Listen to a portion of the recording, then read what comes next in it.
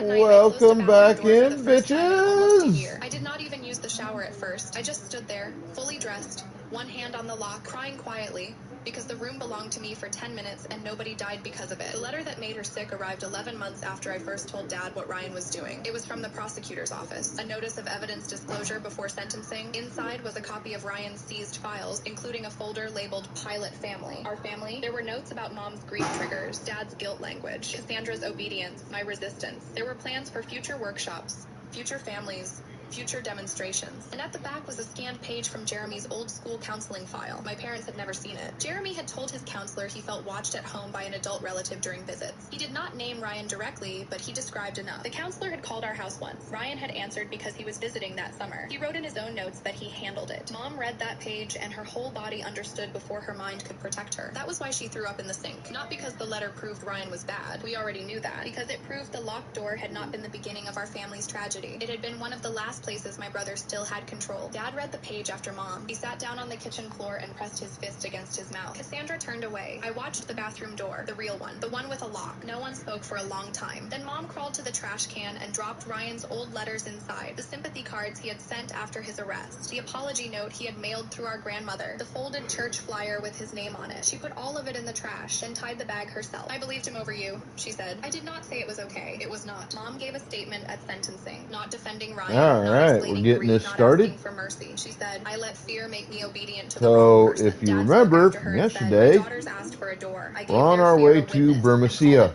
Ryan looked smaller in court than he had in our Kind of down here in this cave complex. Without the role he had built, he was just a man who had learned to hide behind family words. He was sentenced, and the judge ordered no contact with us, with my parents, or with any family connected to the case. At home, Dad rebuilt slowly. First the bathroom door, then bedroom doors, then locks with emergency keys kept in sealed envelopes in the kitchen drawer, signed across the flat by all of us. Mom hated the envelopes at first. Then she admitted they helped her too. They gave her a plan that did not require panic. Cassandra painted the old door from our room pale blue and wrote tiny gold words along the inside edge. Mine to open, mine to close. My door went up last. Dad carried it in from the garage, stickers still peeling on the back, and asked if I wanted a new one. I said no. I wanted the old one. I wanted the same wood that had been blamed, removed, hidden, and finally returned. I wanted every scratch to stay. I wanted proof that the door had never been the enemy. When he finished hanging it, he handed me the hinge screw Cassandra had saved. Ms. Ellis had returned it from the yellow folder after the case closed. You should keep this, he said. I took it, but I did not thank him. Not yet. Now the screw sits in a small glass jar on my dresser, beside the yellow folder and Cassandra's stuffed rabbit. A strange little museum of things that helped us survive. Last night, after the letter, Mom cleaned the sink,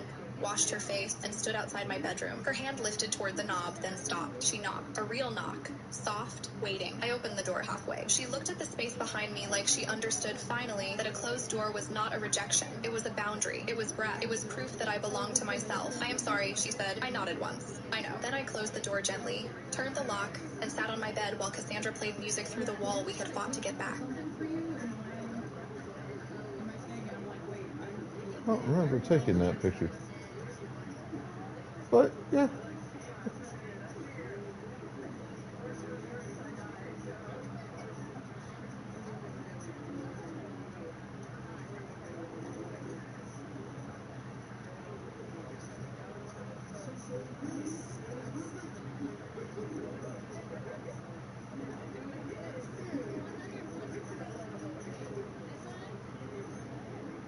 Some of those I remember, some of them I do not, but it has been 11 years.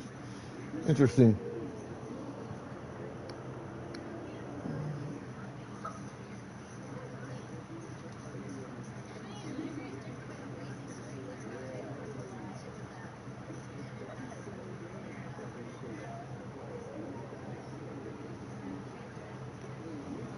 All right.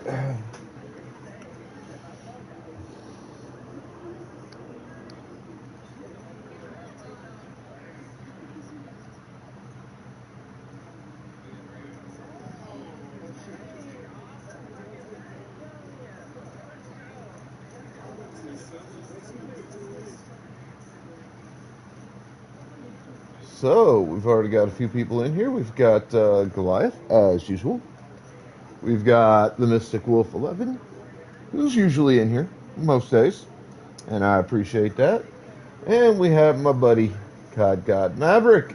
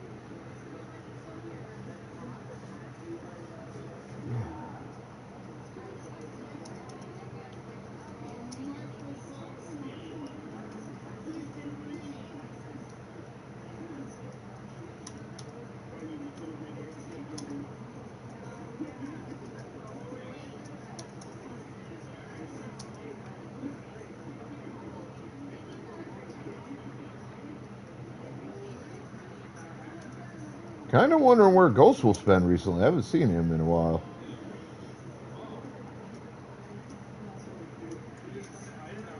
I hope he's okay.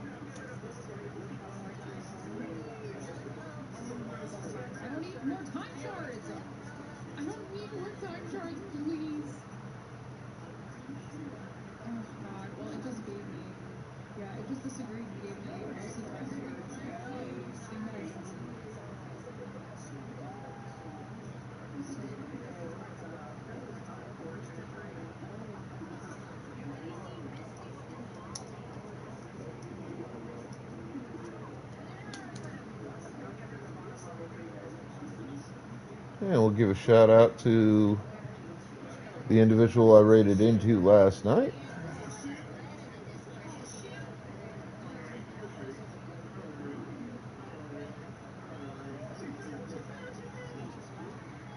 In appreciation for the received shout out for the raid.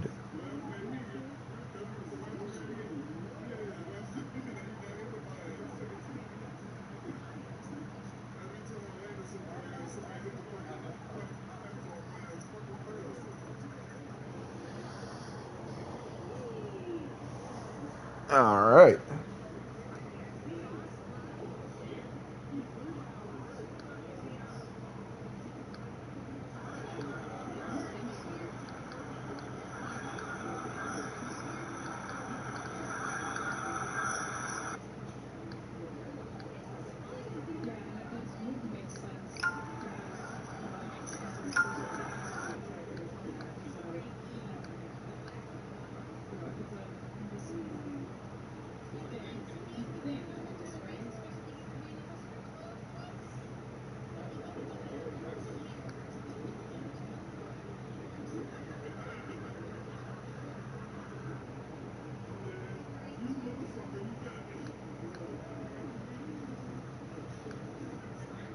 Also, a question for my fellow Magic the Gathering players. So I saw the Daredevil Man Without Fear card recently. And part of the abilities for the card is it says whenever you attack, you can do, I think it was, you exile the top of your library. If it's a hero card, you get +2/+1 on Daredevil. Now, my interpretation, based on the wording, is that what that means is if you attack with a card, period, you can use the ability to exile a card from your library, and if the card is a hero card, you get to give Daredevil a +2/+1 for that turn. Can someone confirm if how I interpret how this card reads, the wording on the card, correctly?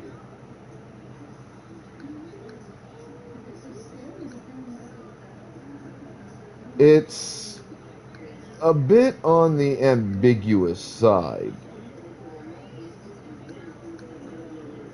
to be perfectly fair.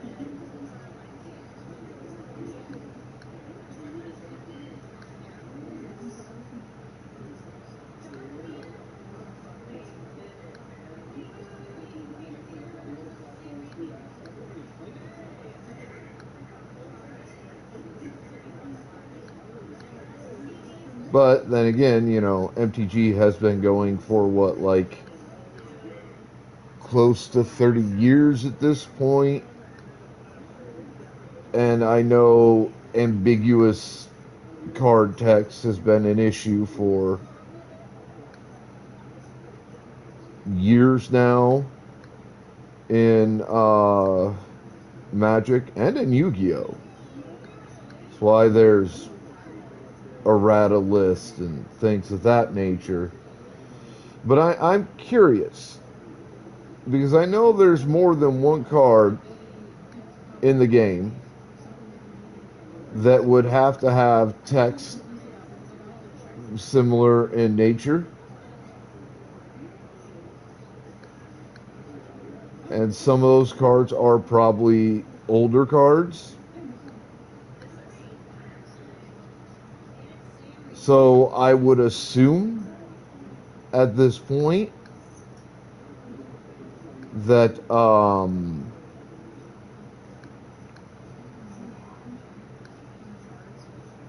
there's been an errata of some kind.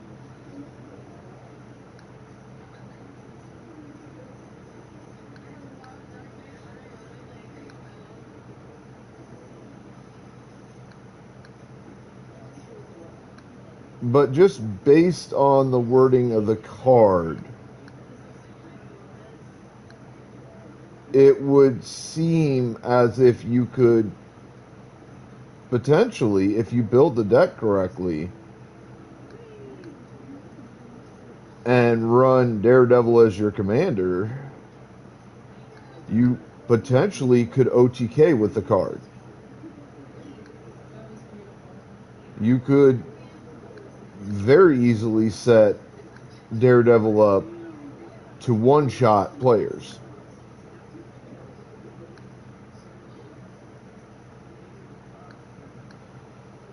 And set up correctly, you could one-shot entire pods if you run it in commander format.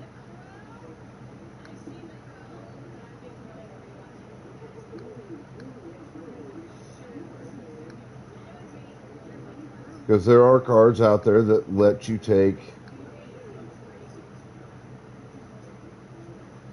extra battle phases and things like that. So,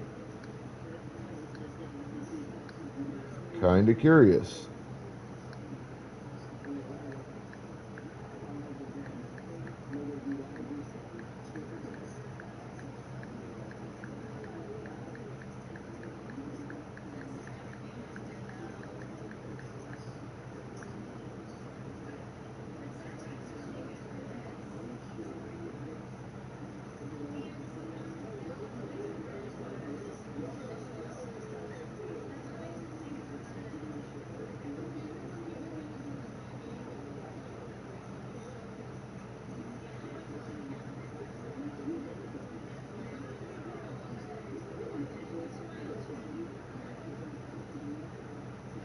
So specifically it says whenever you attack, you may exile the top card of your library.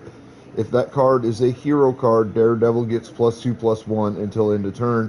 You may play that card this turn.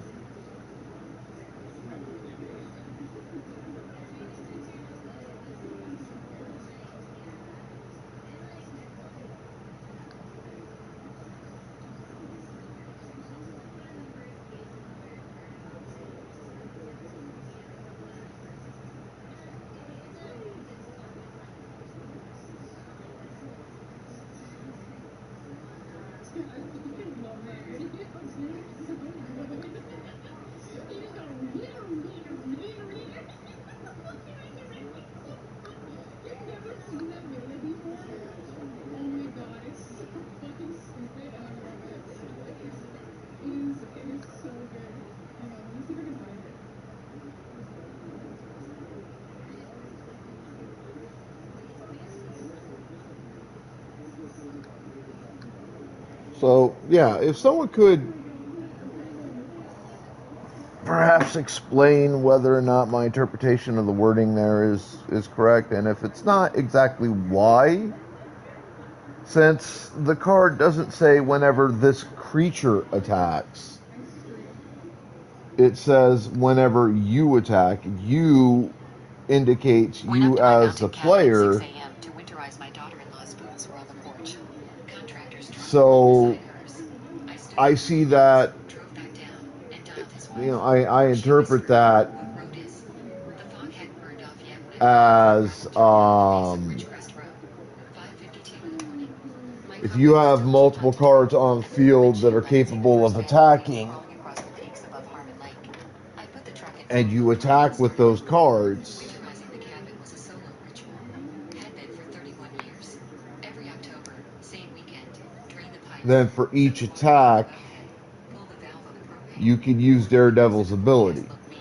Now, if The I'm first right, I realize that all that's a days was risky, bad. Then she'd just sit on the porch with a blanket and a it's a book risky and crawl into the move. house with a flashlight and a crescent wrench. It After should she only passed, be I became used in subject and allowed her to run situations, it that way. Nobody to talk to. or Nobody used to time meet. after time in Just me and the mountain situations and a list of where things that needed doing before the first you're hard freeze. fairly The road confident was 7 miles of switchbacks through lodgepole pine. of No winning, guardrails. No cell service after mile 3. because The cabin sits at otherwise, 8,200 unless feet you on a have shelf my ways to grandfather dug out return of the hillside exiled in cards 1961 with a to borrowed your gas toaster and a case of dynamite he probably shouldn't have had. graveyard, It's nothing your fancy. hand, or your 2 deck, bedrooms, you're 1 kind bathroom, of a putting kitchen yourself with in a wood really stove, and a porch that potentially faces west with a bad common position. combined. The deed is in my name. Always has been. My son Brennan knows that. His wife Tessa knows that. Everybody knows that. I came around the last switchback at 6:04. The sun was just hitting the tree line, and the cabin was still in shadow, which is probably why I saw the light first. A yellow glow in the kitchen window. Faint, like a lamp left on. My foot came off the gas. I don't leave lights on. I don't leave anything on. When I close that cabin in spring, I flip every breaker and padlock the panel box. I check it twice. I've been doing this since before Brennan could walk. Most coding agents are not built for Windows. A coding agent needs to understand your machine to do real work, but most tools still treat Windows like an afterthought. That leaves Windows developers stuck with workarounds like WSL, VMs, awkward approvals, and broken power. I let the truck coast the last 100 yards, and that's when I saw them. 2 vehicles parked side by side in the clearing next to the woodshed. But I am First was a genuinely white Subaru curious as to Outback with whether a I'm tinted rear correct on quarter my panel and a faded interpretation here. Namaste sticker on the bumper. Tessa's car. I'd know it anywhere. I'd watched her park it crooked in my driveway 100 times. The second was a silver Ford F250 with a contractor's rack on top and magnetic signs on the doors. I couldn't read the signs from where I was, but I could see the shape of them, the logo, the phone number in block letters. I stopped the truck, killed the engine, sat there. The cabin was supposed to be empty. The cabin was always empty this time of year.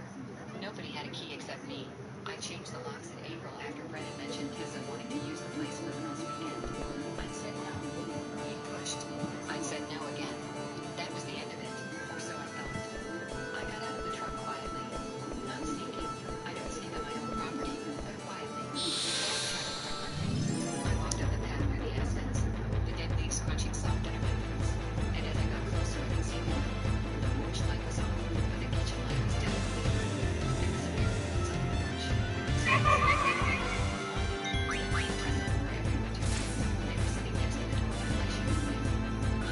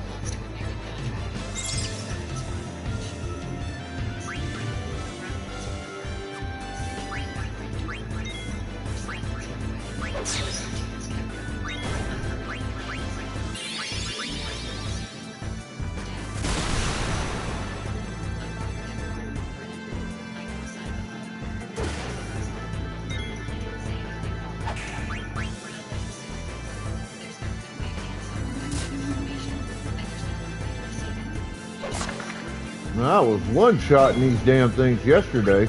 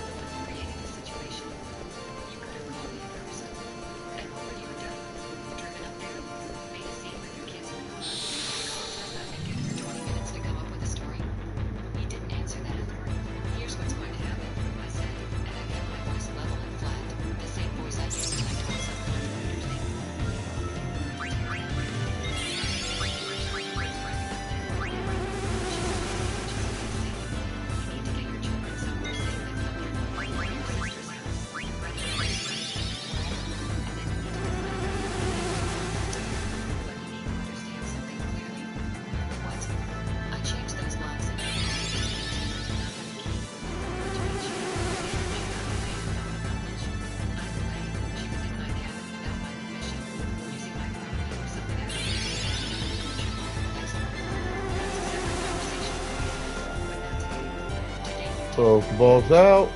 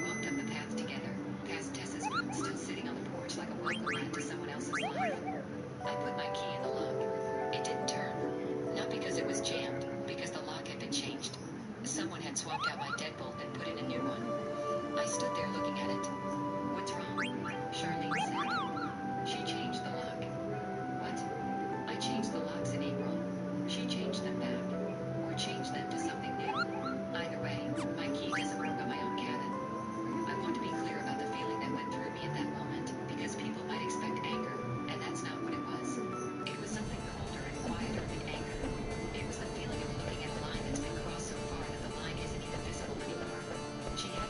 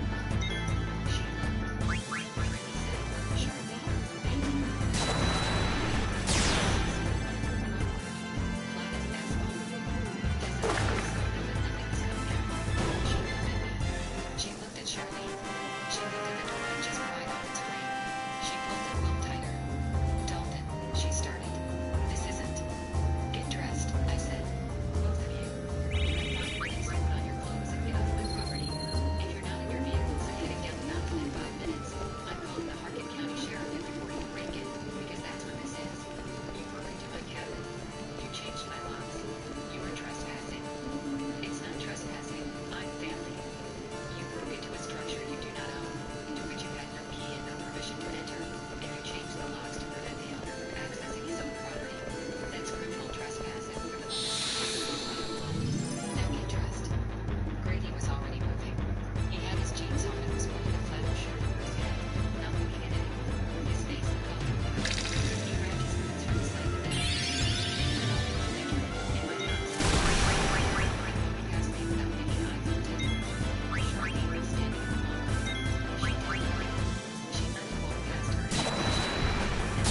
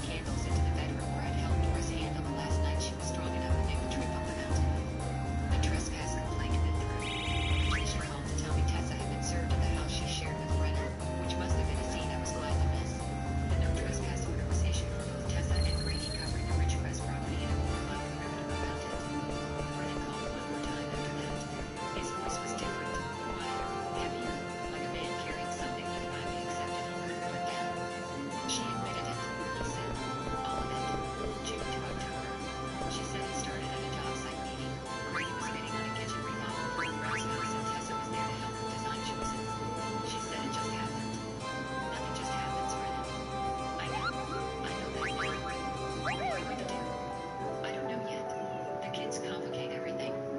The kids clarify everything. They need at least one parent who doesn't lie to them. He was quiet. Dad, yeah. I'm sorry about the Kevin. I know you are. I should have listened when you said no about the girls' weekend. That's a true statement. Are we okay?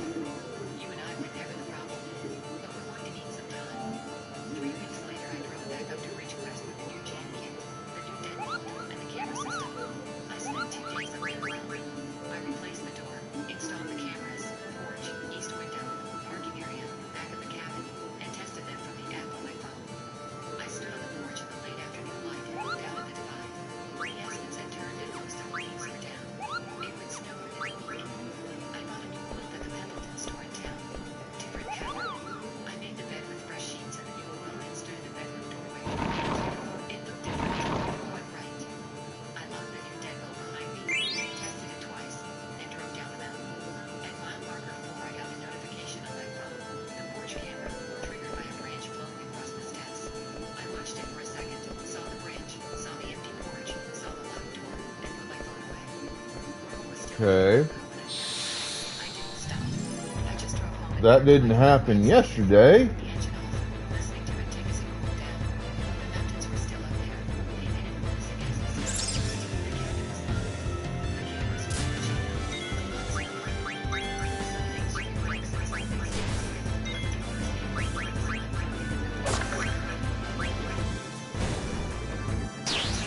I never told my stepfather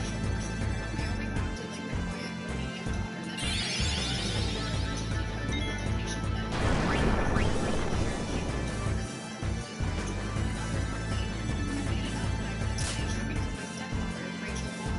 my quiet, obedient daughter that I It was open. My mother stood as she sat on the porch beside fabric boxes, like somebody had started moving her life out one piece at a time. Inside, Rachel stood behind her chair. A woman in a navy blazer held a clipboard. A man with a folder stood near the table. My mother sat in her row, barefoot, hands folded tight. Rachel smiled when he saw me. Well, he said, the cavalry arrived. I looked at my mother. Did you see me? Rachel answered for her. She said nonsense because she is a woman. The woman with the clipboard cleared her throat. Mrs. Moss requested a wellness transition review. My mother shook her head. Tiny. Almost nothing. I stepped closer. A review. Rachel sighed like I was a difficult child. Dear mother, I'm forgetting things, missing medication, leaving the stove on. We are arranging temporary support before she hurts herself. The man pulled a paper across the table. Residential care, medication supervision, asset management. Another signature was near the bottom. It was compact. I didn't sign that, she whispered. Rachel leaned closer. Arlene was on 4 in the morning. They asked the woman who requested this. Mr. Moss admitted the intake. My mother's content. Rachel's name. Stop playing lawyer, Elaine. My name was not Elaine. Elaine was my grandmother. Rachel knew her. He used the wrong name. I placed my palm on the paper. Nobody is moving her tonight. Rachel tapped Elaine. No, you do not give orders here. My mother bought this house before she married you. The smile thinned, and she cannot manage it anymore. My mother made a small sound behind me, and it told me more than a speech would. I turned to her. Pack a bag. She is not leaving, Rachel said. Rachel stopped, twitched. There it was. Control. Let's get footballs in the chat, folks. Her debit card and phone were missing. Rachel said she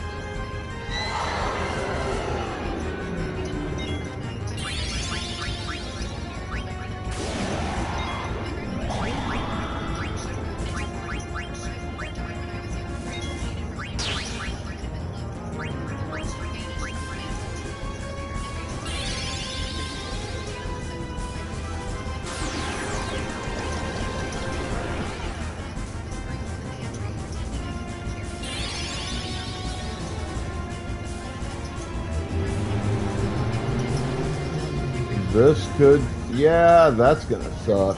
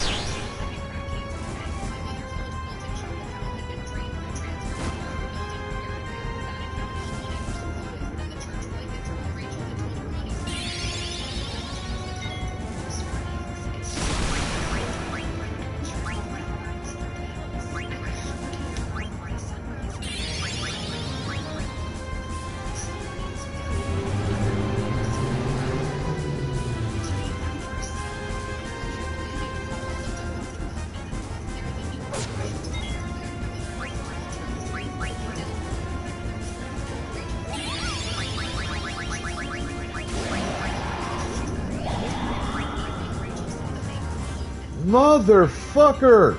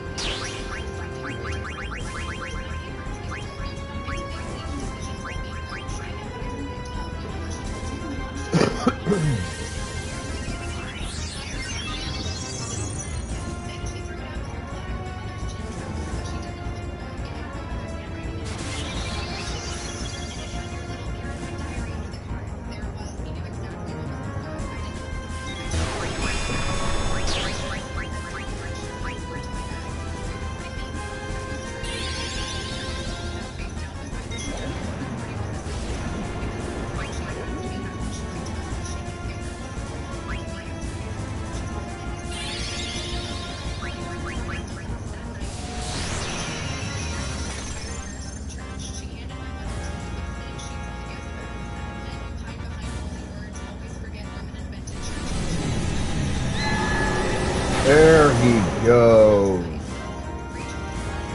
That was tough. I like it. That was a challenge.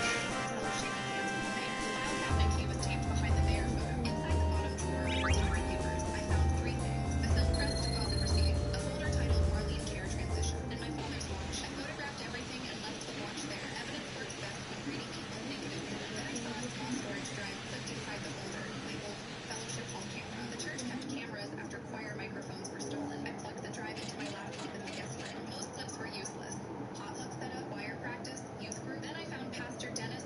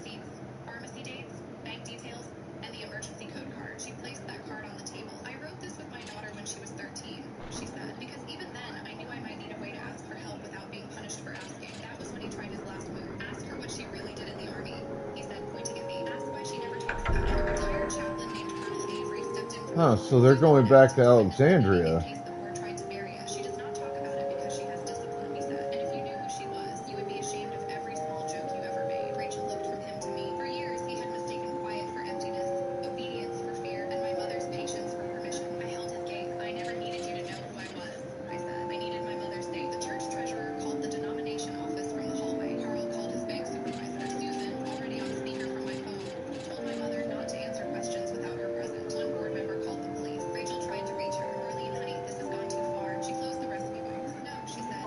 It finally went far enough. That was the real collapse.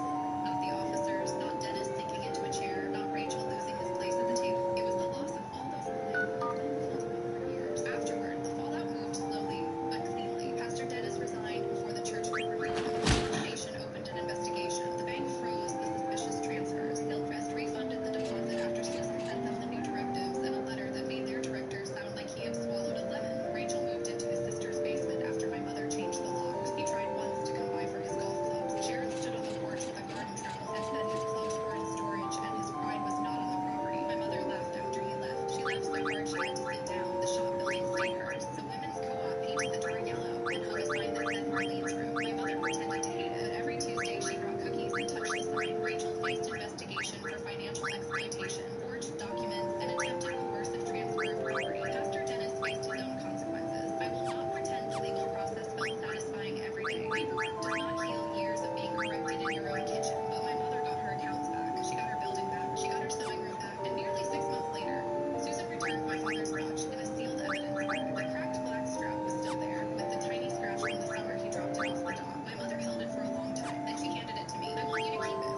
she said. It belongs with you. No, she said. It belongs where someone will remember what time really means. I did not have a brave answer. I just closed my hand around it. The last time we saw Rachel was outside the courthouse. He stood near a vending machine in a wrinkled shirt, angry that the world had not reshaped itself around him. He opened his mouth like he still owed one final sentence. My mother spoke first. Do not call me honey. He shut his mouth. That was enough. Later, we drove to the quilting shop. The co-op had gone home. The room smelled like cotton, lemon cleaner, and warm wood. Sunlight lay across the cutting tables. My mother opened the blue recipe box and slid the emergency code card behind my grandmother's biscuit recipe. You can throw that card away now, I said. She looked at it for a while. No, she said. I think I will keep it. Not because I am afraid. She closed the lid because it worked. I locked the front door when we left, and she tucked the key into her own purse. Not mine, not Rachel's, not anyone else's. Then she walked to her car alone, the blue recipe box held against her chest, my father's watch ticking softly in my pocket, and the yellow door behind us shining in the quiet afternoon.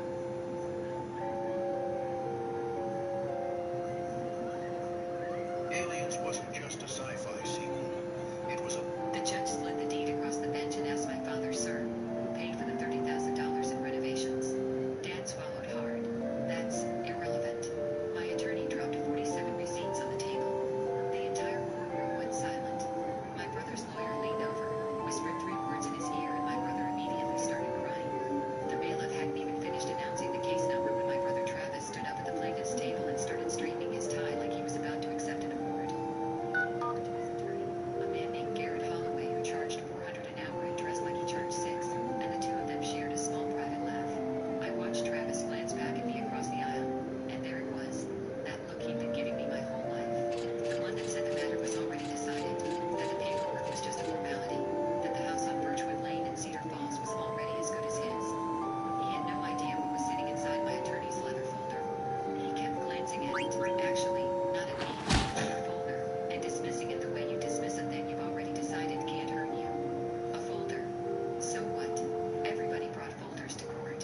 His own lawyer had 3, fat ones, tabbed and color-coded.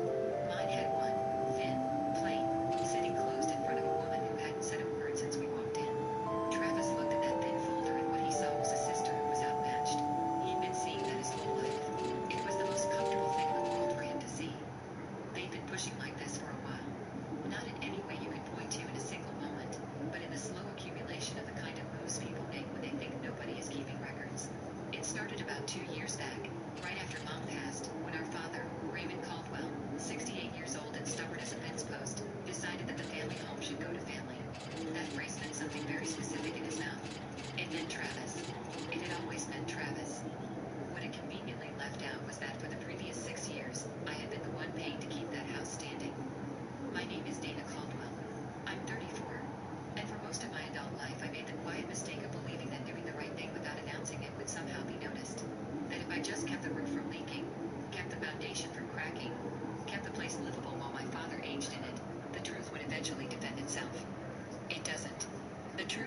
Pokeballs in the chat, please. Someone to put it on the record.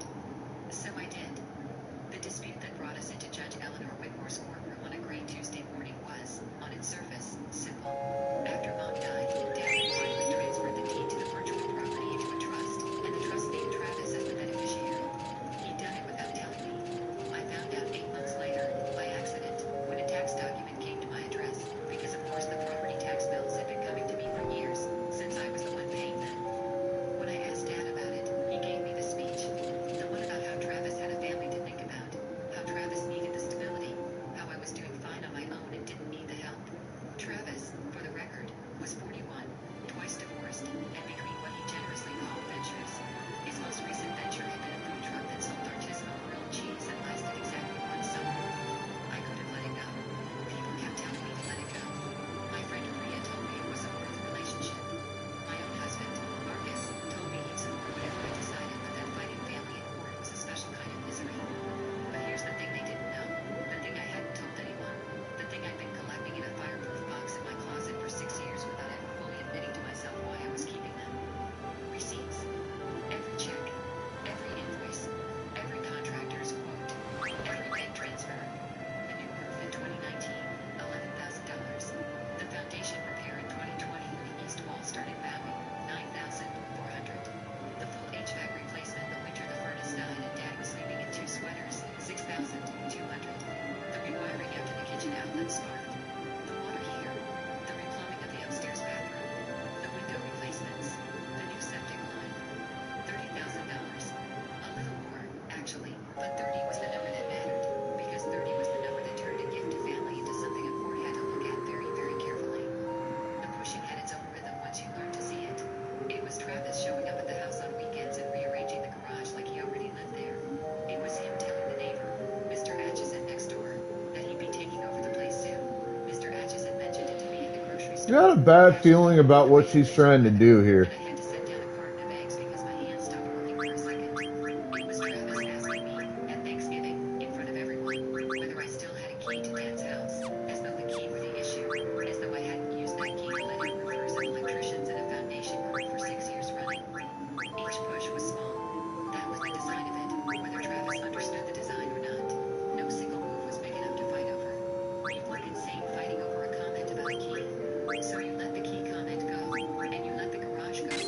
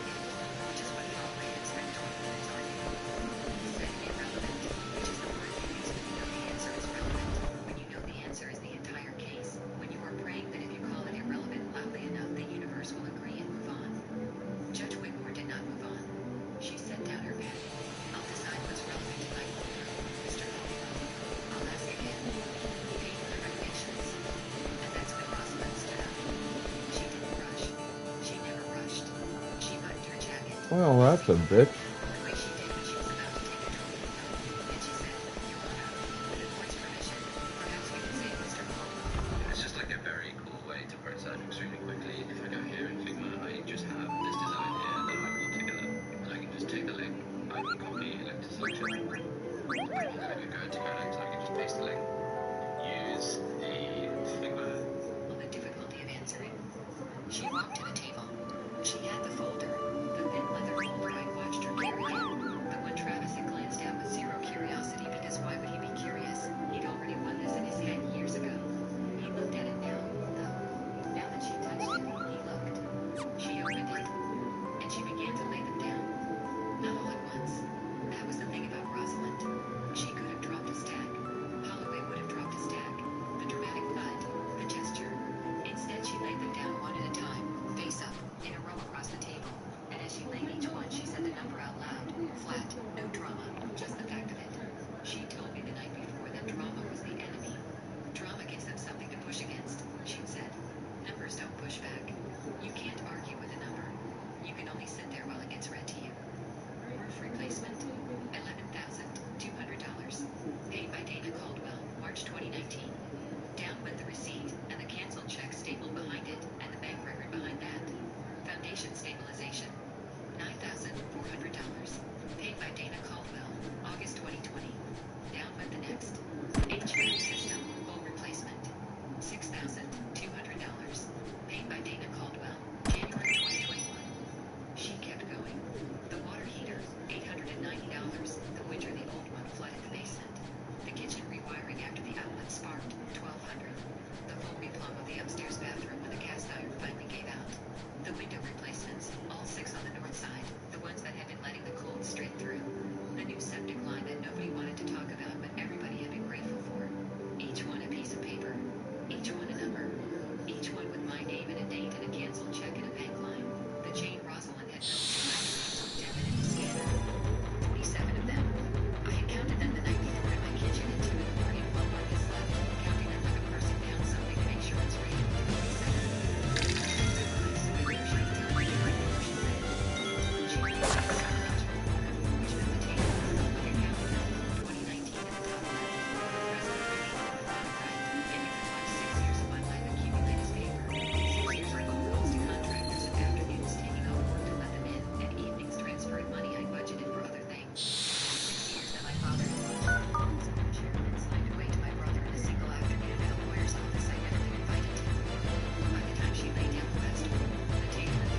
The hell is that thing?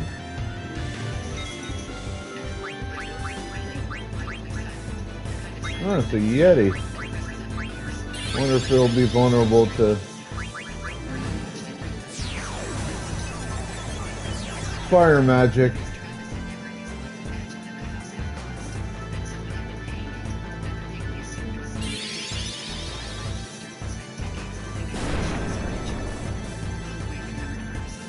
I mean, it took some damage.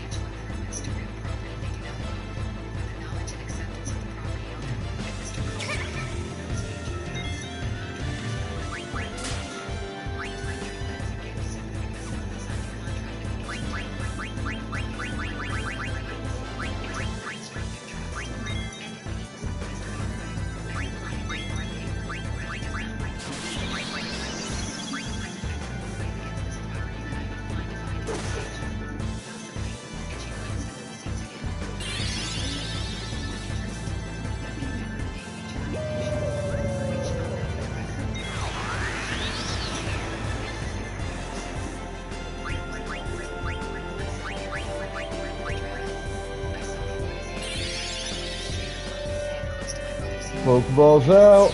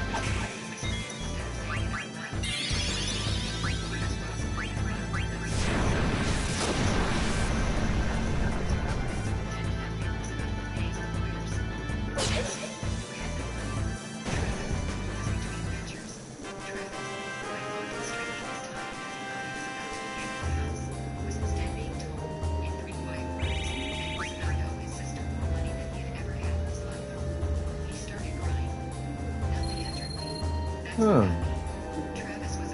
That's a new one. I'm curious as to what that does.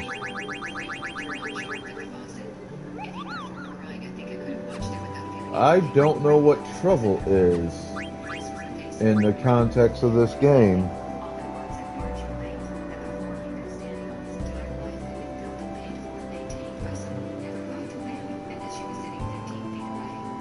In Final Fantasy IX, what is the status ailment trouble?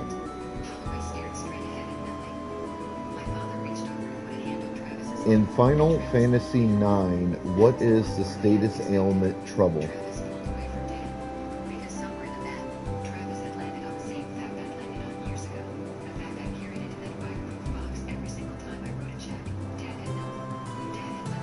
Okay, that's interesting. So, apparently, trouble is a status ailment that means that if you take damage, your party members will take damage as well. Good to know.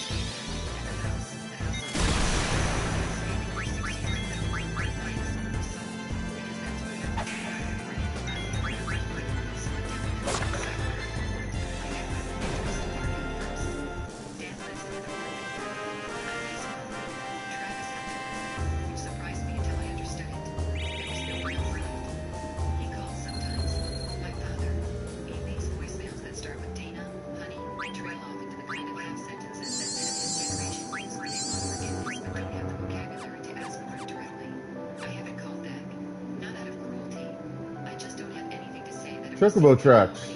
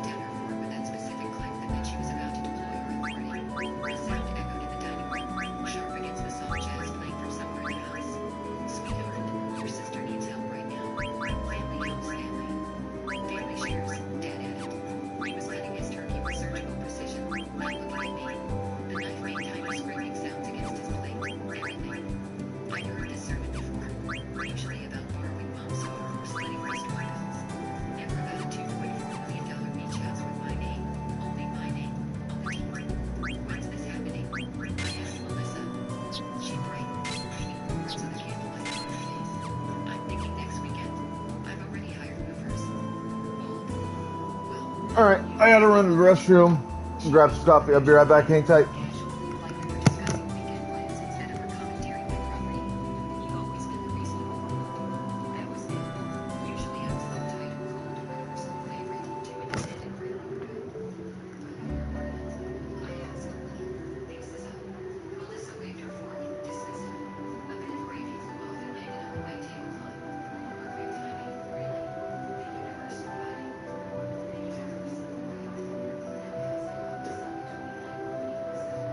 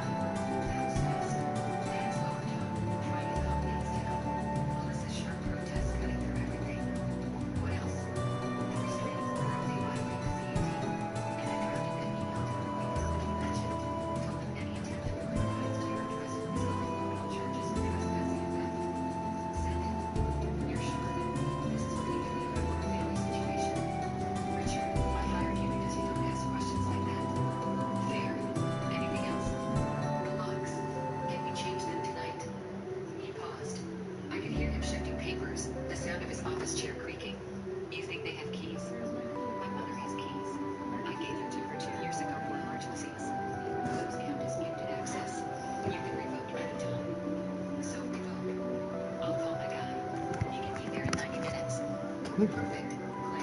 Whew. Yeah. Happy Thanksgiving. I hung up and stared at myself. Oh, I in mom's needed bathroom. that. Same Hello, face, Fotis. same dark hair, same sharp jaw James used to trace with his finger when he thought I was sleeping. Nothing had changed except now my family was going to hate me. The calculation was simple.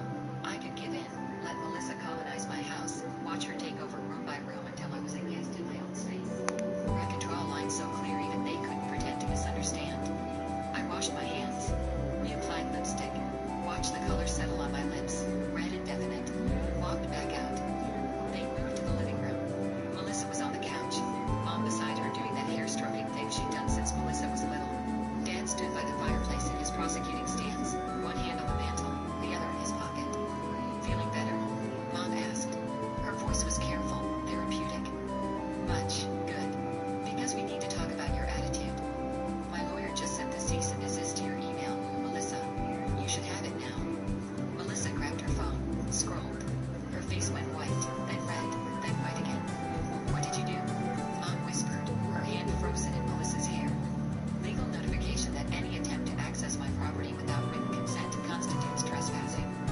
Dad moved toward me, Whew. crossing the room in 3 long strides. You did not just legally threaten your sister. I did. And the moving company. They've been informed any delivery to my address will result in criminal charges. Claire, this is insane. Melissa's voice was shaking now. Quick re-up on my tab, so give me a few minutes. You're moving into someone's house without asking. I'm your sister, which means you should know better. Mom was reading the email over Melissa's shoulder now, her reading glasses sliding down her nose. Her hand went to her mouth. This says we could be arrested.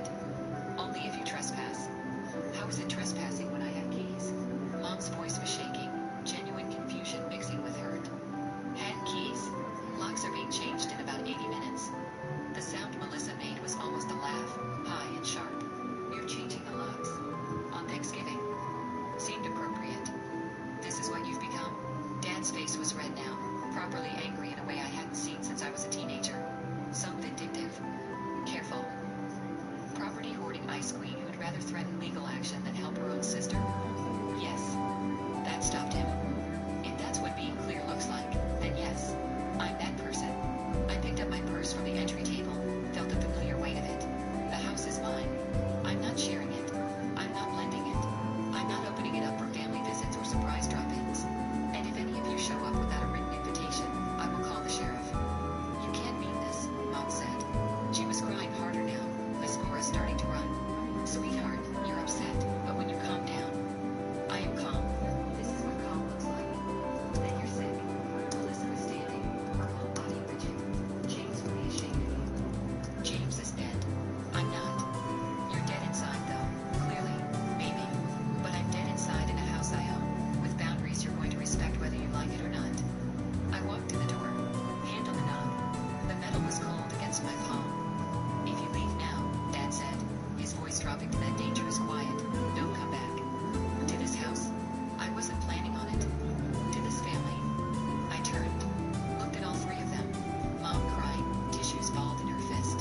Melissa furious, face blotchy and red. Dad rigid with disappointed authority, standing like a judge about to deliver sentence. You're disowning me for not giving Melissa my house. We're acknowledging, Dad said slowly, each word precise and weighted, that you've made your priorities clear. And they don't include family. They include boundaries. Which is family, just with self-respect attached.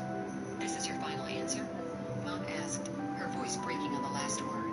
You won't reconsider? My final answer is the cease and desist in Melissa's inbox. Then I don't know you anymore, Melissa said, and for a moment she looked genuinely sad. Then the anger came back, hardening her features. Good. Makes trespassing charges easier if you're a stranger. I left. The drive back to the beach took 2 hours. I called Richard from the car, highway lights streaking past in the darkness. How'd it go? He asked. About as well as legally threatening your family on Thanksgiving goes. So perfectly. Dad disowned me. Verbal or written? Does it matter? Not legally. Emotionally, maybe. I'm fine. You're driving back to an empty house after blowing up your family. You're something, but fine, isn't it? Richard had been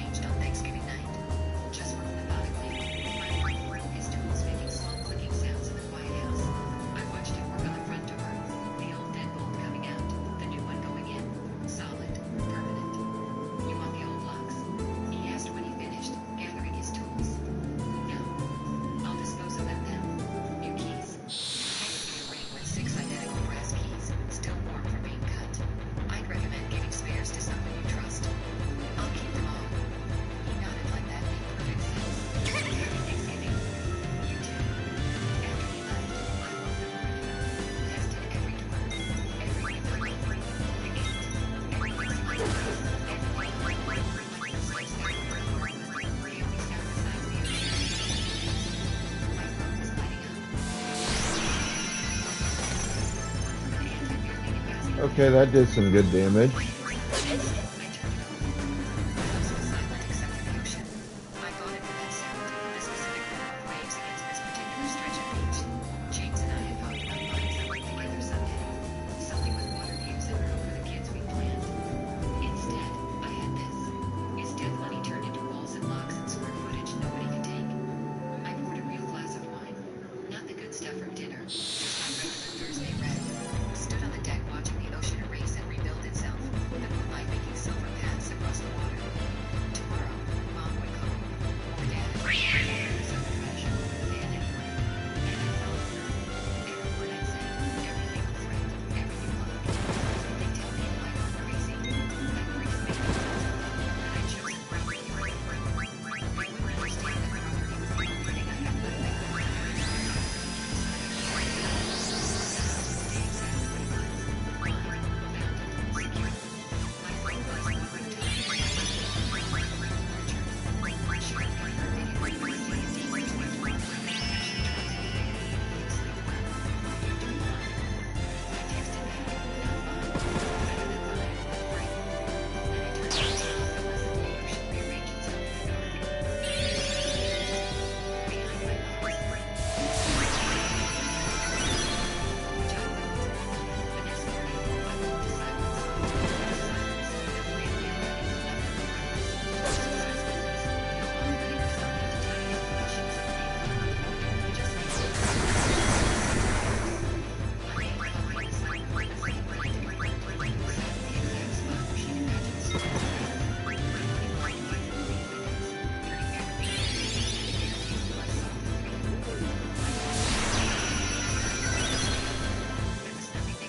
All down and die, you some bitches.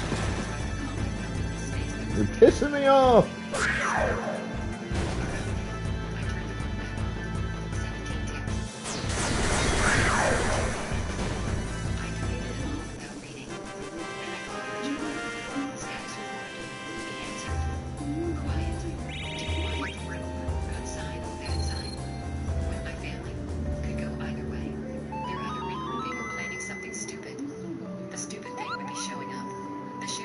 Has your address flagged. Any call from you gets priority response. That seems extreme. You've got a credible threat of trespassing from people with documented intent to occupy your property. It's actually textbook. Textbook family Thanksgiving. The best kind. I laughed. Actually laughed. Not the bitter sound from last night. You sound better, Richard said. I am better. I'm drinking coffee in my house with my locks that my sister doesn't have keys to. Living the dream. Honestly, yeah. We hung up, and I spent the rest of the day doing absolutely nothing. Read a book in a reading nook. Took a long bath. Made dinner in a kitchen nobody was going to criticize or try to reorganize. The weekend passed the same way. Thank you, Mr. Moogle. I still hate you and all of your species, but you do come in handy from time to time.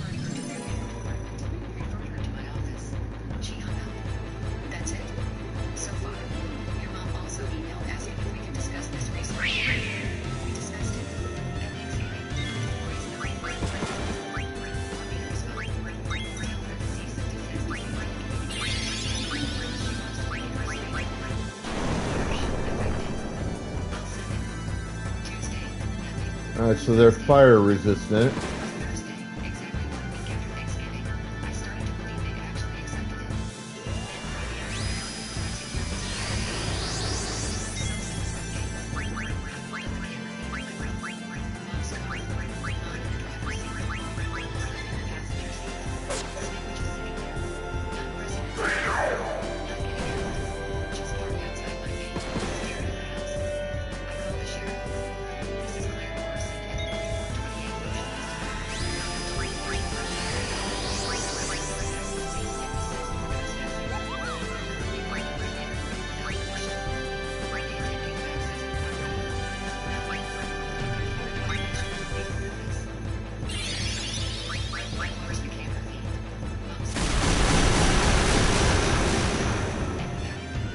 Doesn't seem to be resistant to thunder. We already know they're vulnerable a little bit to ice.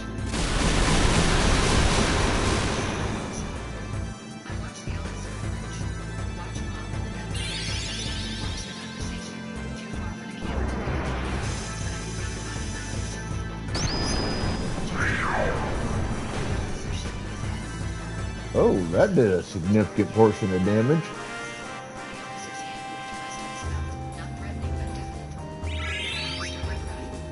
The officer handed her something, probably a tissue, and kept talking. Firm but not aggressive, patient. After 5 minutes, Mom's car started. Backed up, drove away. The officer stayed another minute, making notes on a small pad.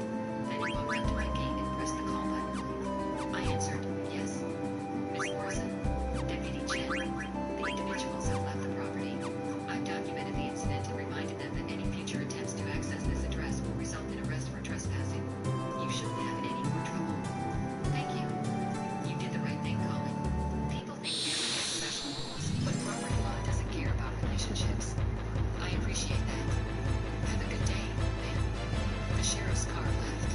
The camera feed showed empty room. My gate. My house. I sat down. Not your guilt. For relief so intense, I felt like a real Richard called 10 minutes later. Heard you had been Sheriff's office had you. She was a crazy chick. That's not what she said. I don't care. Is that terrible? It's honest. She came to my house. True. After everything. After the legal notice. My ex was in the telephone contact. She still came. So you were there. Well, she touched me. Now she works in words. Any regrets? Oh, the fire seemed pretty effective there. Lightning, too. Mrs. Angry faced through windshield. About Dad probably drove down here. No, I said. No regrets. Good. Because this is probably the end of it. They tested the boundary. The boundary held. Most people learn. And if they don't, then we move to restraining orders. But honestly, I think you're done. Nobody wants to get arrested over a house they don't own. He was right. After that Friday, nothing. No calls. No texts. No cars at the gate. My birthday was in December without a card. Christmas. Really? I'm still silent.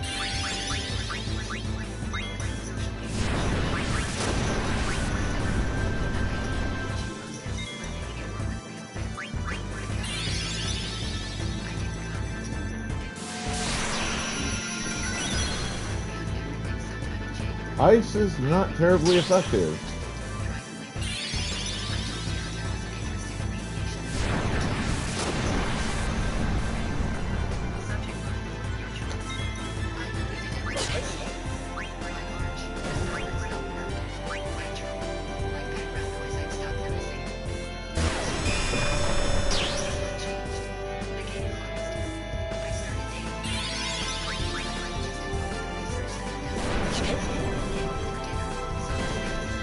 Fire is slightly more effective. Do you ever get lonely? No, I said. I get peaceful. He understood. Or didn't push. Either way, it worked. Some mornings I woke up and forgot to check if my family had tried to contact me. That felt like winning. Richard called in April with news. Melissa's getting married. Okay. Thought you'd want to know. In case there's an invitation situation. When will be? You sound sure. I am. She hates me. I threatened her with arrest. That's not bridesmaid material. Fair point. Just wanted to keep you informed. Appreciate it. But no invitation came. Not that I expected one. Not that I wanted one. The marine biologist, David, asked about my family once. We were sitting on the deck watching sunset, and he said, "You never mention them." There's nothing to mention. Everyone has family. I have a house. It's quieter. He kissed my temple. I like quiet. Good. We stayed like that until the sun finished setting and the ocean went dark and the house around us stood solid and unshared. Inside, all the lights were mine. All the rooms were mine. All the silence and space and peace were mine. I was taken. I made sure of that. The day after Thanksgiving, Pokeballs out.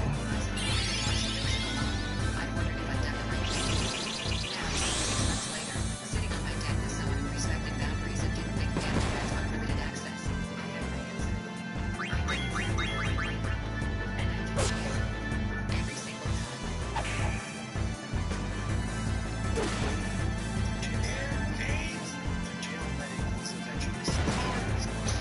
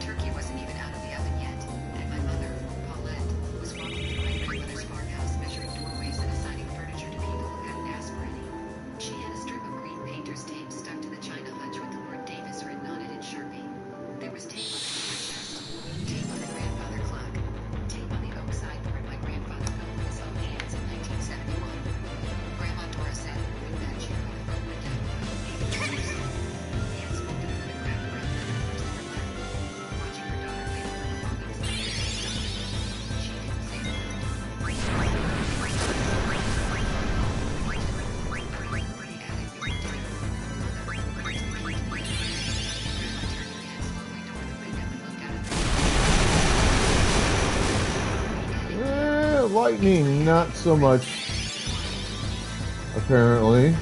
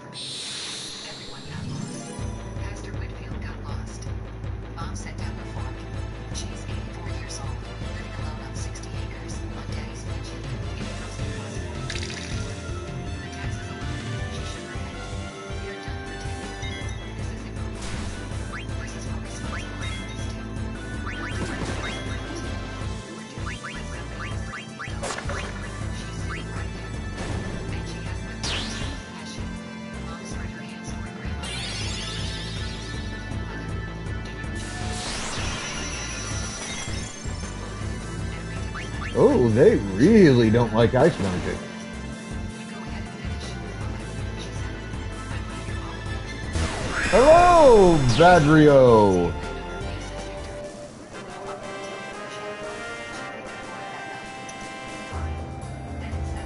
Estate sale, second weekend of December. Welcome in, first time chatter. You'll need her bank info. So tell me, I have her debit card. You have her debit card? how'd you find me?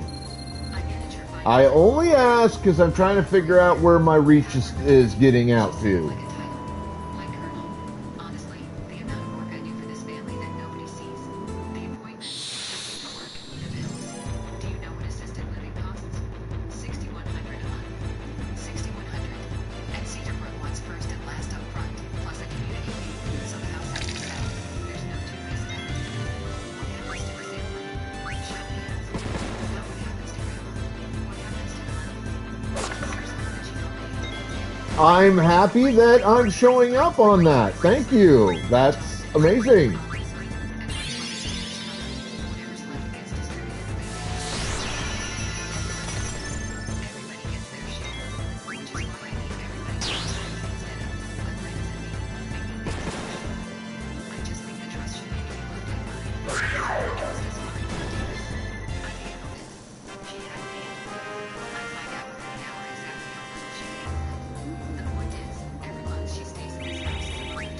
So, my reach has gone across the pond, not just to England, and not just to a couple of folks from a few areas in Europe and in Australia that I've had in here off and on, but now I've gone to France.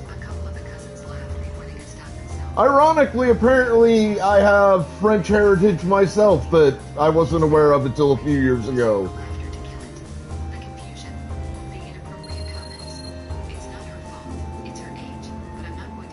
Apparently, my granddad fought in World War II and married some chick from France. But I prefer to think of France in terms of the jokes made about it in shows like Monty Python.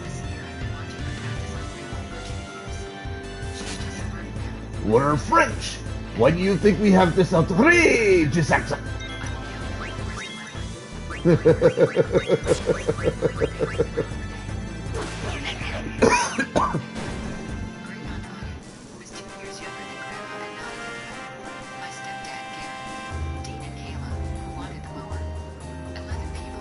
Oh, I love Monty Python.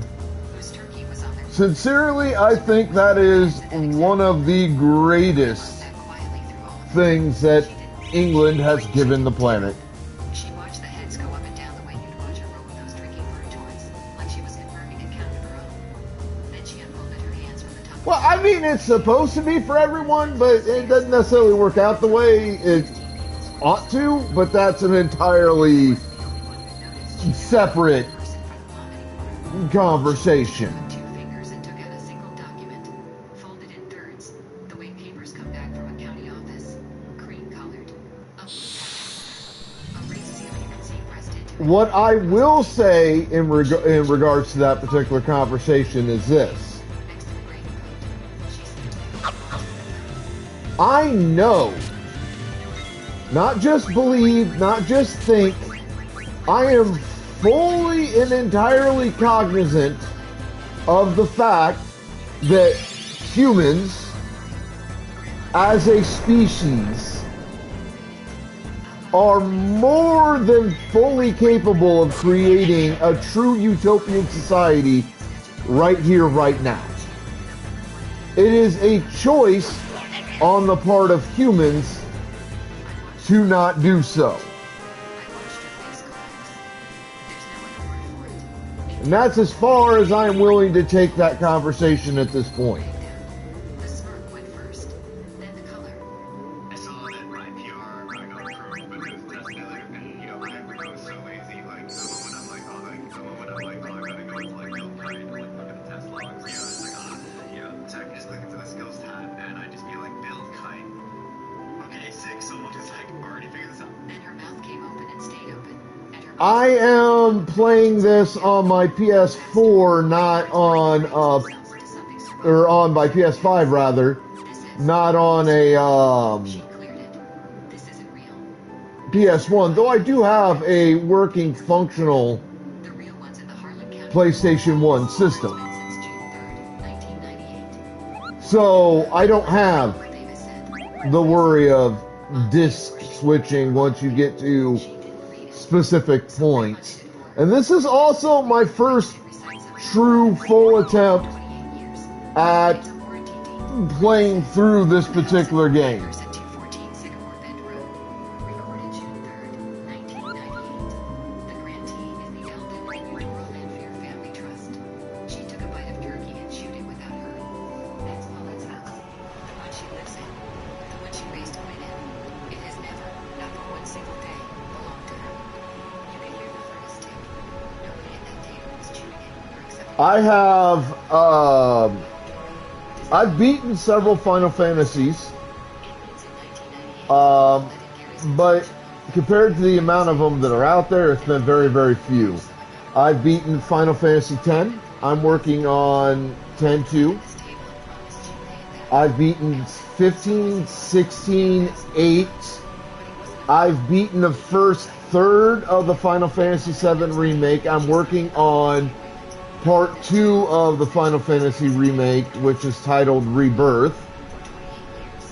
I'm currently working on stream one of the related Final Fantasy games, not Final Fantasy VII games, not 7. I'm working on OG7 on one of the related OG7 games, like Crystal Chronicles or some shit like that. It's the one with where you play as Zack rather than Cloud. I'm working on 12. I'm working on 5. Working on this. And I think there's one other I'm working on. Yeah, it might be Crisis Core. I think there's one other I'm working on. I don't remember the name of it off top of my head. My thoughts so far on the ones I've beaten are this. Final Fantasy X, absolutely. Oh, I'm working on Final Fantasy Tactics as well. Love that game. Final Fantasy X and Final Fantasy Tactics are by far my favorite Final Fantasy games. Followed by, and this might be a surprising choice, Final Fantasy XII. I sincerely love Final Fantasy XII. I get a lot of pushback from the FF community because there's a lot of them out there that don't like 12 for whatever reason. Specifically, I hear them bitch about the jobs board.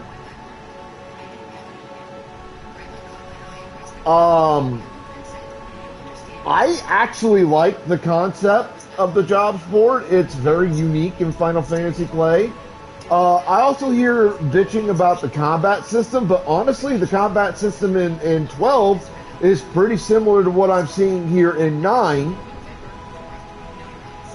And 9 is very beloved by the community.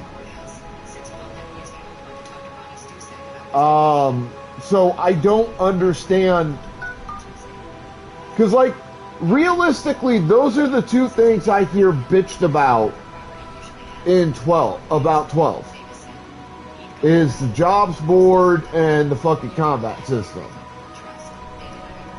I don't really hear them bitch about story or characters or anything else about the game.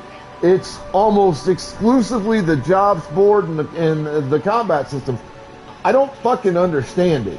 Because the combat system is basically the same as Final Fantasy IX here. And Final Fantasy IX is one of the most beloved games of all time in Final Fantasy history, as far as I understand it. And the job system is one of the most unique level up systems in Final Fantasy history, but it does share a similarity with the board system used in Final Fantasy X. They're very similar.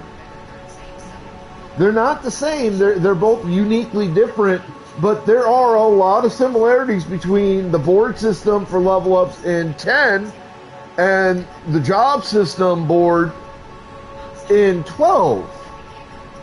So given the similarity to two very beloved Final Fantasy games, I just don't understand bitching about those two things when it comes to 12. I don't consider those legitimate gripes with the game. I do know of it. I've never really played it. I am 47 years old, son. I grew up on gaming before gaming was socially acceptable. I started on the fucking Atari 2600 back when it was still relatively new. Like, I was born in 79. It was about the same time, give or take, maybe a year or so, that the second version of the Atari home entertainment system came out. So I've been there for everything. The Atari, the NES, the SNES, the 3DO, the GameCube, Nintendo 64, PS1, 2, 3, 4, and 5, the PSP. I have been through all of it. Like, I've been there for all of it. Hell, my first computers that I used and or gamed on were the Commodore 64 and the fucking Apple Macs from way back in the motherfucking day, before the internet was even a thing publicly. Like, it was a thing for the government. Like, obviously they had that because they have to communicate and shit like that, but it wasn't publicly available when those two computers were commonly available to schools and or homes. Hell, the only reason I really know anything about math is because of a game on both the Com 64 and the Apple Mac called Number Munchers, and its sister game called Word Munchers. Part of the reason I am as good and fluent with multiple forms of the English language as I happen to be. Like, I go back decades. I like to say that I am so old that my fart killed the cavemen. That's not 100% true, but it kind of gives you an idea here.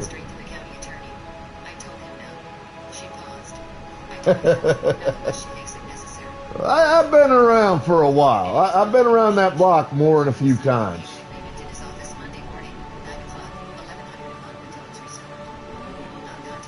But currently, like, my top 4 Final Fantasies are Final Fantasy Tactics, Final Fantasy X, which tie for spot 1, Final Fantasy 12, because I think that game is just gorgeous, and I think it is as close to Final Fantasy perfection as you can get outside of Tactics and 10. Final Fantasy 15 was pretty goddamn good. A little short for my taste, but still pretty good. I liked 16, but it was too short. Way too goddamn short. It didn't feel like a true Final Fantasy, so it will not take a spot in my top 5. Also, they didn't have, I think it was Cactuars in 16, and they had to put DLC in to put in fucking Tonberries, which really upsets me because, like, almost every single Final Fantasy I know of, as far as I know, has Cactuars and Tonberries in it. Like, How the fuck you gonna make a Final Fantasy game not put Tunberries and fucking Cactuars in that sumbitch? How are you gonna make a fucking Final Fantasy and have to put fucking DLC onto the game just to add one of those two races? Like, the fuck were you thinking, Square Enix? The fuck is your problem? The hell, man? You Jip fans.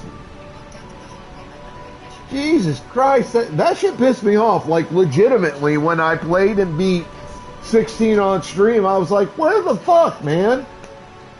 How the fuck you gonna make this game and not have both of these monster races in here? Like, how the fuck? But whatever. My biggest beef, honestly, isn't the fact that they're lacking either Cactuars or Tunberries, and I think it's the Cactuars they lack. My biggest beef with 16, and Square Enix has come out and talked about this, about the reason why they did it, and I entirely disagree with their reasoning. They said that the reason they didn't put, or didn't make it so that it took a great deal of time to beat the game was because apparently everybody has severe HD and ADD now, and they don't want something that will take like 120 to 200 hours to beat. I beat the game, like pretty much all side quests, all the DLC, and the main game in approximately 80 to 85 hours, which disappointingly short amount of time.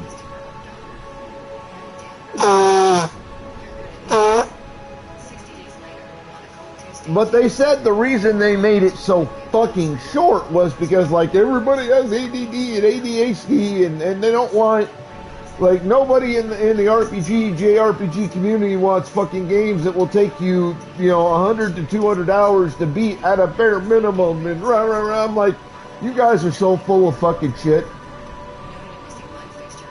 Y'all motherfuckers don't know what the hell you're talking about, and you're smoking something. Because I could tell you, having been a member of the JRPG/RPG community since I was knee-high to a grasshopper, we would absolutely want that, and we would absolutely play the shit out of it. It would give so much more replayability value. I beat 16 and I was like, I am really done with the game. I don't care that there's stuff in the game that I never finished. It was so short that I am just 100% completely fucking disinterested in ever playing it again unless my chat does the things that it needs to do to get me to fucking play it. Because frankly, it just doesn't feel like a Final Fantasy game to me.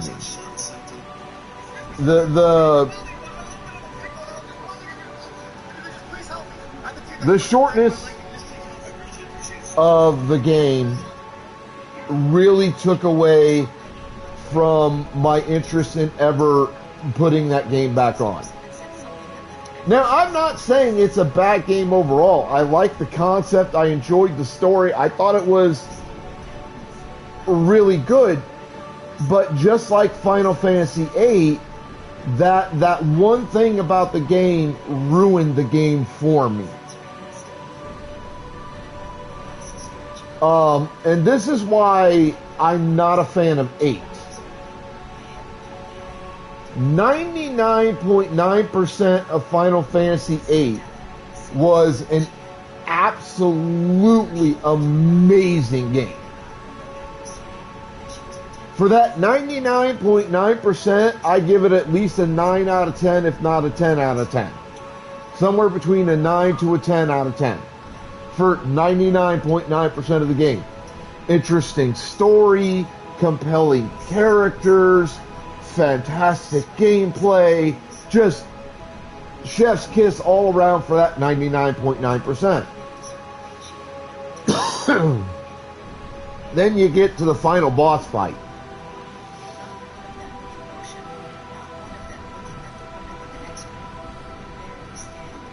I took about an hour to beat the game, that final boss fight.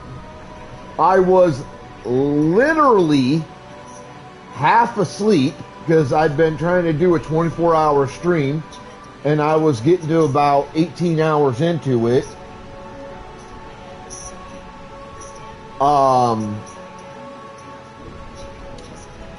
I went into the boss fight blind. I had no idea how to beat it. I hadn't looked it up because I want to beat the game raw as much as possible for my first time beating it.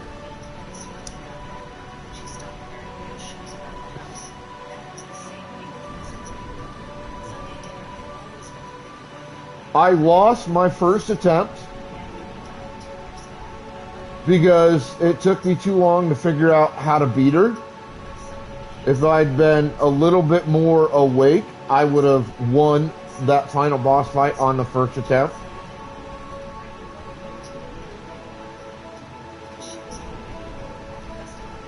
But once I got the idea behind the boss fight on how to beat it, it took me about 25 minutes to beat her. It was so easy. I have never had an easier boss fight in my entire life in any game I've ever played and beaten. Hell, I've had harder boss fights playing fucking Legend of Zelda on the Super Nintendo.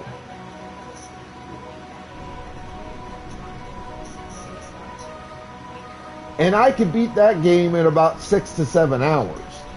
I've actually done that.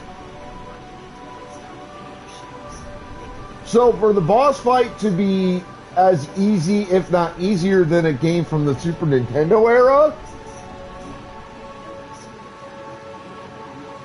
like that sits very poorly with me. I am upset that ended up being the case. So that ruined that 99.9% of the game for me. That 1%, that final boss fight just wrecked Final Fantasy VIII. Which is why I was so pleased with the boss fight of Final Fantasy X, because I went into that pretty high leveled, pretty ready to go.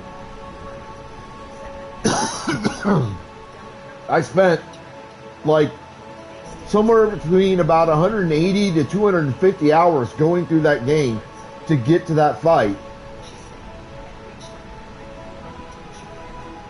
And like the second half of the fight was easy as shit. At least for me, considering where I was at, level wise and shit with my characters. But holy shit, Sin Jet was a bitch.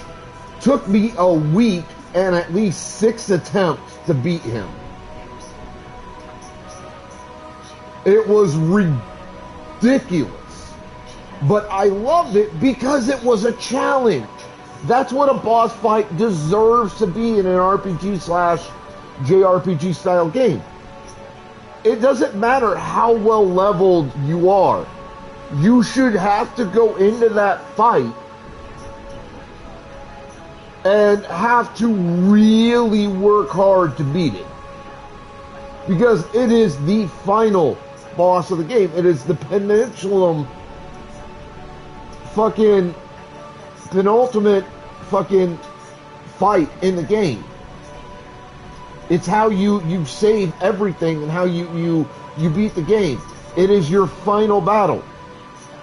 It should be hard as hell.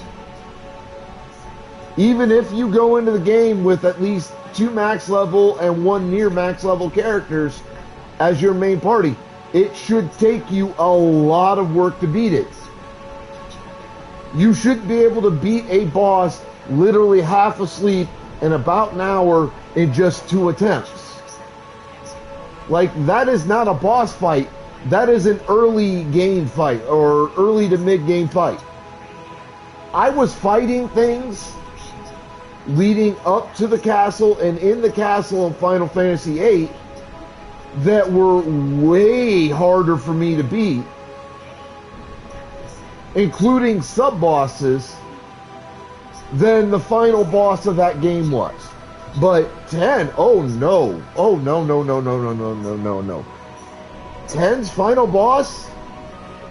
I went in there with all my characters between at least 65 to 85 for levels. At least half of them had their ultimate weapons, and all of them were pretty goddamn well equipped with stuff like healing magic and healing items and all that shit. And Jet was kicking my ass continually over the course of a week. Like, he beat the shit out of me over a week until I finally beat him. I have never had a bigger sense of satisfaction in beating a game than I did with 10. Because fucking 10 made me earn that bitch the hard way. 10 came at me and said, nah, bruh. If you're gonna beat me,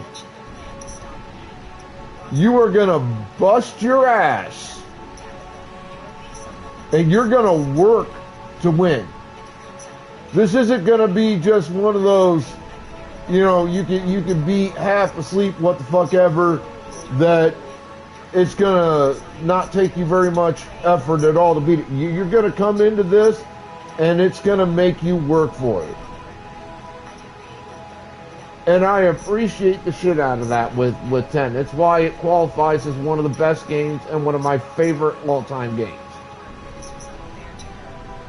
It was that good. And no, I'm not drunk. I'm just very passionate on the subject, especially considering I am very much an OG gamer.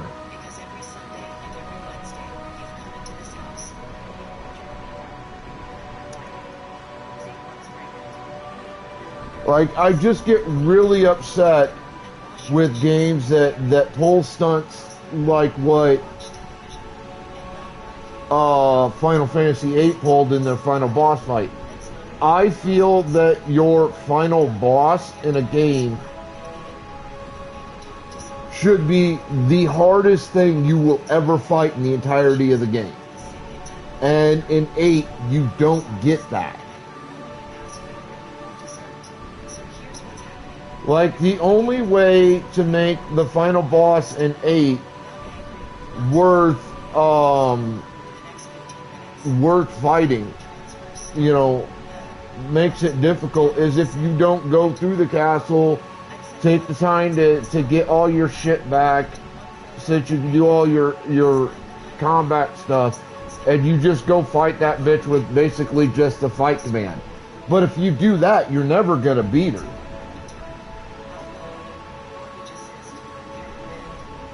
You can't beat her that way. You can't go in there and just fight the final boss in 8 with nothing but the fight command. You will lose. And you will lose horribly because physical damage doesn't do shit to the final boss.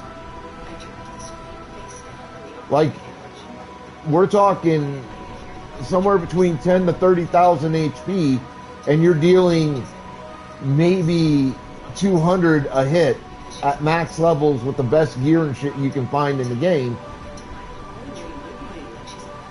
And she's dealing at least 500 to 1,000 per character when she hits you.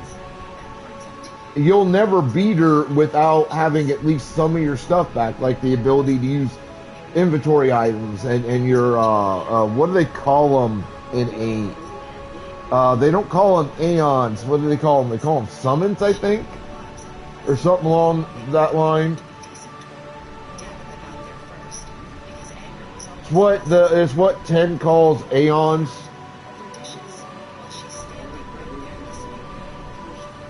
Yeah, G-Forces, thank you. I couldn't remember what the hell they call them. Like, you need some of your additional commands in Final Fantasy VIII to have a hope in hell of beating the final boss. Just straight up normal physical attacks ain't gonna do shit for you.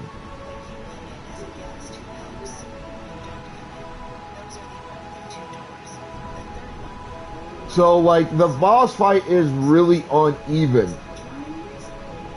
Because if you go in and you try to make it actually hard, it's going to be too hard to beat. Even with max or near max level characters. But if you go through the castle where the final boss is and you get all your shit, that boss fight is so easy it's ridiculous. The only way to strike a balance is to only get some of your battle commands back,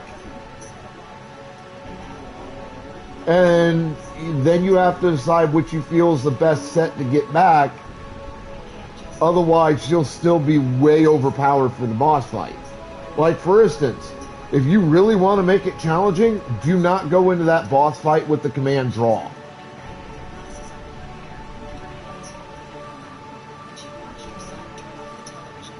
If you want that boss fight to be really challenging, do not go in with the command draw. Just don't do it. It is way too easy to beat with the command draw. Also, maybe not get back the G-Force command for the battles, where you could summon them in the middle of a fight in order to, like, do your shit to help out. That would increase the difficulty of that final boss fight. But, like, you have to draw a specific balance, and it's kind of difficult to decide what that balance should be.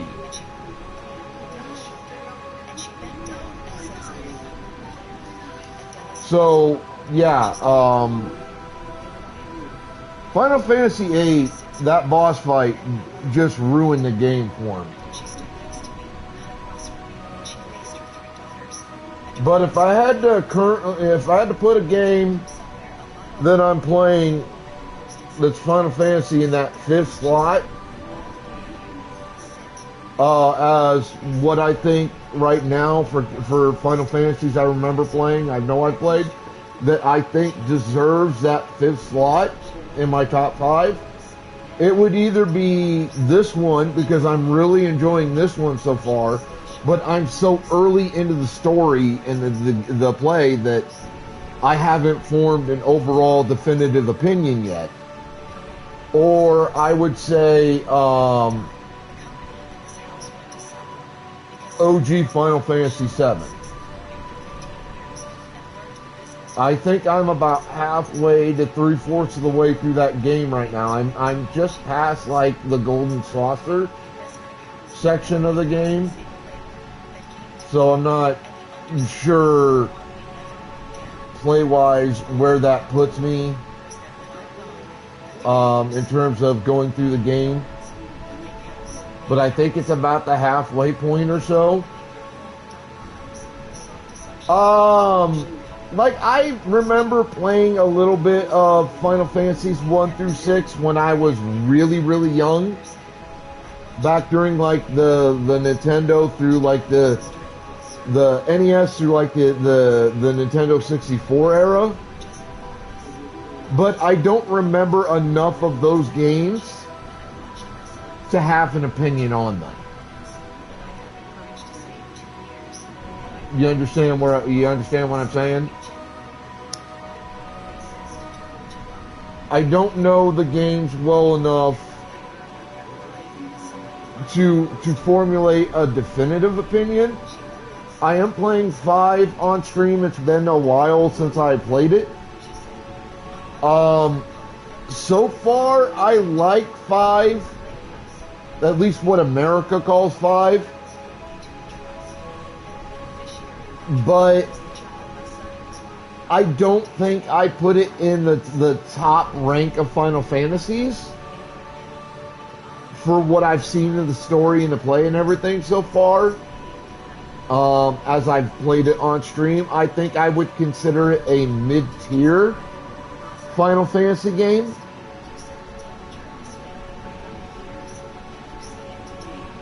And that's no offense to 5.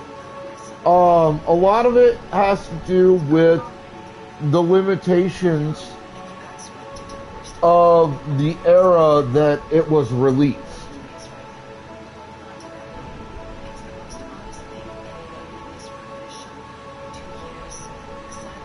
Like, I really believe that 5 could break into my top 5 potentially if they did a full remake and or remaster and re-release of the game using modern console and computer ability to do it. I really think that if they did that, 5 would jump to the top of, or near the top of a Final Fantasy fans list across the planet. I think it has the potential to be up in there, but the technology of the time when the game was created and released just limits the game too much. And the same is true for 1, 2, 3, 4, and 6 as well. The technology available at the time limited the game's abilities. If the technology had been better, or if any of those games were redone, like remade like they're doing with 7, except dropped as all one game, not... I have issues with the remake of Final Fantasy VII. It's not the gameplay. Like, I'm enjoying the gameplay and all of that. It's decisions that Square Enix made with the games that I think were really dumb, that's kind of ruining the experience. But that said, as long as they didn't do it the exact same way that they are remaking 7, if they just remade the games and dropped them as a singular game, not in multiple pieces, I think Final Fantasies 1 through 6 would potentially be as good as 10 and Tactics. I think the potential is there, but the potential was limited by the technology available at the time. That's my viewpoint on Final Fantasies 1 through 6. And again, I don't want you to think I'm like trying to dog on the games. I'm not. They were great at the time. But without a proper remake, they're still limited by the technology available at the time they were made. And I think that limitation prevents FFs 1 through 6 from being top tier Final Fantasy games.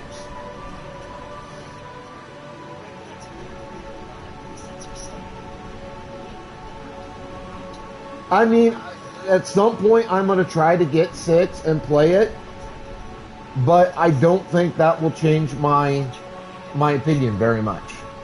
I don't think 1 through 6 will ever be better than a mid-tier Final Fantasy series of games.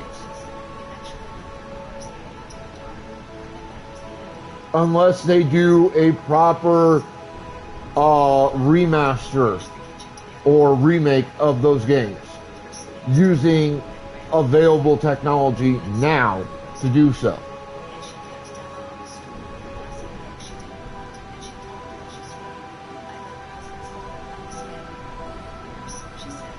And frankly, that's true of almost every single game from back in the day.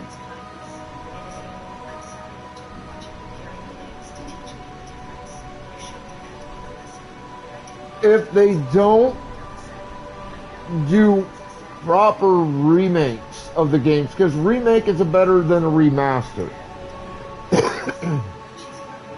Remasters are just tweaking a few things here and there. It's not really utilizing current technology to its maximum on the games. So, if older games want to be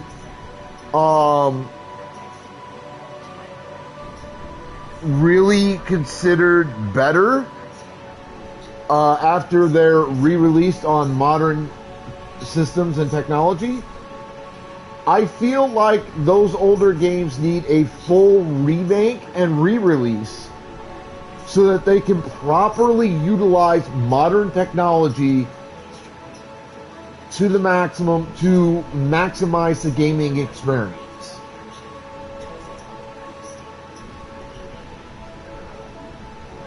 That's, as an old gamer, that's my personal point of view on the subject. You don't have to agree or disagree with me. I will respect your opinion either way. But that's my feeling on trying to bring old games into the modern era on modern technology. If you're gonna do it, remaster the entirety of the game.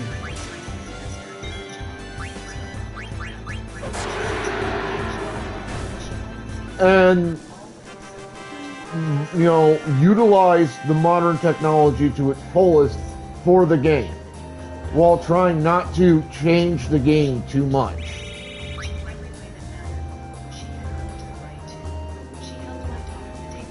Because if you change too much of the spirit and the heart of the game, then it's not the same game, it's something new. And you have to, view it in that particular light.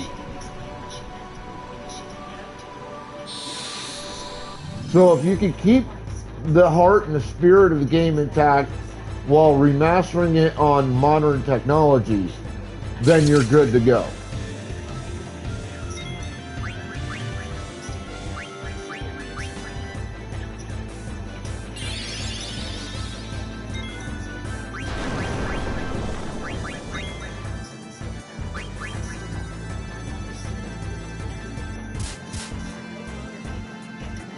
Now, there are exceptions to that, obviously.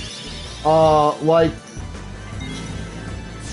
personally, I feel that the absolute epitome of RPG, JRPG style games is a game called Legend of the Dragoon from the PlayStation 1 era.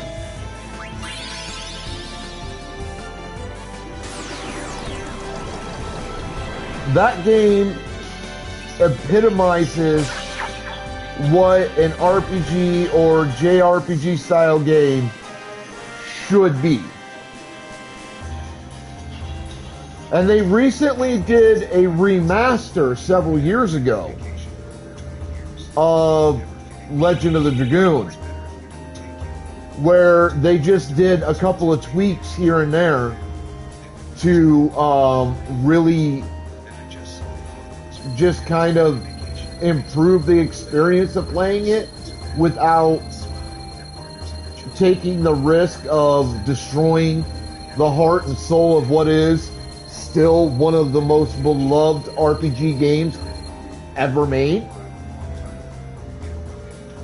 And I appreciate that they did that. Basically, it was just fix some bugs that were remaining in the software, while also simultaneously doing some minor graphic and musical improvements to make the gameplay smoother. make it feel better than it did when the game was originally released, you know, almost 25 years ago.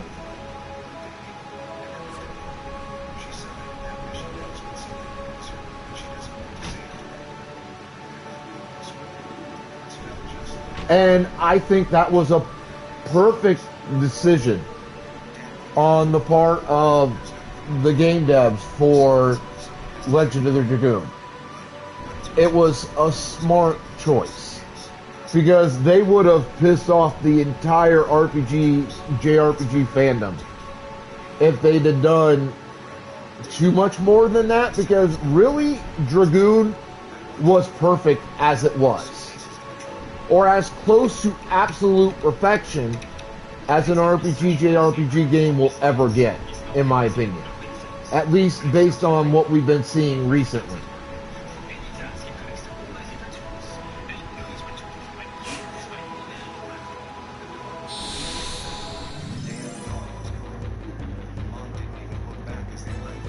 Again, that is a personal opinion on my part. I don't ask you to agree or disagree with my viewpoint. That is entirely up to you. My viewpoint is entirely subjective. I realize this.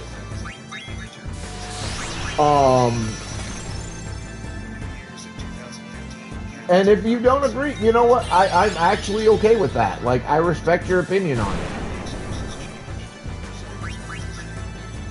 But I really feel that Dragoon is, at least to date, the epitome of what an JRPG game should be. I feel that it checked every box that it needed to, and did so to as close to perfection as you can get.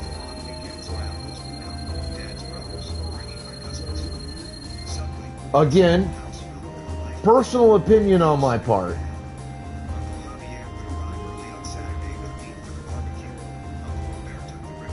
And, you know, if you disagree, that's great. Like, it doesn't bother me. I'm just saying that is how I personally view the games. That is my opinion. As to Xenogears, like, I fucked around with one or two Xenogears games. I can't really speak to the series. I don't know it well enough. For Tales of Phantasia, I don't recall having played the games, any of them. I can tell you for certain that I don't know the games well enough, again, to have an opinion on them. But, that said,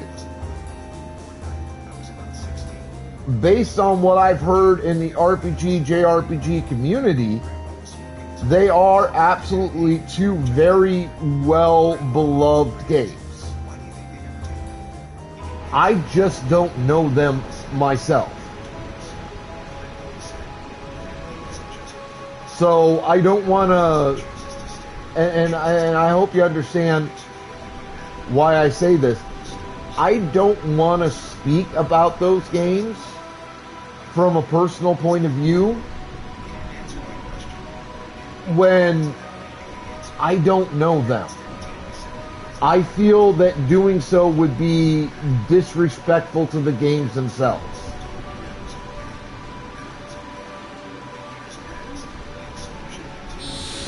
You understand what I'm saying? Because I would be giving opinions based on zero knowledge.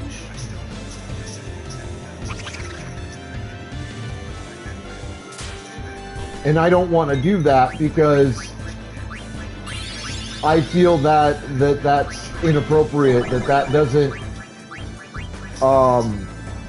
do justice to the game series.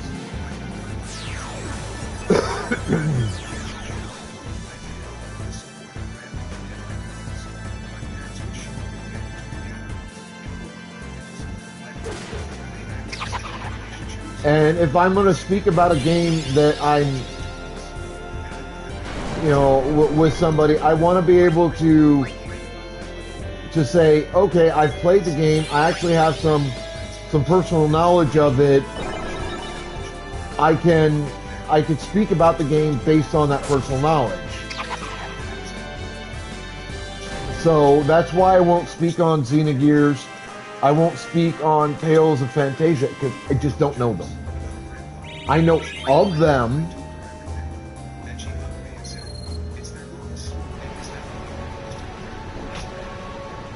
I don't know them.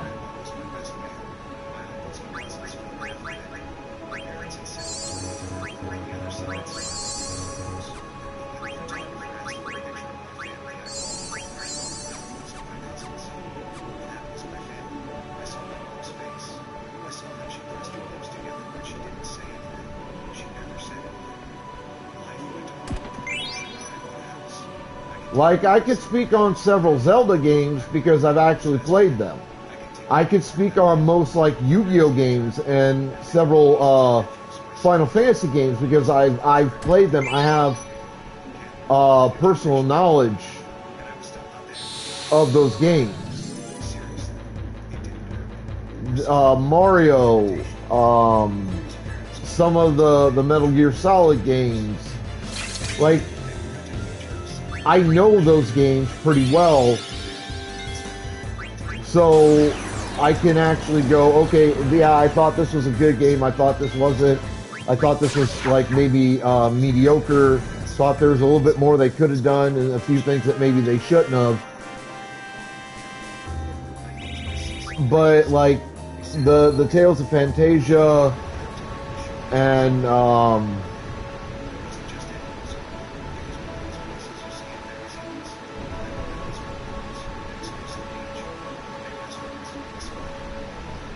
Xenogears, I just don't know them well enough.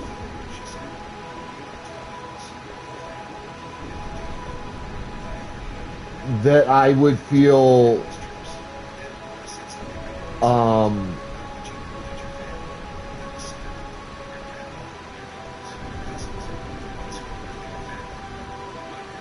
I wouldn't feel entirely comfortable talking about the games.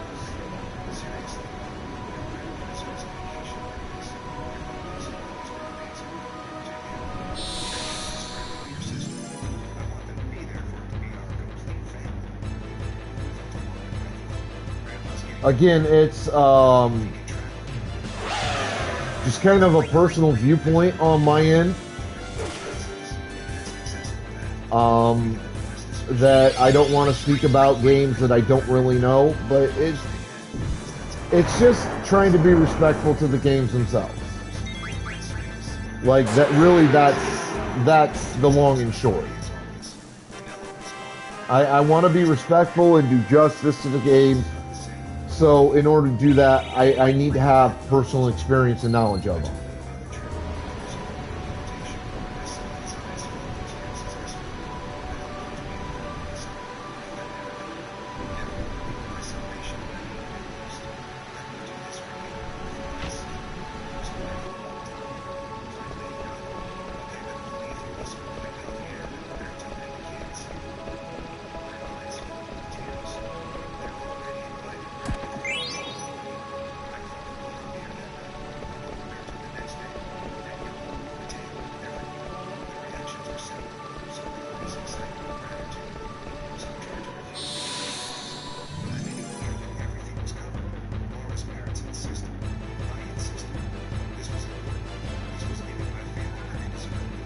But that's also kind of coming from the fact that, like I said, I'm very much an old school gamer.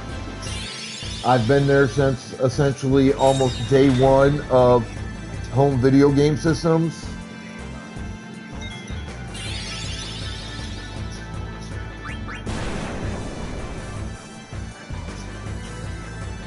So I admit, a little bit set in my ways.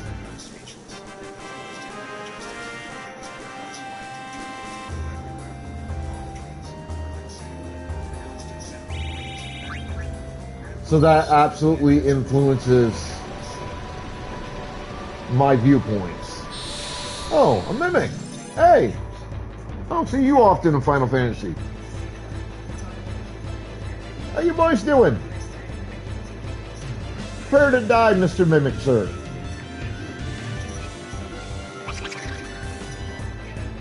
Well, that's going to be a pain in my ass.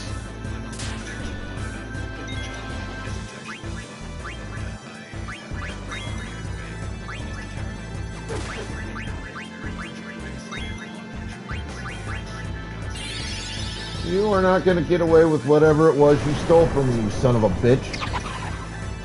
There you go, die.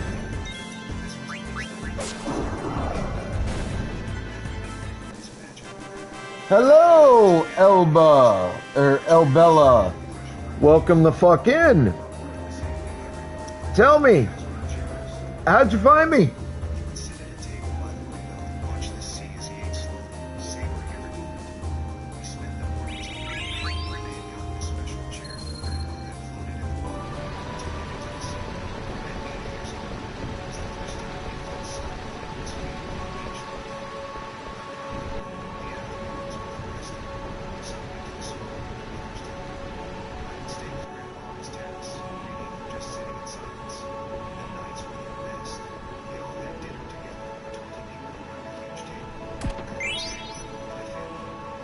Wait, what the fuck was that? I'm going to guess... Oh, alert as a new ability. Okay. I'm good with that.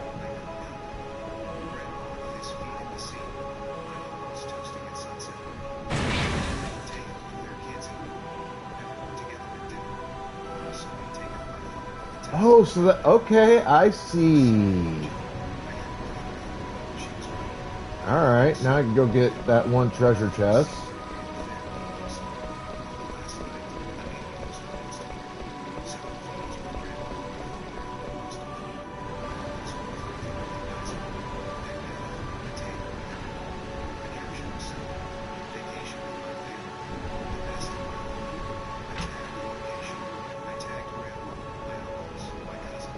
That was cool.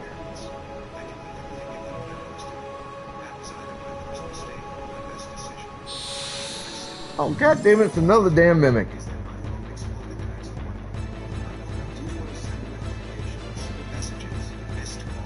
Oh, 7. Oh, Crisis Core Final Fantasy 7.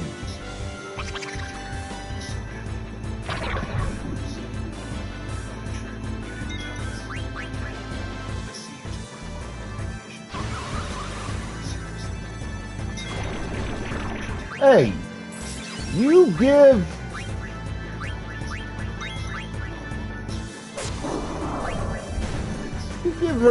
her back, you son of a bitch.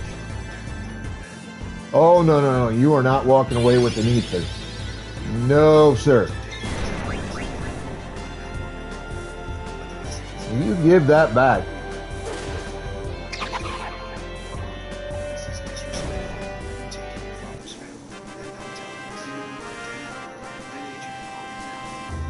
I don't have enough fucking ethers as it is.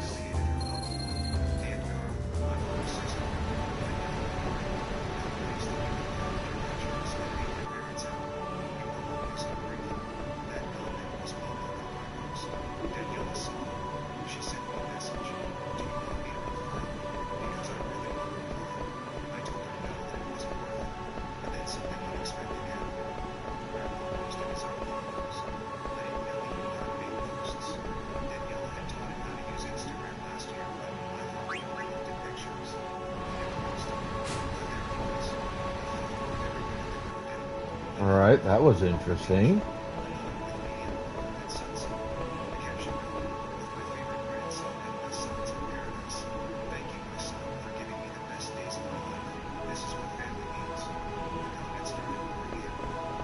Fell by the bed?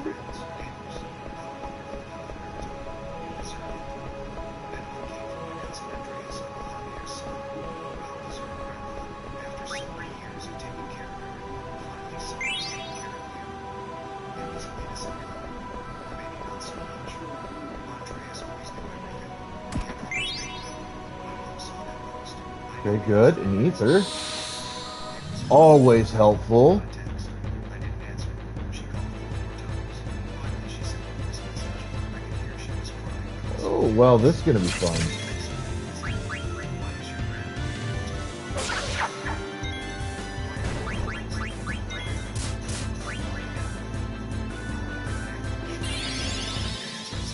Run, lizard! Oh, that did a significant amount of damage. Nice.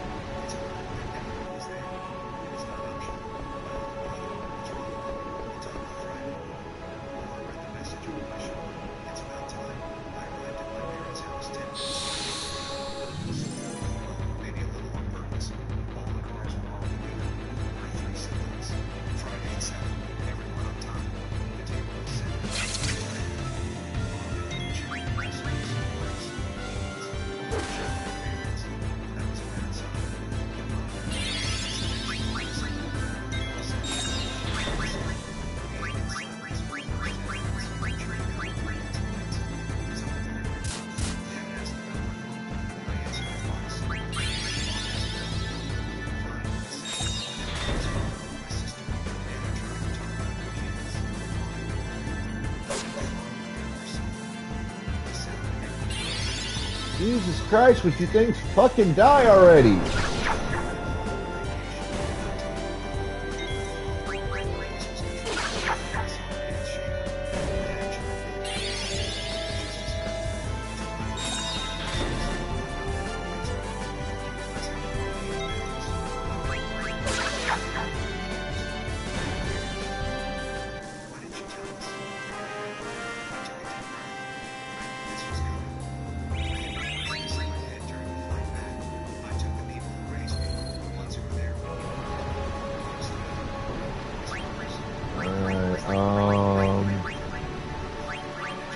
Oh, it went away after. Okay.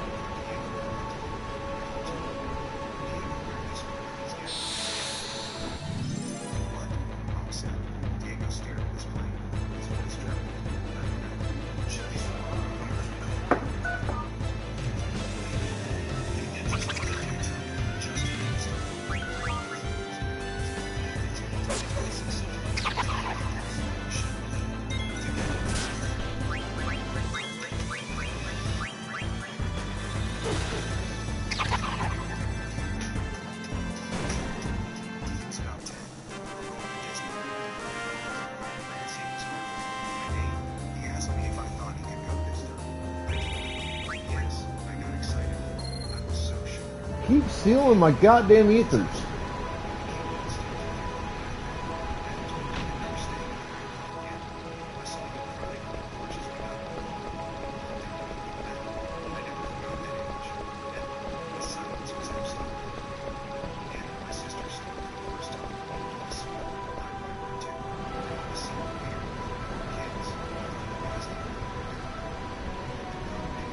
Alright, I gotta run to the restroom real quick and grab you some coffee. I'll be right back. Hang tight.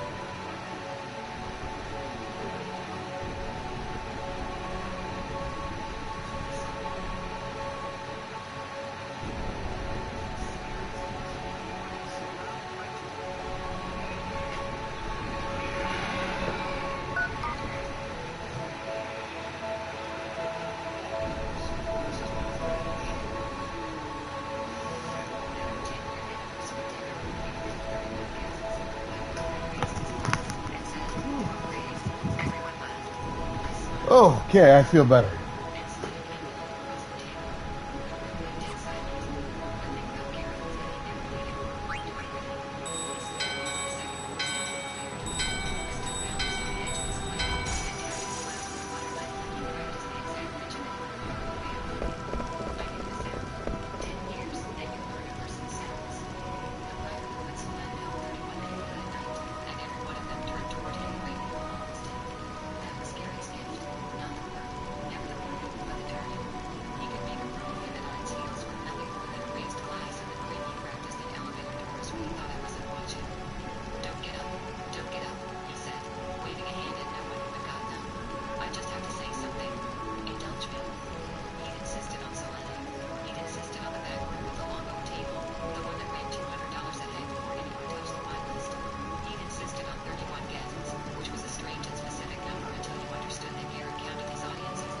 Yo, what's up, baby love?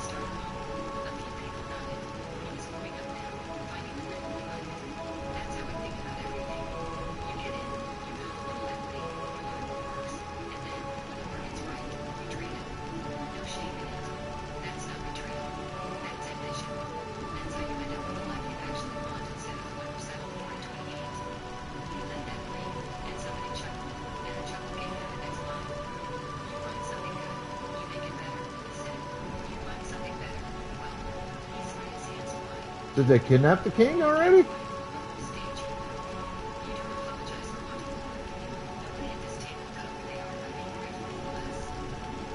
Oh, I'm a match for the Black Mages. I've been whipping their ass for a little bit now.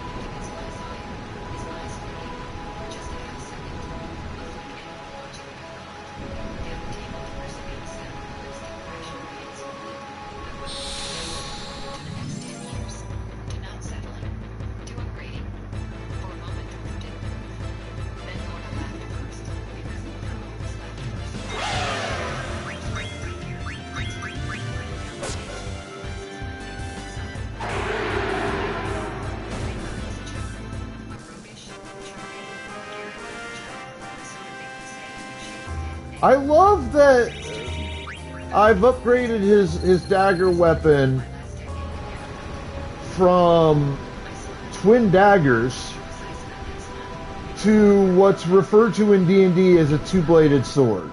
It was not the smile of a woman holding herself together. It was the smile of someone who has spent 6 weeks knowing exactly how long. Still dual wielding. On schedule, through the only door she left open. I found out about Sabine in April. Not from a confession. Garrett would never confess anything that cost him something, but from a hotel charge on the corporate card that didn't match any client trip on the calendar, followed by a second, followed by a standing Thursday afternoon block in his work calendar labeled, with breathtaking laziness, off-site. I am a person who reads ledgers for a living. Patterns are the only language I fully trust. I did not cry in the parking garage. I did not rehearse a confrontation in the bathroom mirror. I made an appointment. Camille Arnsley had been my attorney since the first second year, a woman who spoke in the flat, unhurried cadence of someone who has never once lost a thing she went to keep. I laid it all out on her conference table. The phone, the building, the condo, the loans, the man. She listened, made 3 pages of notes, and at the end she said, "You've been generous with them. Generosity isn't a contract. Let's go through what is." What was, it turned out, was almost everything. So I smiled, there at the head of the table in Selene, while Garrett asked, and I reached up and slid the ring on my finger. It was a small ring, a thin band with a single stone, the one he'd given me in our second year on a beach in Coronado, the one that came with a promise. Someday, when the business is steady, when the time is right, and he had renewed and deferred and renewed and deferred for me. I wore it a long time. I defended it to my mother, to my friends, to the small honest voice in me that asked every anniversary why someday never seemed to arrive. I set it down on the wing tablecloth, in the pool of candlelight, square in front of my plate. It made a tiny definite click against the china. A few people near me noticed. The laughter at the far end was still going. Garrett, glass aloft, hadn't yet registered that the woman he was toasting away had begun, quietly, to leave the table without standing up. From the chair beside me, the plate with the lid. I kept it on the seat under my napkin the whole dinner, and a corner of it had pressed a crease into my thigh through the meal, and I had let it, because the discomfort had kept me steady. It was 9 by 12, unmarked, sealed. Inside it were 11 pages that Camille and I Alright, nothing in there.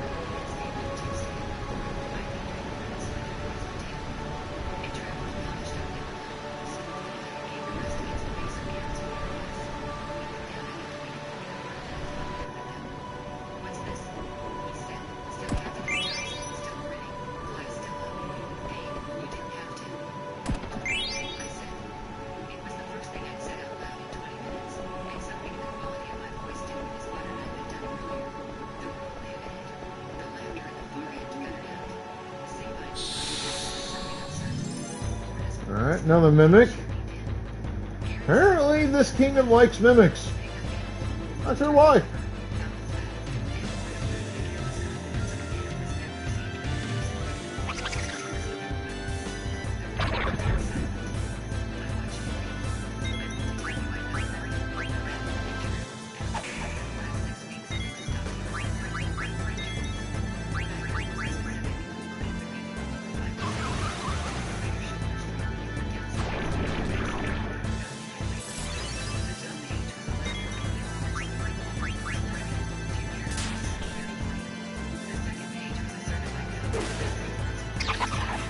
Yeah, you're giving that back now, buddy.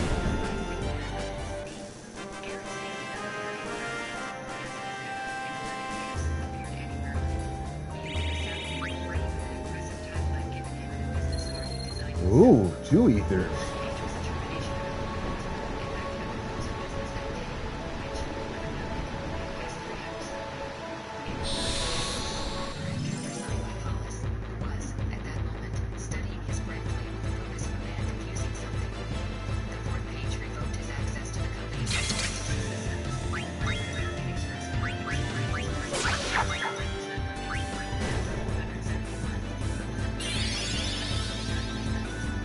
Hello, ship bro.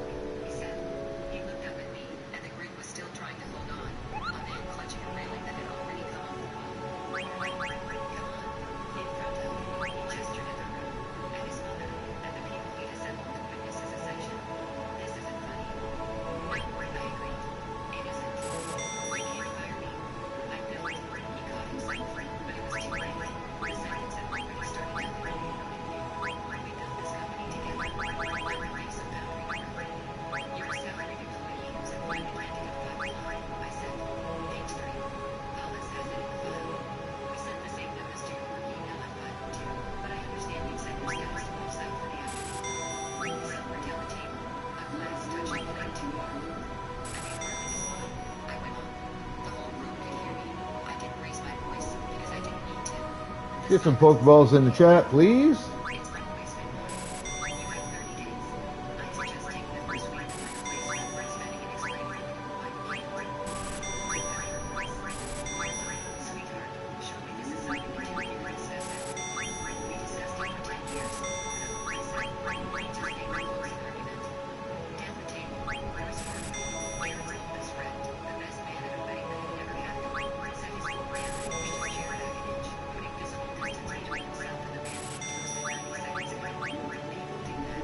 Women for tilts, they slide toward whichever one is the Thomas, Aaron said, rounding on him, telling her, tell her she can't just. There are clients, there are projects that the account is mine. I brought it in. He slammed around.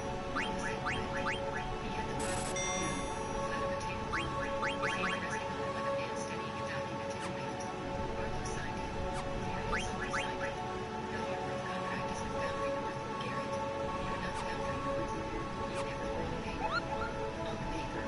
Garrett laughed, an ugly sound with nothing behind it. In 10 years, you're ready to stand there and talk to me about paper. I am in relationships. I am the reason Abby's anywhere on this table. When they came to you, I said, I can meet with you. My work states.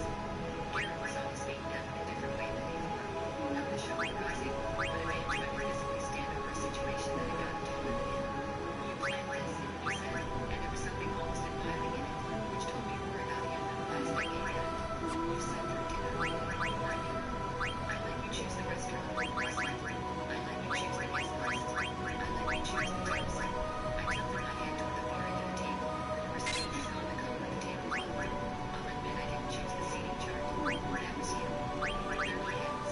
Very slowly, you turned towards Sabine, and then, with a nodding synchronization, doing math, got toward Garrett, and the meaning of the word operating required tolerance. Late and tall, like the wind of the ocean, nothing was ready. We saw it land. I'll give him that. Garrett always knew the temperature of the room. It was like the rain was genuinely brilliant at. And you know this room turned against him as the rain was red. The faces that had left for him 90 seconds ago were doing something else now. His friends were looking at the cameras. His mother was looking at Sabine. Sabine was looking at me. Babe, I tried. Lower down. My voice still looked at me. Let's step outside. Let's just. I'm comfortable here, I said. He reached for the one thing he had heard, which was the only thing he ever really had. Otherwise, you're embarrassing yourself. He said, loud again. Flipping my number that had stopped my kids. You're embarrassing both of us. 10 years and this is how you went. Garrett, I stood, finally, and I felt the whole table register the difference, because when I stood it was not you and death. It was to leave. The car stops at midnight. I'll settle the check before then. The vanilla was a nice touch. I picked up my coat and grabbed my chair. The real estate reference, plenty on the floor, no longer mine to carry. I left it for him. It had always been more his idea than my reality. His voice cracked on the second syllable. Wait. I did not wait. I have waited enough. Thomas rose as I passed and walked out with me. The file tucked under his arm. Because Thomas is behind a man who understands the way the table turns. You stand with the person who owns the table. Behind us, the real estate side. And then he whirled. Not to outrage. Not yet. But into the local hall. Where 31 people simultaneously were having the last hour of heads. And somewhere beneath it, a small, hairy voice overhead asking the waiter whether the manager could move a check from one second. The valet had my credit waiting. I asked them to keep it close. Paula stood with me on the curb while it idled. The desert night glowed against the back of the lid. The tall red windows were lit. You could see the credit still lit. That's what I thought that did.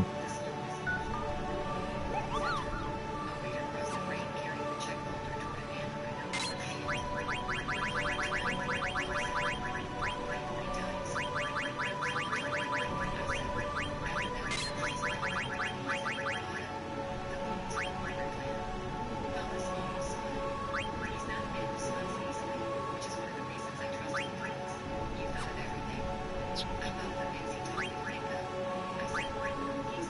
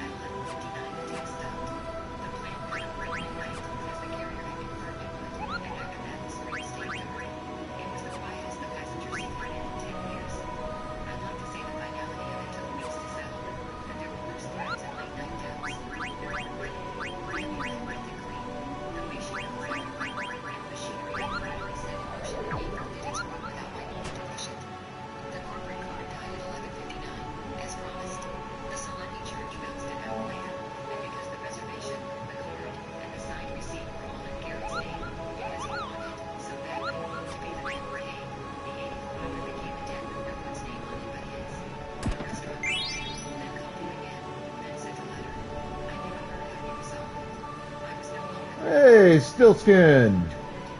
His access to the thermal systems was gone by the time we reached the parking lot. Paula said triggering for his phone before we hit the elevator. Imagine Garrett's brain the home ran door to the strangers for years they held. On Monday, the building manager changed the locks on a corner office that had never legally been his. And the press leaked Garrett Russell, co-founder, had recorded himself on the company's account, went into the box with the rest of his mates, which I did agreed had been released. Nice.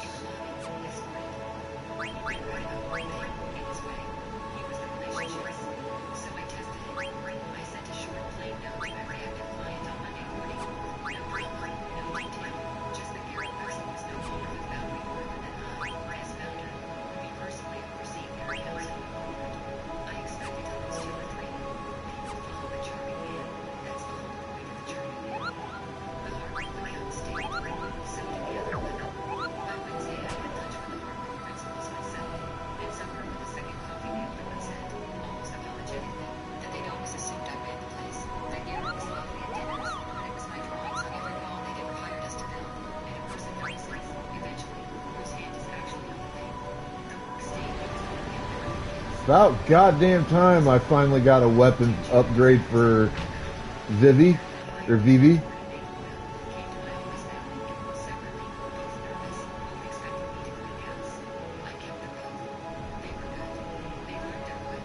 I need my Dragoon here to get a weapon though.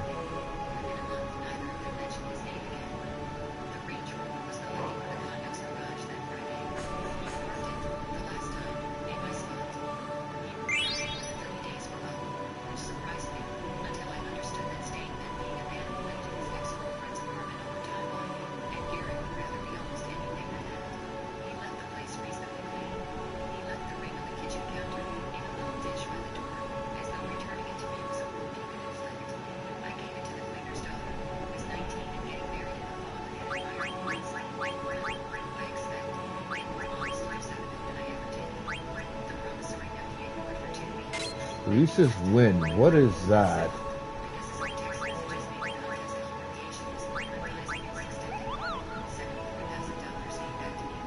Oh, that's pretty nice.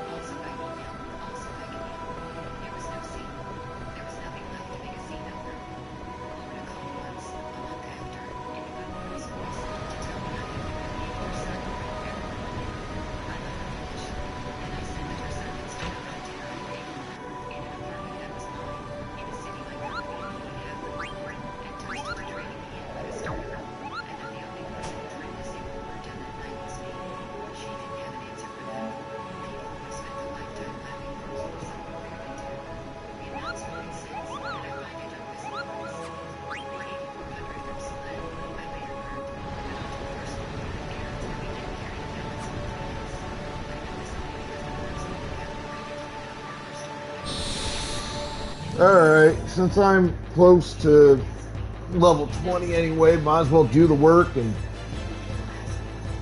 get up that extra level for the 2.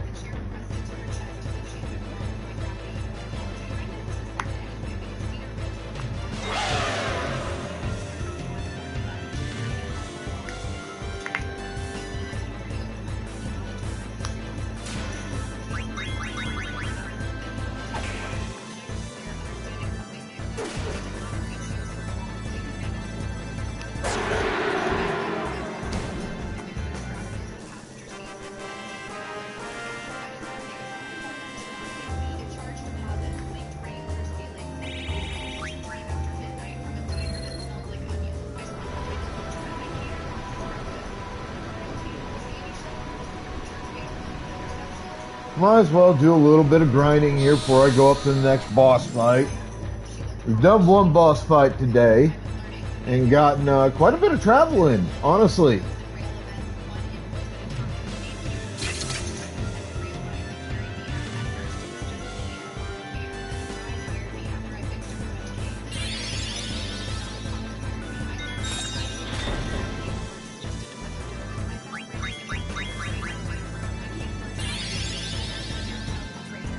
Pokeballs out.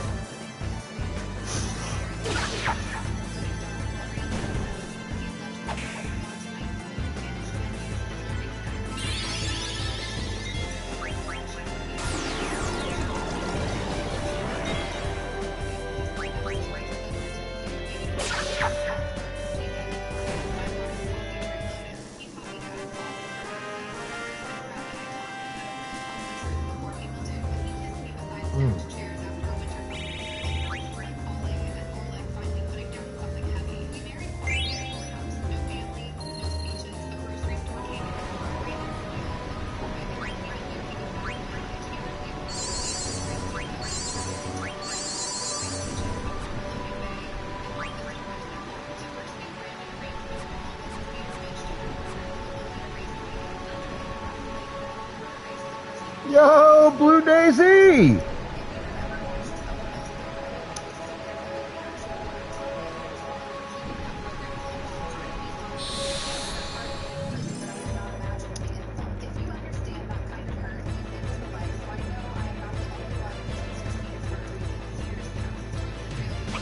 Getting the work in!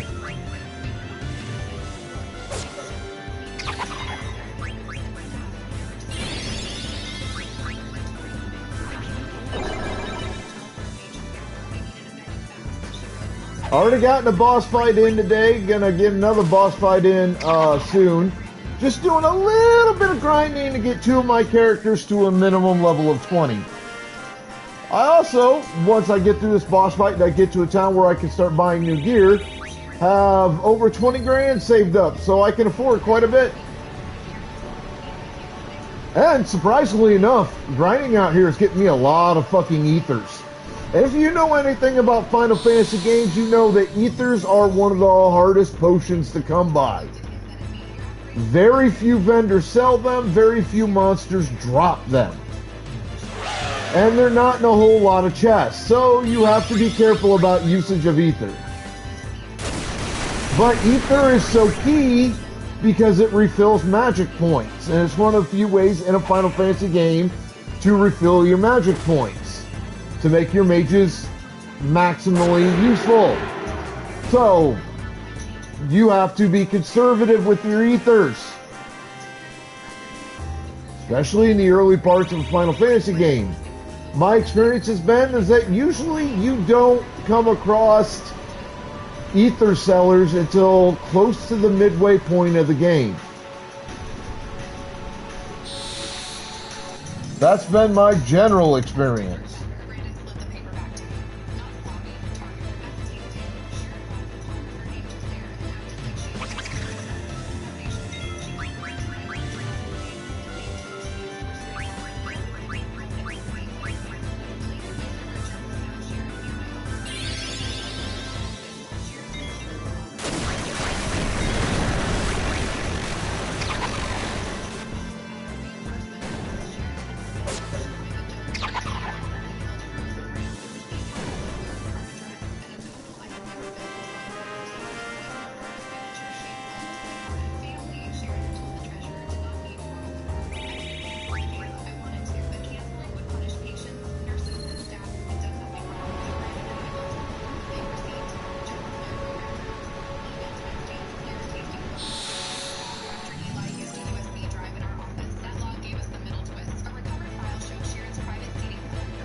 It's also helping me learn some of the abilities that I've gained access to recently so that they're permanently on the characters.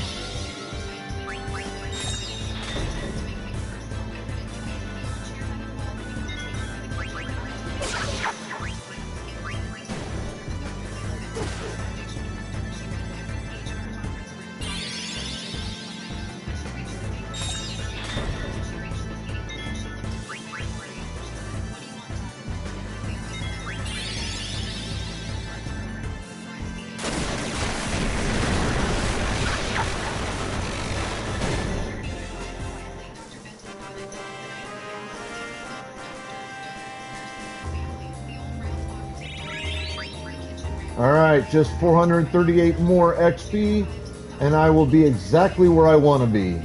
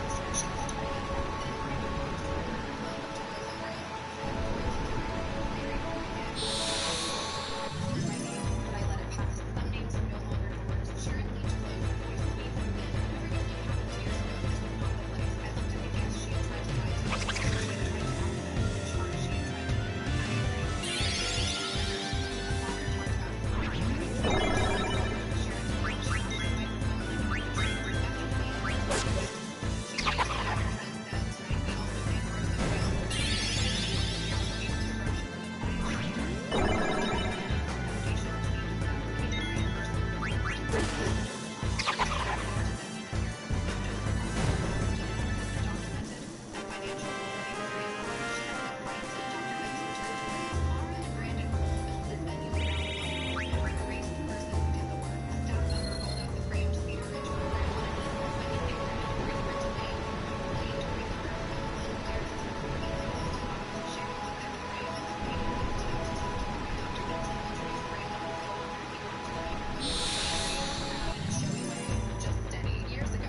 and I were at the head sponsor table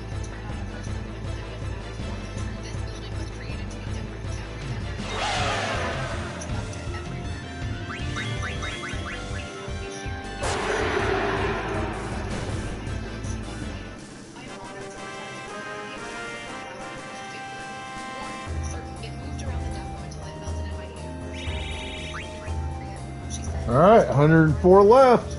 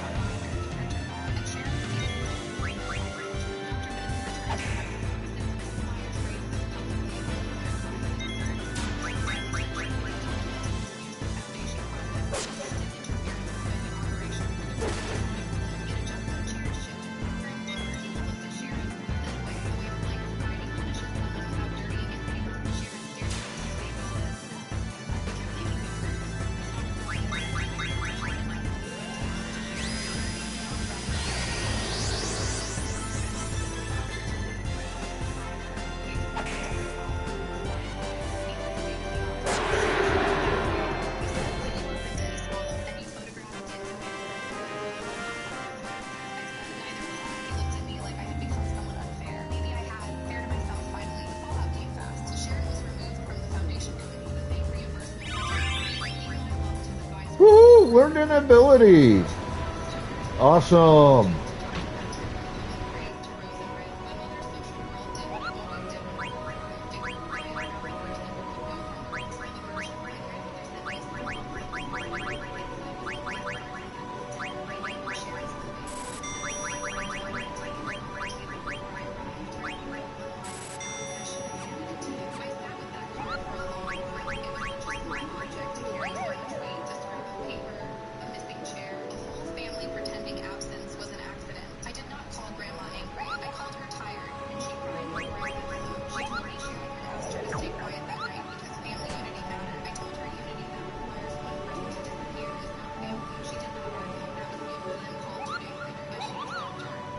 Damn it, wrong button.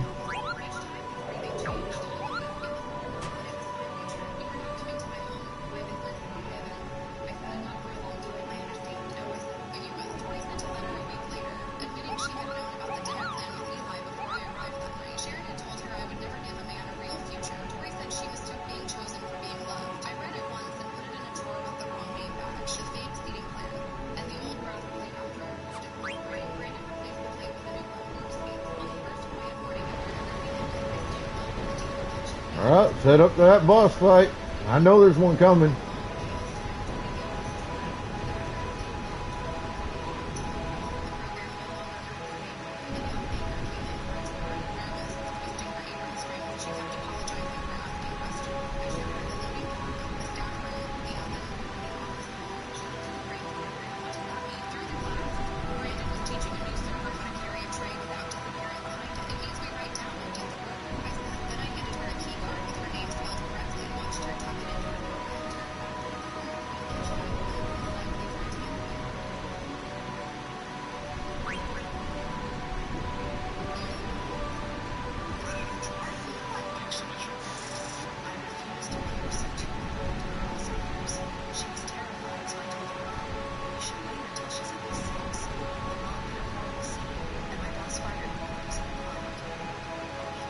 You got Coffee, Goliath, Fotis, Blue Daisy, Cod God, Cod Lady, Darth, Gouda, Ship Bro, and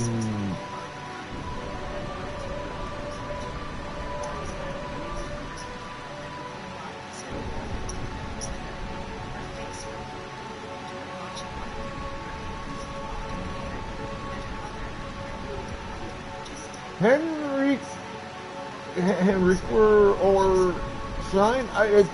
I know I butchered your name. I apologize. It's not intentional. I just have no idea how to pronounce all of it. So I'll just call you Henrik.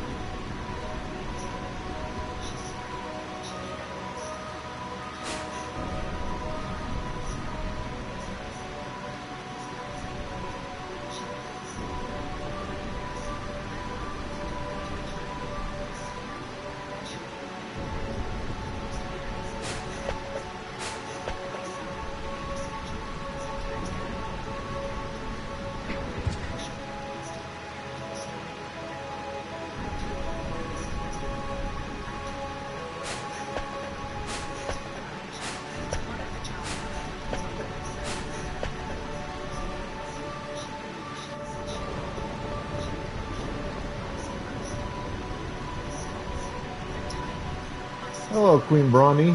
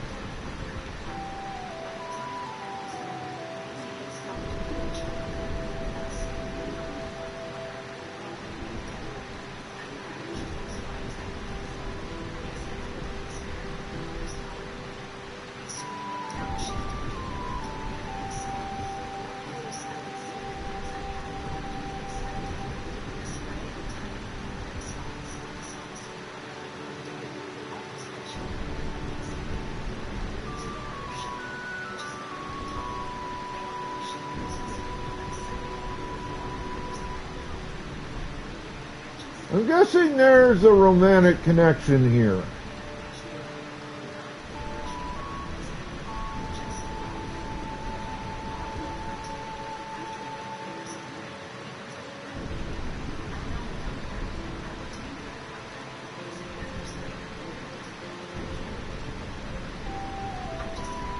Oh, Pokeball's out.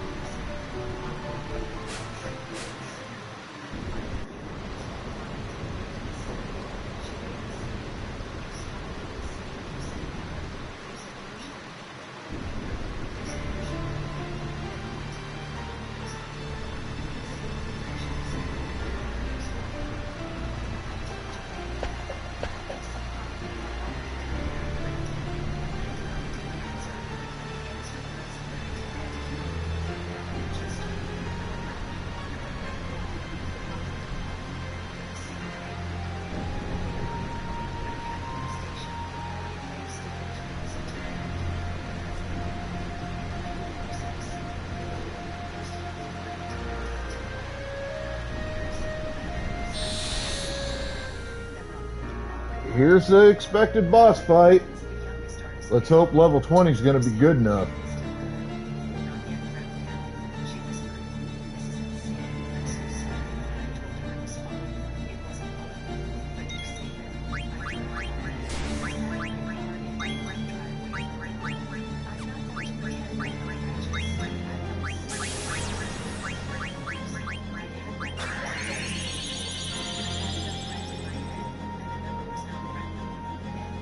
Yo, Beast of Blood, what's up, dude?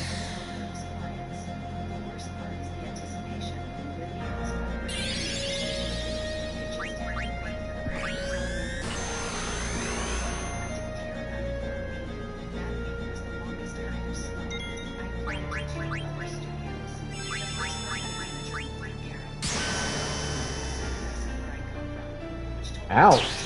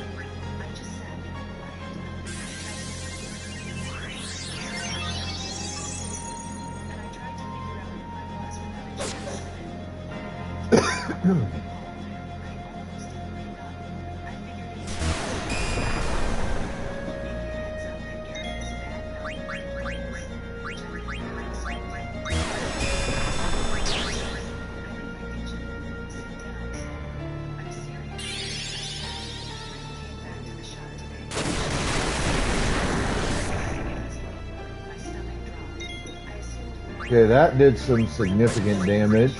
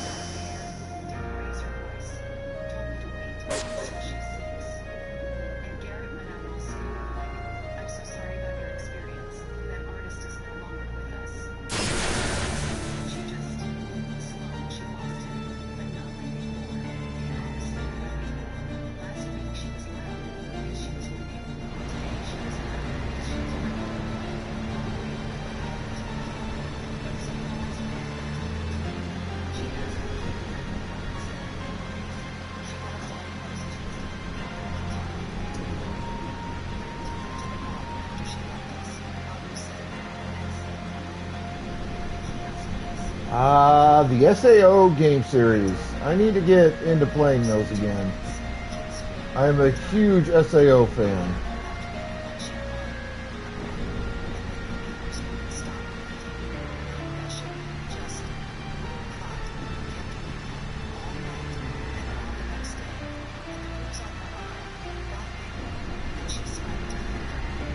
SAO, Sword Art Online. You don't know that that's the shorthand for that?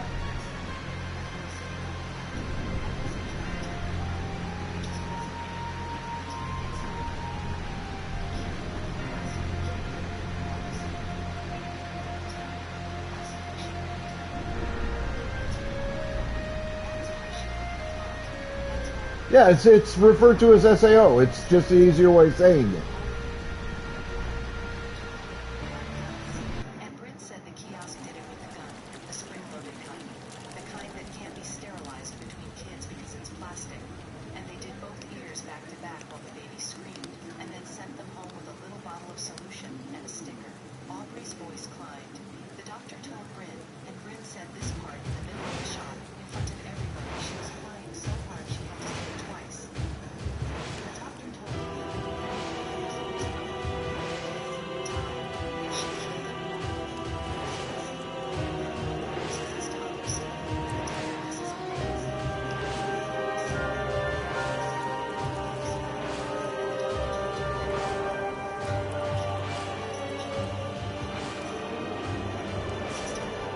a good show.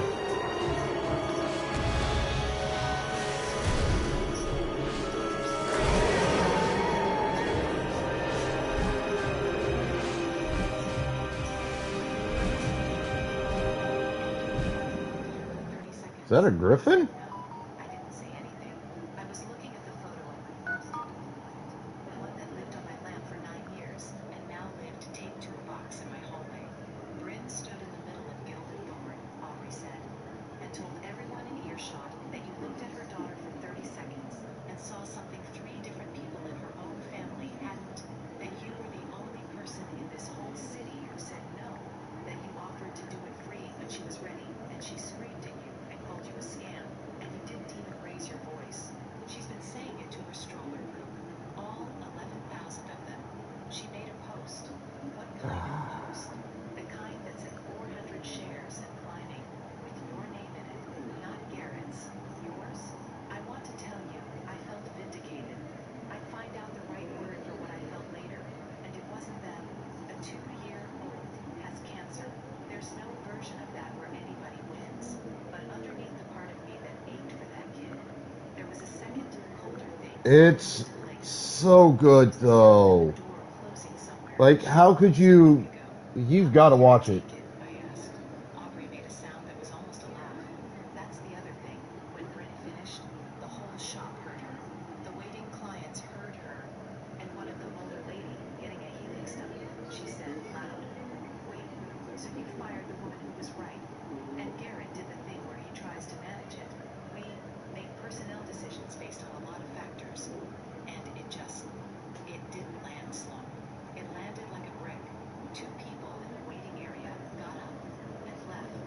The Helix lady canceled. And Bryn, another breath, Bryn told him she's filing a complaint with the state board. Not against you. Against the shop. For the policy. What policy? You know what policy. Aubrey's voice dropped. He's got it written in the manual now. Came out last month. Client comfort is the priority. Refusal of standard services requires manager approval. Standard services, meaning the lows, meaning if a parent wants it, you do it, and if the kid's screaming, that's a comfort issue, not a stop sign. He put it in writing because 2 of us pushed back this spring about exactly this, about little kids. He overrode it, and now it's in the manual that the board is going to read. I closed my eyes. I remembered that staff meeting. I remembered the line about comfort and approval, and thinking it was corporate nothing language, and not understanding that it was a leash, and that he put it there for me. There's a part of me that wants you to know I'm not telling you this so you'll come back, Aubrey said. Okay? I'm telling you because you should hear it from a friend before you hear it from the internet. But Sloan, he's going to call you. Why would he call me? Because he's underwater.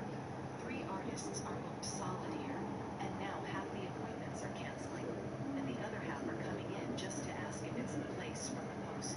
He needs the one name attached to this that people trust. He needs you back in the window so he can point at you and say, "See, we get the good one. You're his cleanup. You watch. He'll call, and it'll sound like an apology, and it'll be a job offer, wearing an apology's clothes." I let it ring twice. I'm not above that. Slow, warm, the rolled sleeves voice. I've had some time to reflect, and I think we both said things last week in the heat of the moment that I didn't say anything in the heat of the moment. I said no to piercing a sick baby. I also, I enjoyed Bleach. Bleach was really good. Bleach was really fun to watch. Reflecting on It does take a while, though, because there's a lot of episodes. you were right. And I don't know if I've seen everything yet. And I'd like to make it right. Fairy Tail was pretty good. Hunter x Hunter. Statement. People are asking for you, Sloan. Kill la Kill was good until, like, the final episodes. Like, the final episode or 2, like, that final boss fight got weird as fuck. Let's let the work speak. And there it was. Let the work speak. Like the work had ever been the problem. Stood in his clean wooden glass shop. Full Metal Alchemist is good. Right call only counted when it agreed with the register. Garrett, I want you to hear this clearly, because I think you've spent Yeah, Thousand Year Blood War. I gotta catch up on. I think.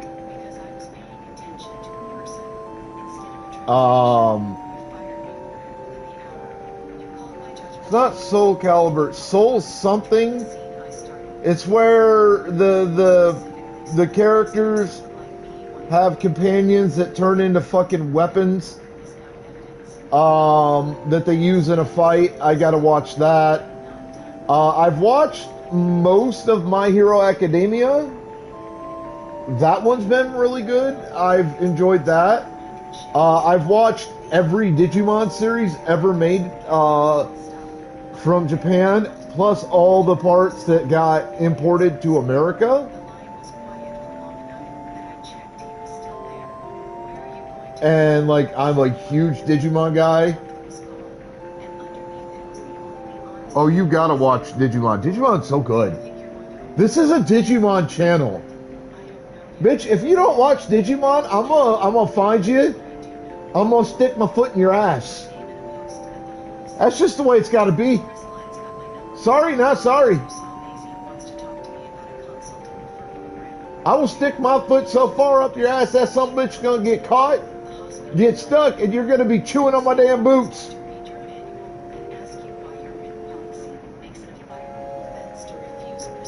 How's them apples?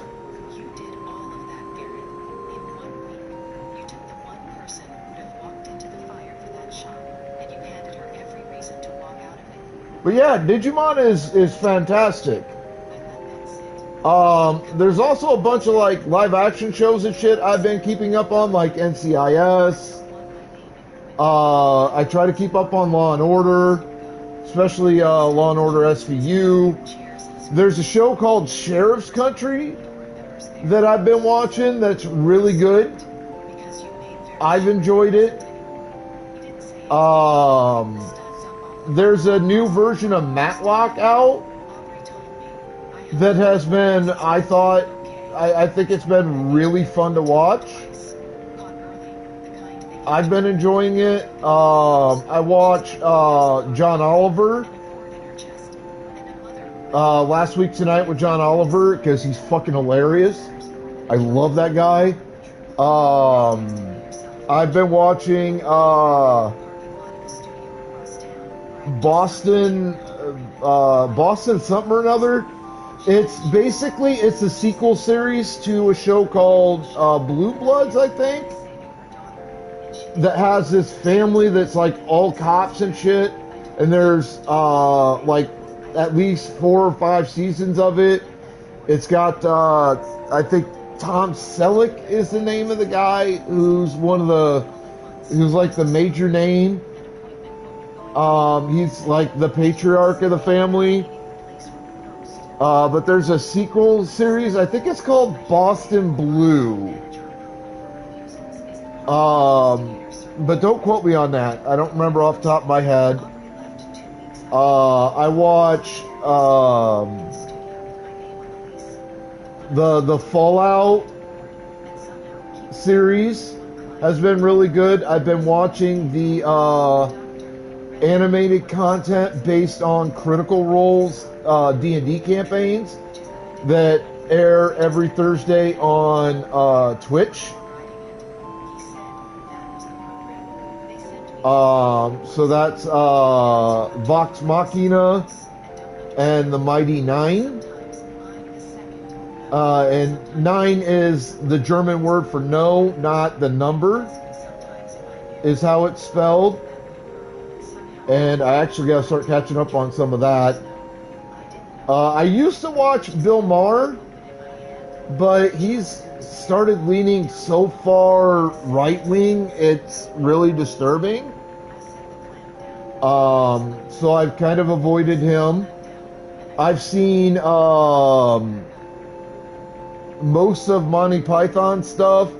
I watched, God, what was that English show that was set in, like, Victorian England? It was really, really good. I've enjoyed it. I watched, really, they're coming out with a new Hunter x Hunter. Interesting. I did not know that. I watch God, there's another comedy by England that was really good. That's, I think you could watch it free on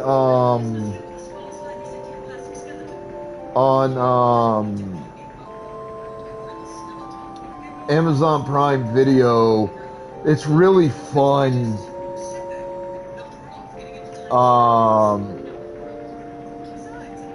Like, I watch a lot of shit. As popular as My Hero has been, you know, I wouldn't be surprised if MHA came out with more soon. Like, there's going to be more Dragon Ball Super coming soon, which I'm looking forward to, because Dragon Ball Super has been really good. They've only gone through the Tournament of Power arc as an anime, but that alone has really reinvigorated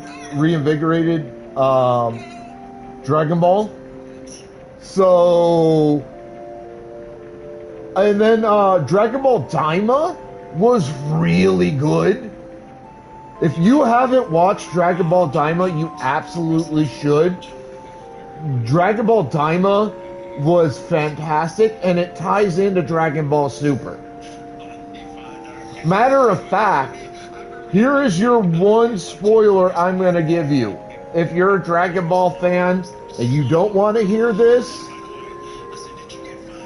then plug your ears. But if you don't mind hearing one thing, because it doesn't spoil the show overall. Alright? It just talks about one thing with one character, doesn't really deal with the show overall. So, you know how Vegeta has never had one particular Super Saiyan transformation.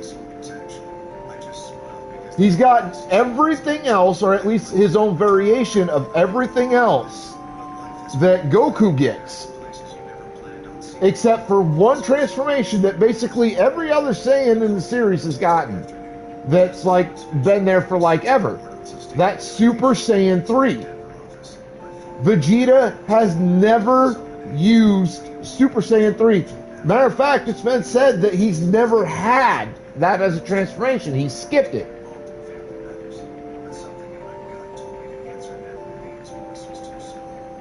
Daima is canon. I need you to remember that when I say this. Because Daima canonizes officially two things about Dragon Ball in the main universe. A, Vegeta finally gets Super Saiyan 3.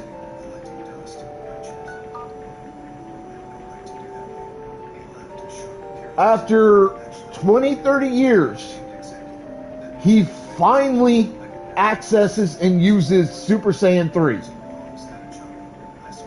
And B, even though it's gained through a much different method than the show that first introduced it, Super Saiyan 4 is now officially canon. Damn it!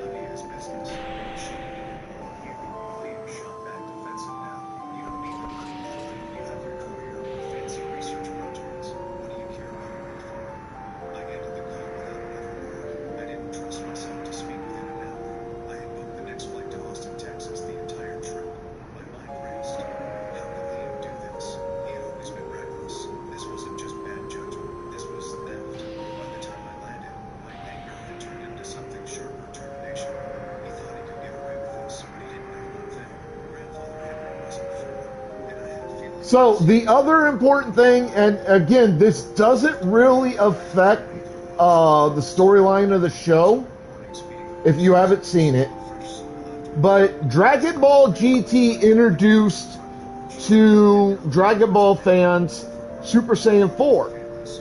But it's never been canon to the main universe. Daima makes it canon, but not through the same method as they achieve it in Dragon Ball GT. And remember, Dragon Ball GT was not a Toriyama project. That was done by somebody else who were fans of Dragon Ball and wanted some new Dragon Ball content. So, Super canonized the universe of Dragon Ball GT. So we've technically had Super Saiyan 4 canon to Dragon Ball since the Tournament of Power. But the main universe did not have canon Dragon Ball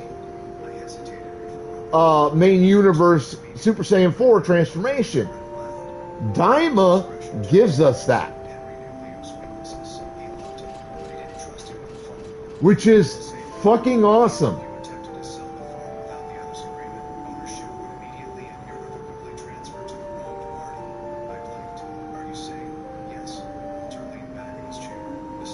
So, the two spoilers I'm giving you for Dragon Ball are A, Vegeta finally gets Super Saiyan 3, and B, the main Dragon Ball universe, which I believe is Universe 7, if memory serves me correctly, officially gets their own canon version of the Super Saiyan 4 transformation.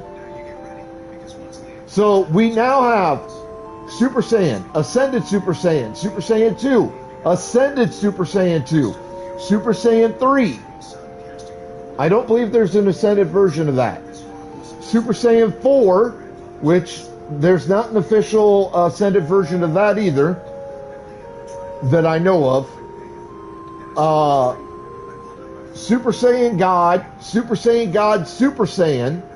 I think there's also an Ascended Super Saiyan God, if I remember correctly. And Super Saiyan Ultra Instinct. As well as full power, like Gohan gets his own unique Super Saiyan transformations, like full power unlocked Gohan, where he has the white aura, not the gold aura, but it's also a stronger transformation than Saiyan or Saiyan Ascended. I think it's equal or maybe stronger than Saiyan 2. And then he also has now Gohan Beast, which is said to be equal in strength to both Super Saiyan God and Super Saiyan God Super Saiyan, and able to keep pace with, if not stronger than, perfected Ultra Instinct Goku. Which says something about the power level of Gohan Beast. Also, there are rumors that I have heard, because in the manga and other shows that I haven't been able to watch yet, like Dragon Ball Superheroes, Vegeta achieves an evolution called Ultra Ego, which is Vegeta's version of Ultra Instinct. I have heard rumors that the content that we're going to get for the Dragon Ball Super anime will introduce Ultra Ego Vegeta. Which, think about what that fucking means for Vegeta Goku fusions. Vegito and Gogeta. They will now, in the main universe, officially have full access to the Super Saiyan 3 transformation. They will have access to Super Saiyan 4 transform. More than likely, they will develop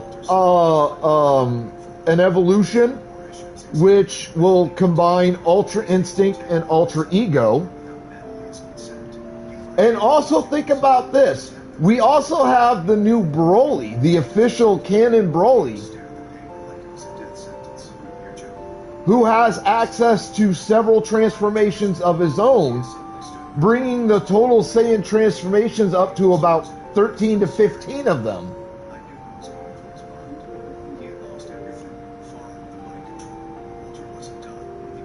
And I hear rumors that Broly will now be making massive impacts on the story of Dragon Ball Super, because he's already been doing so under training by at least Goku and Vegeta.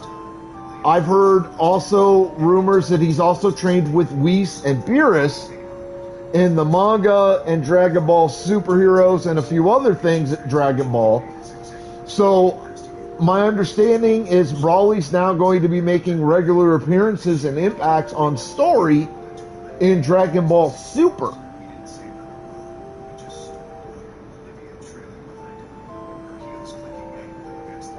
If that's true, that is going to be huge impacts on upcoming Dragon Ball Super stories.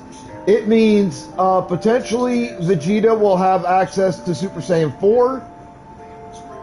He will most certainly have access to Super Saiyan 3. He's already got Super Saiyan God and Super Saiyan God Super Saiyan.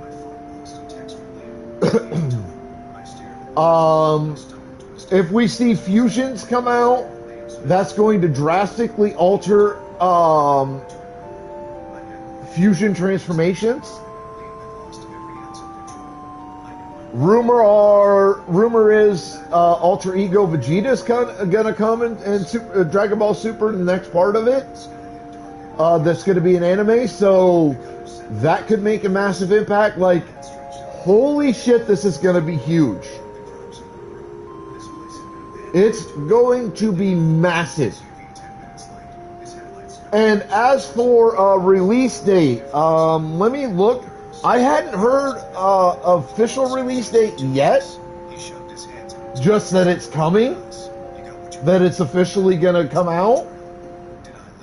After like the last 2 years of rumors that they're doing more for the anime.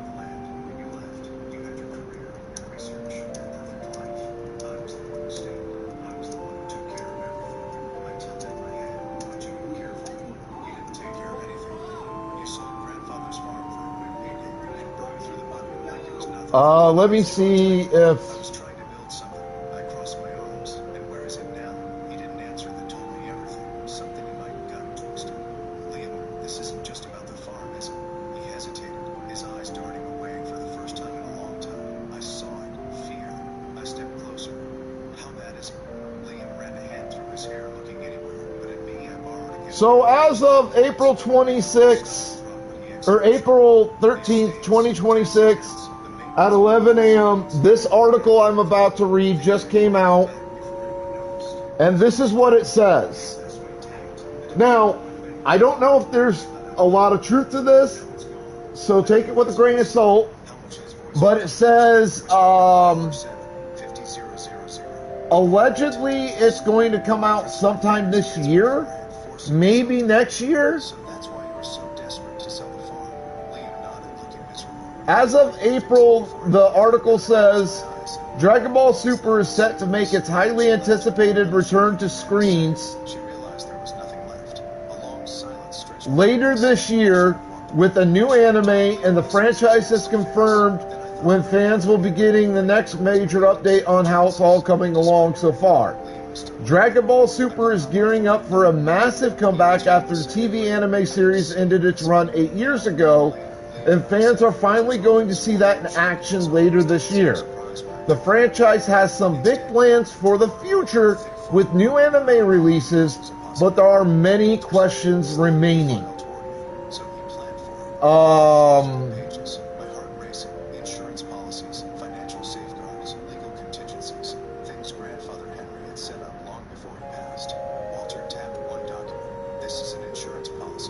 That's really all it's saying. There's no $100,000. official release date Punched. listed. Walter's case hardened. Not exactly. There's not a year and a month For Walter Lee forward. that I'm First, seeing. official admission of wrongdoing. That means formally acknowledging your misuse of the state funds. Liam stiffened. And if I don't, Walter's face to change. Then Natalie will have no choice. Which is unfortunate, but it is what it is. The estate's finances. He paused, given the evidence. It's likely you'd be charged with fraud Liam's face during your comment. Fraud, yes. And that would mean prison time. Liam's hand shook slightly as he wiped it over his face. And the other So we'll just have to wait and keep an eye out. You will be That said, I do need to run to the restroom really quick and grab some coffee. I'll be right back. Hang tight.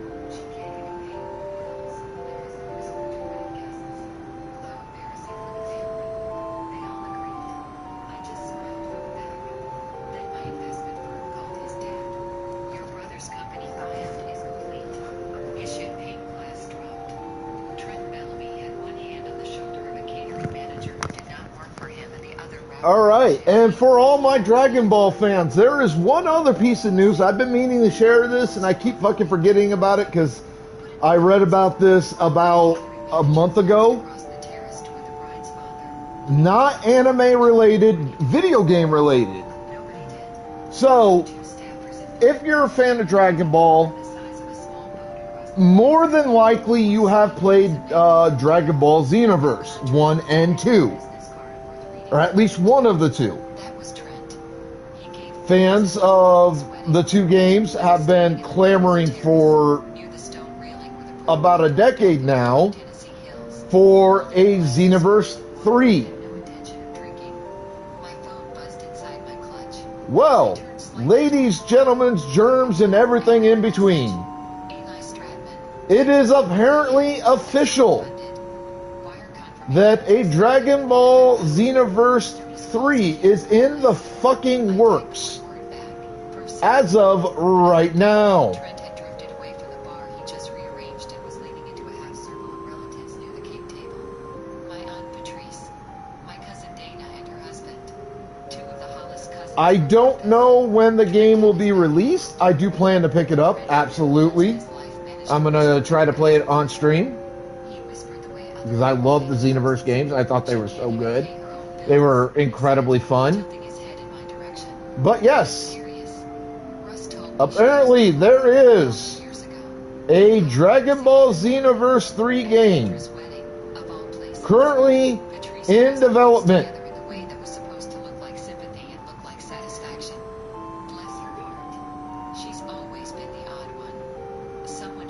So, if this interests you, and I'm pretty sure it interests a whole lot of you, her husband added, a man whose career was managed by his father-in-law, 34 years old, renting. this is something to look forward to. Agreed. Heads nodding around the half circle like it was a board meeting and the motion had carried. Patrice raised her glass an inch, the smallest toast in history, to the settled fact of my failure. I just smiled from the back of the terrace and let them have it. So that is the Dragon Ball news I have access to at the moment. I'd handed them the brick. We know more Dragon Ball Super anime is absolutely coming. Allegedly, it's supposed to be out sometime in the next 5 months or so. We don't know when it'll debut. I will keep an eye on Crunchyroll because more than likely Crunchyroll will carry it. Russ will get it. In the voice people use for There's a lot of rumors about nobody asked what's going to be in was why the card. Dragon Ball Super. It was a The new Broly will apparently allegedly make his appearances and impacts. savings. Allegedly Ultra Ego Vegeta And the proceeds will be a thing. condo in Charlotte into an operating account for a company I had just incorporated. And there's some other rumors here and there. We don't know the truth of them yet. Holding $200 because every other dollar I had on earth was sitting in the account of a firm called Type A Capital Partners, which at the time consisted of me, a rented desk, and a logo I paid a design student $90 for. I could have explained that. I started to, actually. I got as far as it's a new account thing before Trent said, "Sure it is," and the table laughed, and I made a decision I have never once regretted. I stopped explaining. It's an underrated strategy. People build a story about you and then they stop checking it. The way nobody rereads a contract they think they already understand. For 8 years, I was the cousin who couldn't pay her own bills. I drove a 2012 Civic with a cracked bumper. I rented a 2-bedroom apartment. But there are the rumors and confirmations that I could give you for Dragon Ball. Someone asked what I was doing for And thanks to the lovely Blue Daisy, we now have days over before the sentence ended. Meanwhile, Ty gave confirmation. responded 40 Well, not necessarily confirmation, but alleged rating out of now. 610 million. additional content for My Hero Academia. A teacher's pension, and a family office in Dallas whose patriarch told me he liked that I drove a Civic. We did distressed credit and Which is interesting, which means I have to finish My Hero. trucking, cold storage, regional logistics, industrial laundries. Things were fascinating like balance sheets. I was good at it for a simple reason. I had spent my whole life around a man who ran exactly that kind of company, badly, while everyone applauded. That man was standing near the head table right now in a charcoal suit, holding a glass of champagne he hadn't sipped in an hour. My uncle Gordon Bellamy, founder, chairman, and as of 10:40 this morning, former owner of Bellamy Freight and Logistics. Nobody at this wedding knew that. The ceremony itself had been pretty. Kendra, Trent's younger sister, married a polite orthodontist named Joel Raphael under large white roses while Russ cried in the front row. I sat near the back of the bride's side and felt nothing but goodwill toward Kendra. She had never been cruel to me. She'd sent a handwritten card when my mother died 2 years ago, and at the funeral she was the only Bellamy who hugged me without checking who was watching.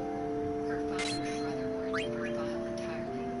Russ Bellamy was Gordon's younger brother, 12% shareholder. partner in Bellamy Freight, remember, and a man whose entire adult identity was built on proximity. He had never founded anything, never risked anything, never signed the front of a check that mattered. But he had a seat at the table his brother built, and in this family, the table was everything.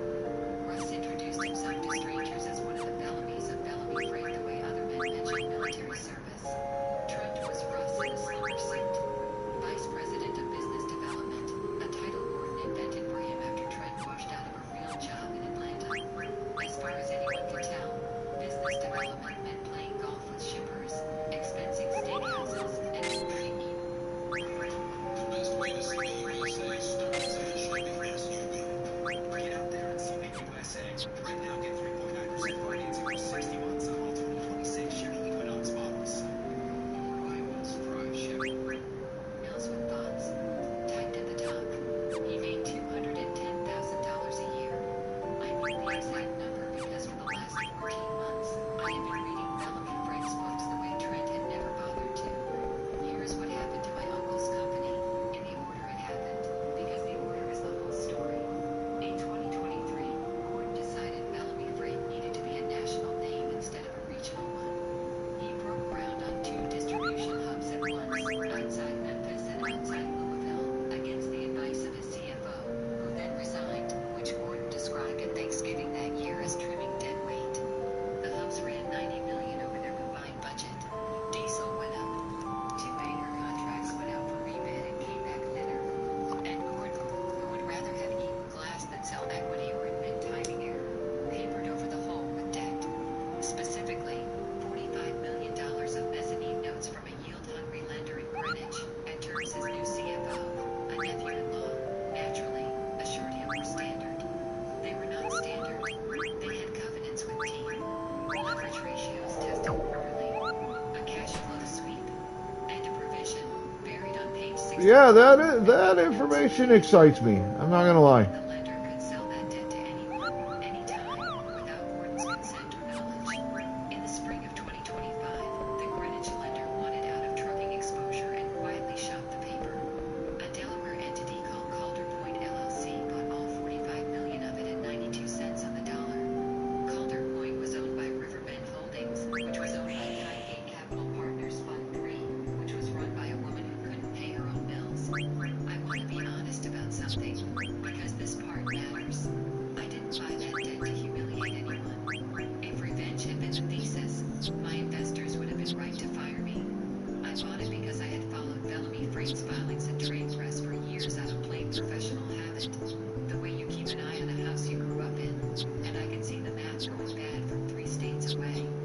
It was a good company wrapped around a bad balance sheet, which is the exact thing my firm exists to fix. The fact that fixing it meant my family's company would belong to me was not the reason. But I'd be lying if I said it wasn't a consideration I enjoyed. The covenants trimmed in the first quarter of this year, exactly when our models said they would. Fixed charge coverage came in at 0.91 against a reported 0.15. That gave Calder Point, gave me, rights. We could have accelerated the notes and forced a fire sale. Instead, in February, my counsel at Keating and Lowe sent Gordon's counsel a letter proposing something greater, a negotiated buyout of 100% of the equity of Bellamy Freight and Logistics at a fair, defensible valuation. The debt rolled into the structure, the family shareholders cashed out, and the company recapitalized properly under new ownership. Gordon's lawyers asked who the buyer was. Lars said the buyer was things and that the principals preferred confidentiality until signing. This is normal. Nobody blinked. For 4 months, Gordon negotiated with me without knowing it. He fought hard on price. I'll give him that. He got the number from 260 million to 284, and every time he clawed out another concession, I approved him from a conference room and showed him thought, good, be difficult. It's the first disciplined thing you've done in years. The drag along in the shareholders agreement meant that once Gordon, at 68%, agreed to sell, the minority holders sold too, automatically, at the same price per share. Russ's 12%. The 11%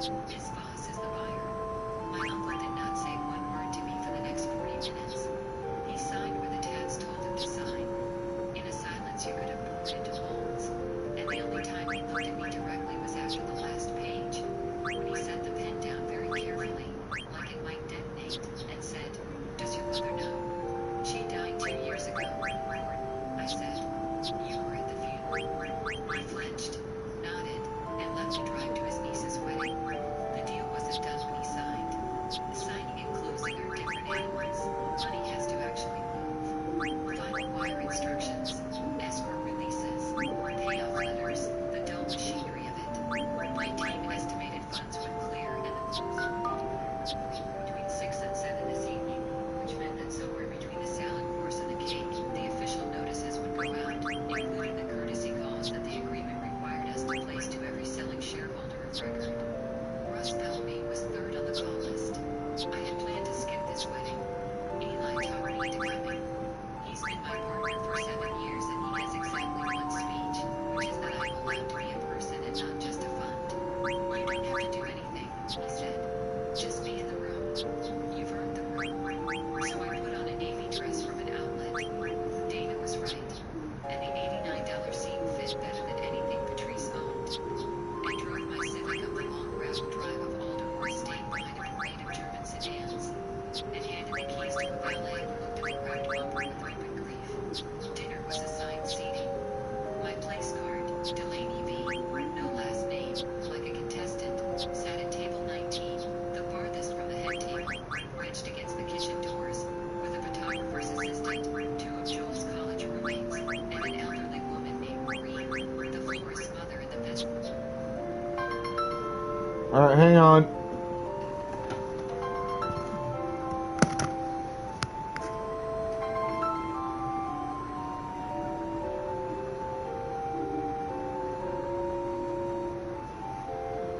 Yellow.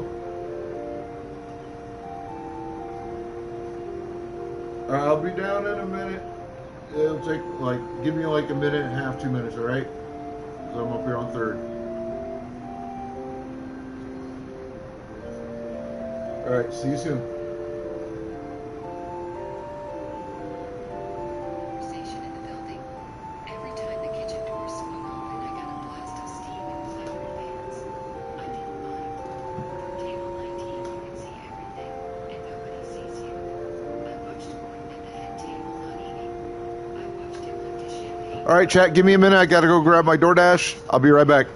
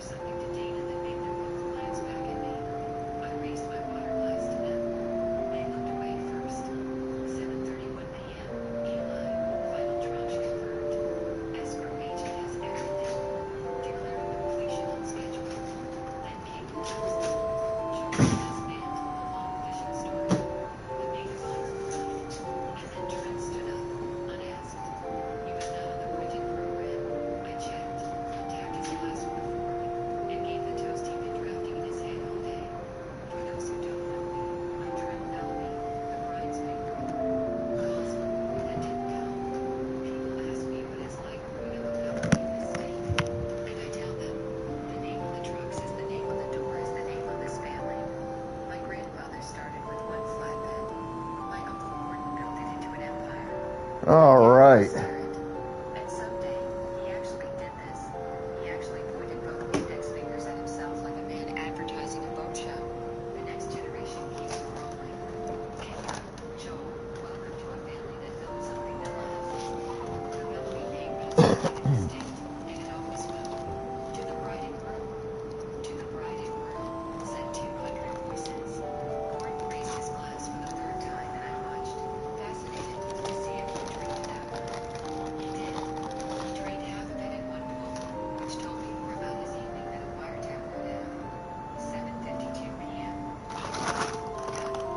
Complete as of 7:49 p.m. Central.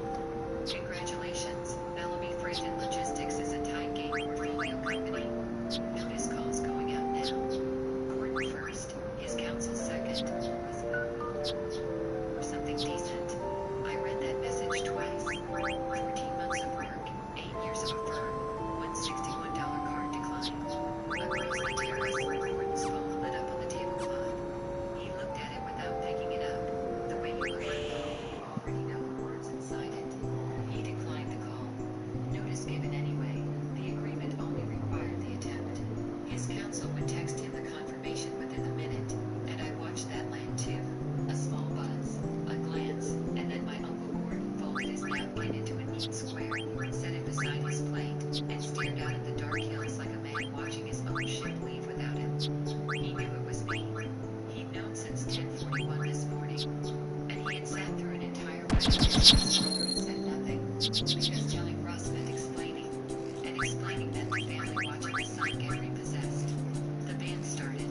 The bride and groom danced. Waiters came through with fresh champagne, and Trent took a new flute off a tray and posted himself near the cake table again, holding court for the Hollis cousins, gesturing at the estate around him like he built it. At 8:07 p.m., Russ Bellamy's phone rang. I know the exact time because Eli texted me RB dialing now and I watched it happen in real time, like weather arriving to New Orleans. Russ was standing 6 feet from Trent, mid-laugh, and he pulled the phone out, frowned at the unknown Charlotte number, and answered with the bluff bark of a man who assumes every call is a salesman. Russ Bellamy. The voice on the other end belonged to a young woman on my transactions team named Mary O'Duya, working a Saturday evening for double time and a bonus, reading from a notice script our lawyers had prepared. I couldn't hear her sigh. I didn't need to. I had approved the script myself on Tuesday. This call is a formal notice to you as a shareholder of record of Bellamy Freight and Logistics Incorporated as of 7:49 p.m. Central Time today. The acquisition of 100% of the equity of Bellamy Freight and Logistics by Riverbend Holdings, an affiliate of Tidegate Capital Partners, is complete. Your brother's company buyout is complete. Pursuant to the drag-along provisions of the shareholders' agreement executed by Gordon Bellamy as majority holder, your shares have been sold at the transaction price. Funds will be wired to your account of record within 3 business days. Pokeballs in chat. The prior board of directors is dissolved. I watched the words hit Russ in stages, like a building demolition, floor by floor. First confusion. I'm sorry. What? Whose buyout? Loud enough that the Hollis cousins turned around. Then the searching look across the terrace at Gordon, who did not look back. His palm pressed harder against his ear. His other hand coming up flat in the air as if to physically stop the sentence. No. No. Hold on. You've got bad information, sweetheart. There's no. Gordon would never put your supervisor on. Put. What do you mean dissolved? I'm on that board. I have been on that board for 31 years. Trent had stopped talking. He turned it toward his father with his champagne in his hand, half smiling, still at the stage where he assumed this was a mistake that could happen. Dad, what's going on? Russ lowered the phone without hanging up. Carrie's voice kept going in miniature. Finishing the script, because the script gets finished. Russ looked at his son and tried twice to start the sentence. They're saying it's some firm. Tidegate. Gordon sold the company. All of it. It closed tonight. It's complete. They said my shares went with it. The board's dissolved. They said, that's not. Trent's smile was still trying to hold on.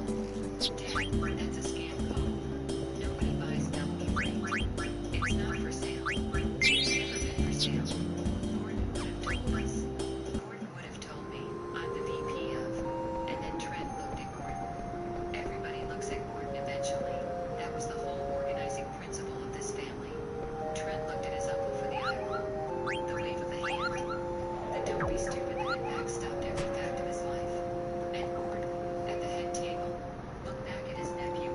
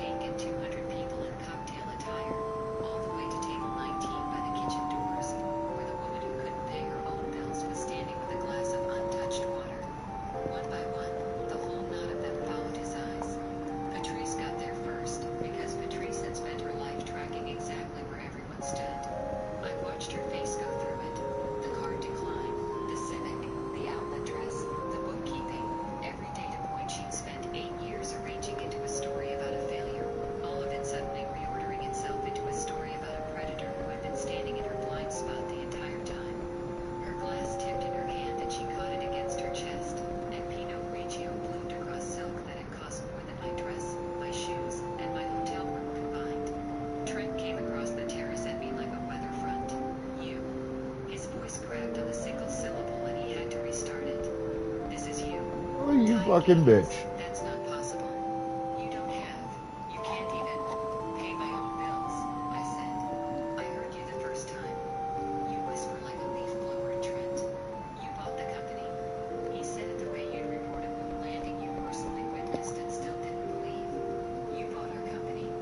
My fund bought it. Tidegate Capital Partners. I founded it 9 years ago. We've owned your debt since last spring. Gordon borrowed $45 million to build his hubs, and the paper was assignable, so we bought it. The covenants tripped in March. Your uncle negotiated for 4 months and signed this morning at 10:40 in person across a table from me. The wires cleared at 7:49 tonight. It's complete, Trent. It was complete before the king came out. Russ had arrived behind his son, gray around the mouth. The board, he said. I'm on the board. The board dissolved at closing. It's in the notice. Your shares were sold under the drag-along Gordon signed in 2011. You got the same price per share he did, wired by Wednesday. You'll come out of this with more money than you've ever had, Russ. I let that sit for exactly 1 beat. What you won't have is the table. Trent works there, Patrice said, arriving wet and furious. He's a vice president. He has a family. Trent has an employment fund, I said. I've read it. My integration team will be in the building Monday at 9. Every executive role gets reviewed in the first 90 days against what it actually produces. The ones that produce, stay. I don't break things that work. It's the whole business model. The ones that turn out to be a title and a golf membership don't. I looked at Trent. You'll want to be at your desk Monday. It would be the first time, or what the badge records show, but it would be a start. Gordon will fix this, Trent said, and even he could hear how it sounded, because his voice dropped out from under the sentence halfway through. Gordon doesn't work there anymore either, I said. Nobody named Bellamy owns 1 share of Bellamy Freight as of tonight. The name stays on the trucks, because the name has commercial value. That's the only thing the name still holds. The band, with the magnificent obliviousness of wedding bands everywhere, slid into a sweet number. Out on the floor, Kendra was dancing with her orthodontist, radiant, unaware, and I was glad. Monday I'd sent a gift from the registry with a card signed with my full name. She'd be the only one in the family who ever got one of those. I set my water glass down on table 19, told them not to breathe, and walked the long way around the dance floor so I wouldn't cross the middle of it. Nobody followed me. Behind me I could hear the nine of them turning inward, on Gordon, on Russ, on each other. The sound of a family discovering that the thing holding it together had been sold at 7:49 and they had all toasted right through it. The valet brought the Civic around. He parked it close, behind the catering vans, out of sight of the entrance, which I understood completely. I tipped him $40, and he looked from the bill to the cracked bumper and back like the two facts couldn't share a universe. Have a good night, ma'am, he said. It's been complete for a while, I said, and drove down the gravel toward the highway, past the sign for Aldermore Estate, with the bar exactly where Trent had ordered it moved and absolutely nothing else in that family where he thought it was.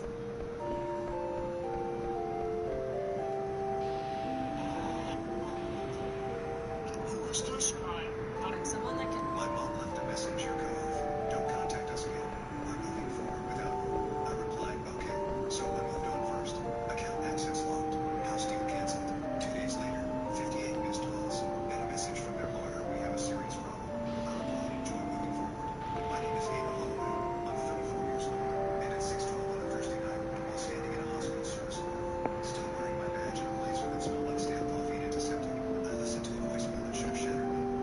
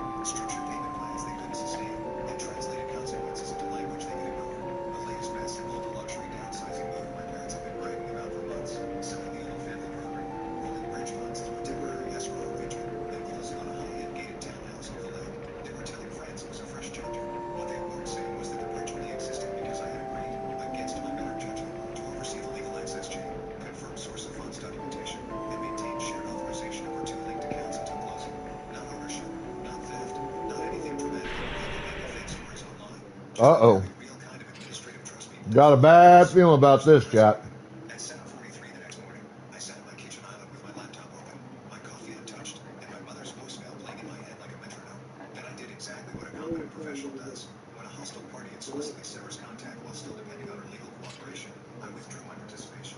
I notified the title coordinator that I was no longer serving as verification contact for the source documentation package. I informed the broker in writing that I revoked my authorization to communicate on the transaction. I flagged the shared access credentials for immediate suspension pending identity revalidation. I also sent a short, perfectly professional note to the family accountant stating that any document previously routed through me would need to be reissued without my credentials, my refugee, or my indemnification language attached. No yelling, no threats, no revenge speech, just a series of awful withdrawals from systems that only function because I'm Zen. And then the consequences start lining up. Most likely now because the seller site refused to proceed with incomplete verification on a time-sensitive transfer. A restoration contractor my father had already hired for the old property put their move-out schedule on hold because the deposit confirmation didn't clear before expected. A private care facility my mother had been quoting for my grandmother's temporary transition requested updated payment assurances before reserving a suite she had faulting to her friends. That last detail made me go still because it was the first clue that this wasn't just about another upscale relocation dance. They were playing my grandmother too, and they had been doing it with a level of financial overconfidence that only made sense if they believed every no she ever landed. By noon, the first call came through. I let it ring, then another, then 6 more. Funny how quickly no contact us again turns into a why don't you answer it when the report stops moving. Have you ever noticed that some families only believe in boundaries when they're the ones drawing them? I didn't hear my mother's voice first. I heard panic wearing my father's voice like a cheap suit. He left 2 voicemails before launch trying to sound measured and failing both times. Here's Nanny's numbers phone. Then 20 minutes later, you need to call us today by 3:00 p.m. The tone had changed from strained dignity to raw alarm. The title says there's more. Patricia says you pulled authorizations. I don't know what game you're playing, but this has to be fixed before I go back. I saved the messages and went back to work. I was reviewing a drill for a donor fund on college and my phone the desert side. Each vibration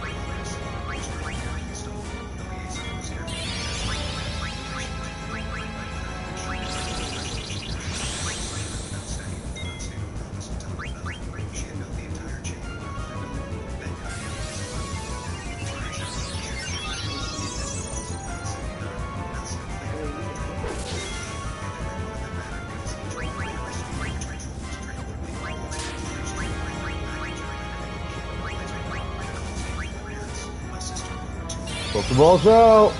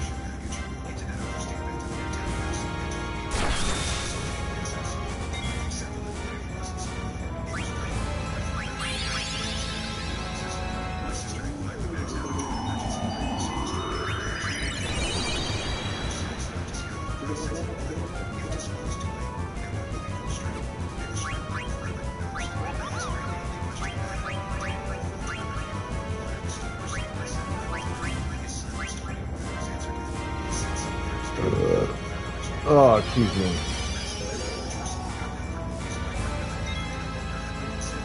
Shit, that didn't work.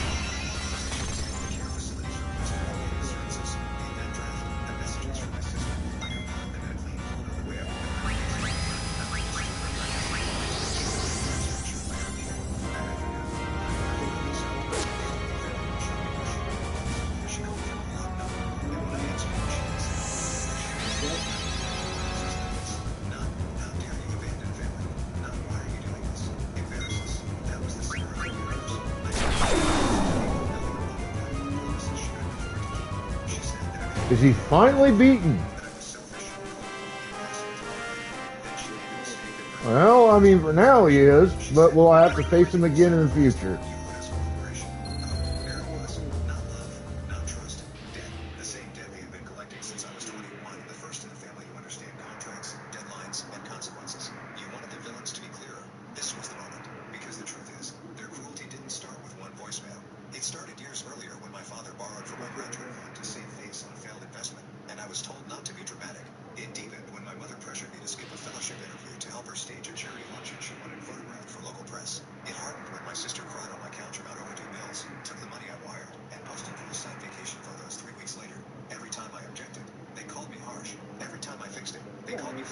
Some of you already know exactly what kind of trap that is. 3 nights later, the whole thing detonated in public.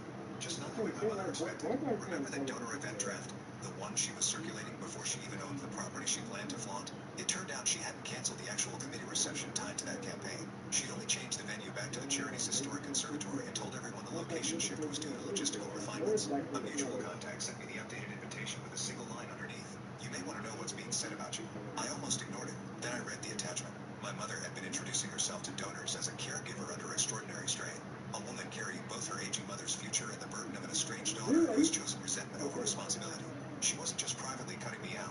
She was publicly rewriting the story before the collapse could land on her. So, I went. I didn't go in a red dress to make a scene. I didn't arrive with security or a folder under my arm like some soap opera avenger. I went exactly the way people least expect trouble to arrive. Calm, early, and dressed like someone who belongs in rooms where lies are expected to hold their posture. The conservatory was full of glass, winter greenery, polished wood, and wealthy people pretending empathy over past champagne. I saw my mother across the room immediately smiling with that charitable softness she only used when there were witnesses. My father stood near the donor wall looking 20 years older than he had a week earlier.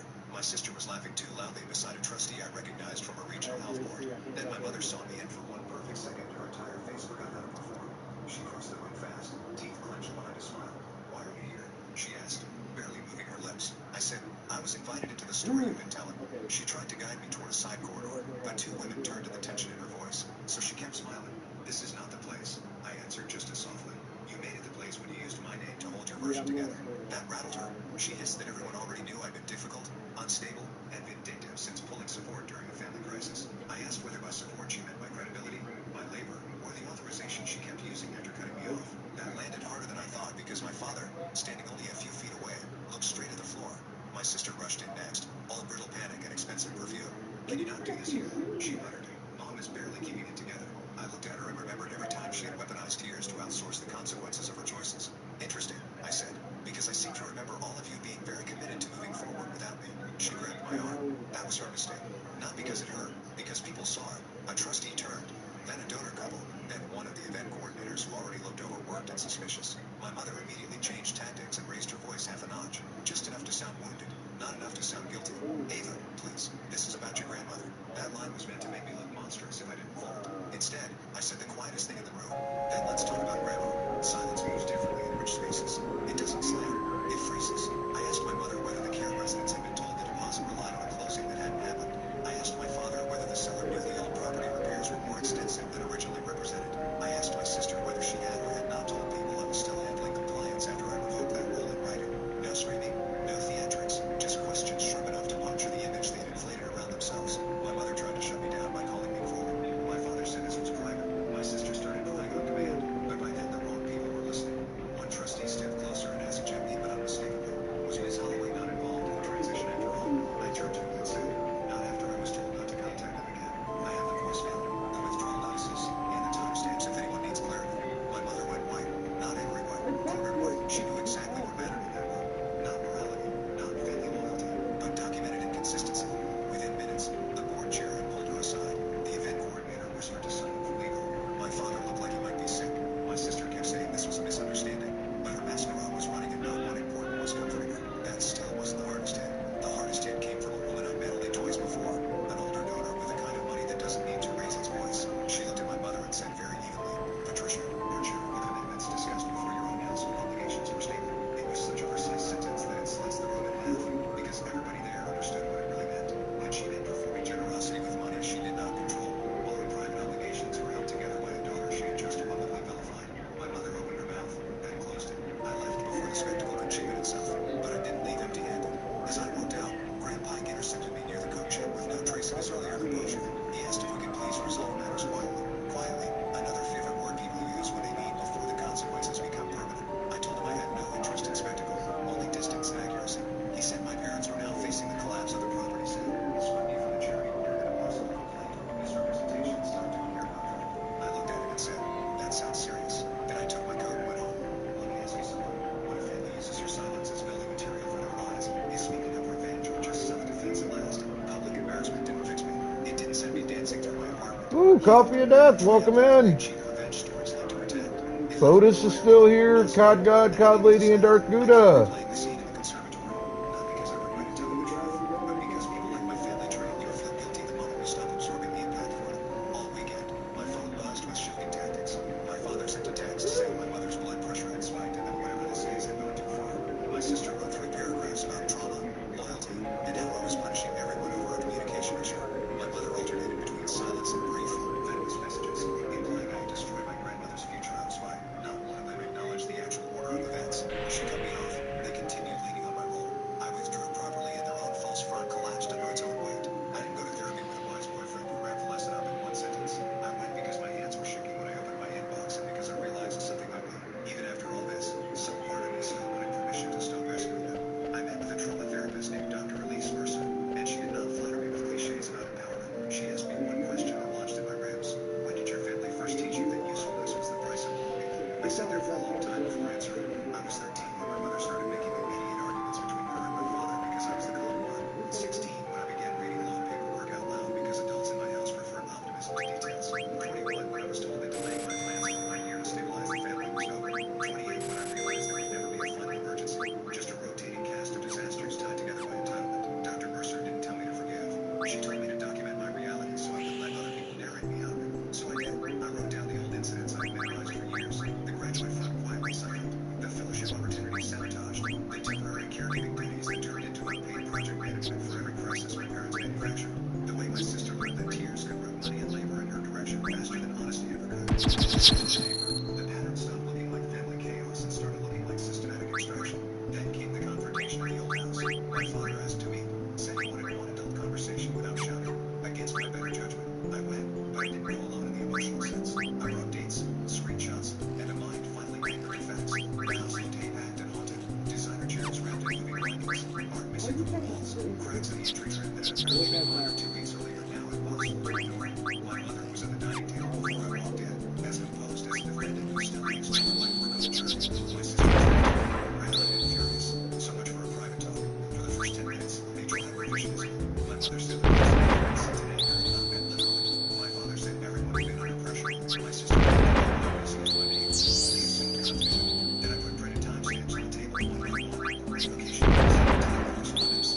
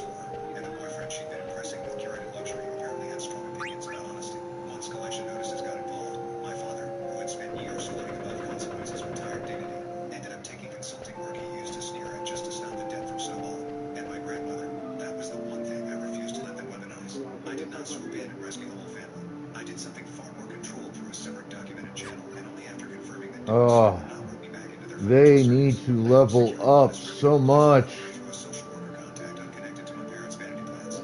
No luxury brochure. No different storyline. Just safe care, honest numbers, and people who understood dignity doesn't require marble countertops and ribbon cutting language. But when my mother found out, she called me shrieking that I humiliated her my parents' future. Never told me everything I needed to know. Karen always made me choose. And second,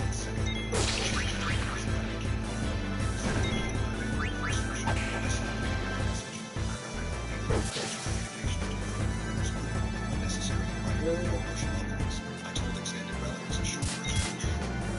home. Pokeballs out.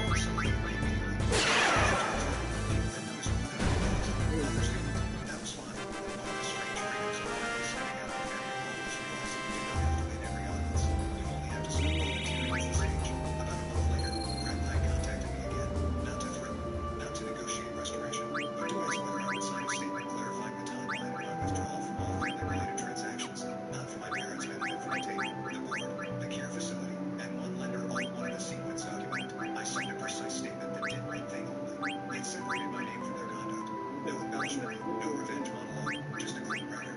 Absolutely devastating than any screen could have been. Because once the facts were fixed, they couldn't keep smearing me as the cause of damage they had engineered themselves. Then came the last meeting, the one that could have turned this into a soft, recycled reconciliation story if I were a different woman. My mother asked to see me in person, not at a cafe with sunlight and whistle music, at her attorney's office. Because by then, even she understood everything involved between us no required witnesses. I almost didn't go, but I wanted to hear once whether she was capable of saying a true thing without wrapping in self-pity. She looked smarter than I remember, but not all like the beautiful healing way people romanticize. Smaller in the practical way consequences shrink people who feel they were exempt. She didn't apologize first. She started with hardship, now stress they had been, now embarrassed, not much had been lost. I let her speak until she ran out of rearrangements and had no choice but to face the obvious. Then I said, you told me not to contact you again. I respected that. You kept using what I built and pushing me out. That is why everything broke. She tried proving that. Real tears, maybe. But tears aren't truth. They're only weather. My father stared at the table.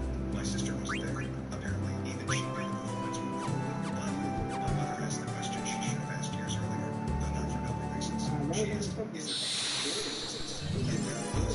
The fantasy opening every toxic family house will still be available after they run from every other branch. The magic sentence for the peaceful daughter provides a map back to home. Because some structure should stay last. Just because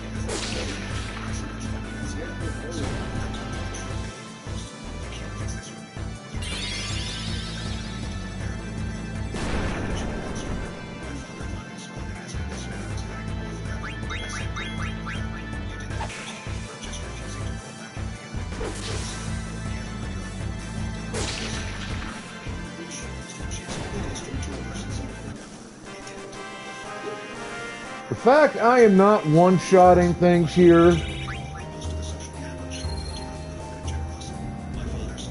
shows you just how much I need to train these guys. my sister downsized fast and disappeared. She was just a monster. The fairly narrative that I was unstable, bitter, vindictive, never fully recovered once people realized I had been applied infrastructure beneath their respectability. And it's not my fault that fucking,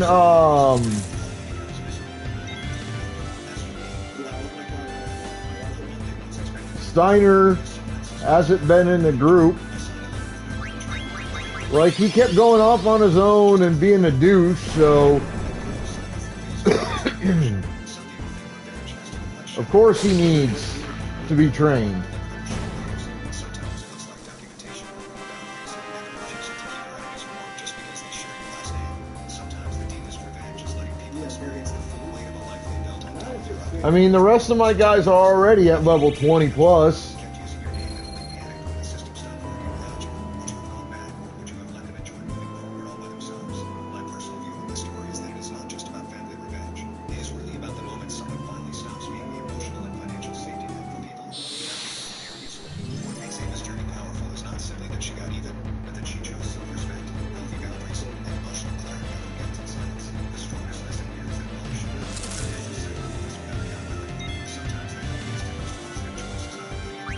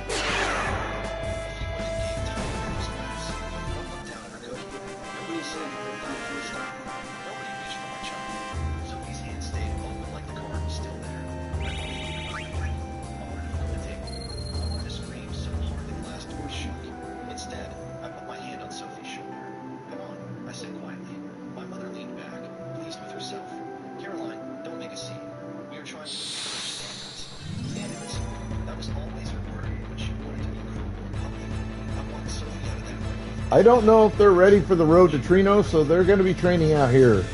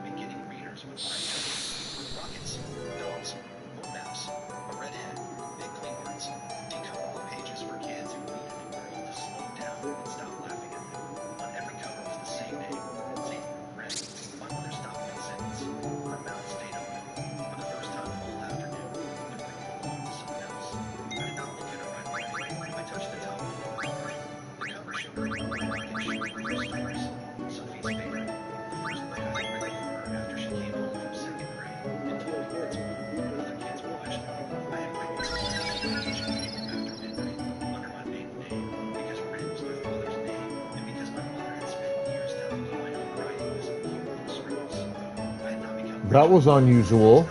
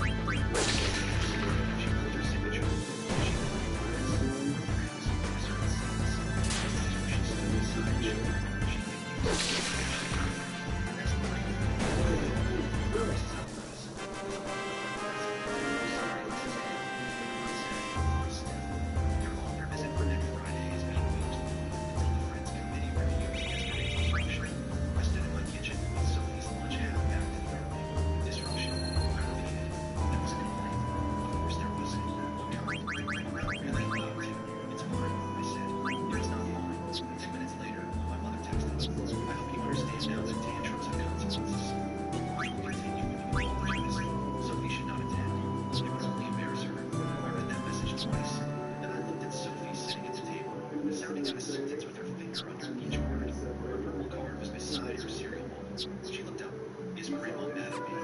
No, but she threw my card away. I swallowed. Grandma made a very bad choice. Sophie stared at the card. Can a card be bad if somebody puts it in garbage?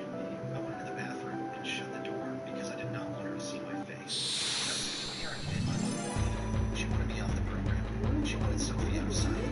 She wanted the books without the cover, the grades without the truth, the knowledge without the child.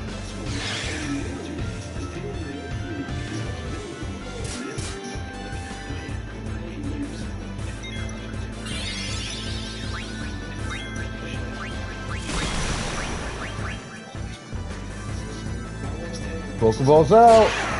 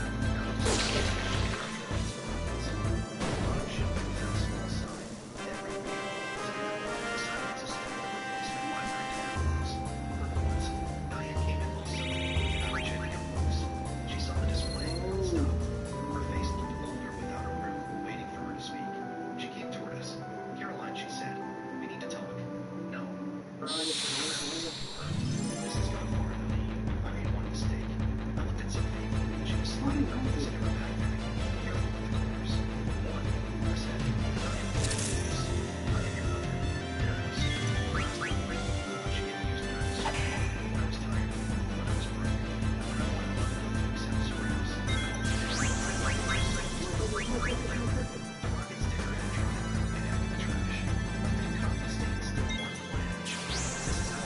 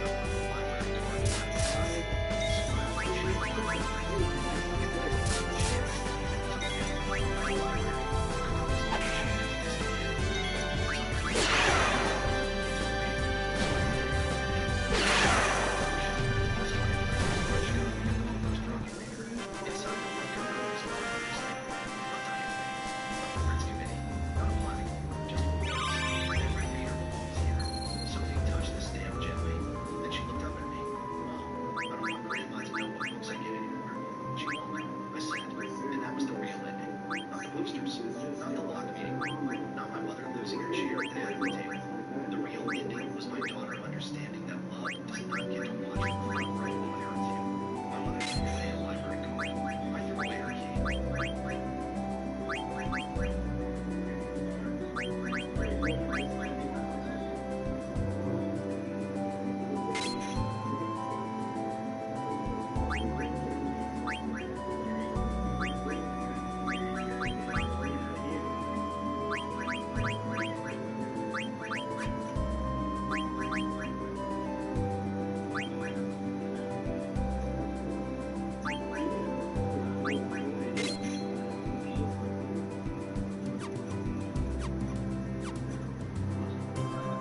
People from Atlanta, Jesse? My daughter stopped breathing at 5:30 a.m. I called her stepmother 18 times. She texted, "We already checked in.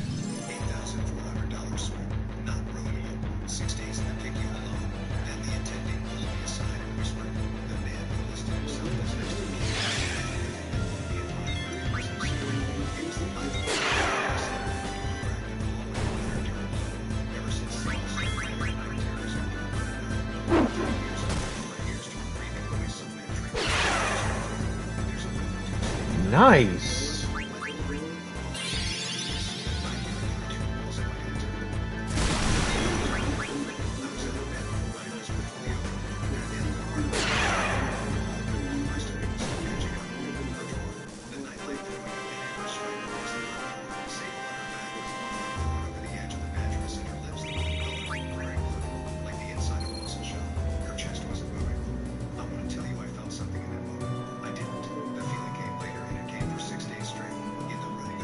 Checklist, cold and fast.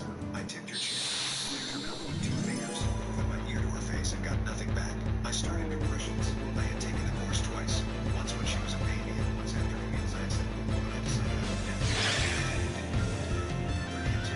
I counted out loud because the counting kept my hands from shaking. I had my thumb wedged against my shoulder and a dispatcher in my ear telling me I was doing it right.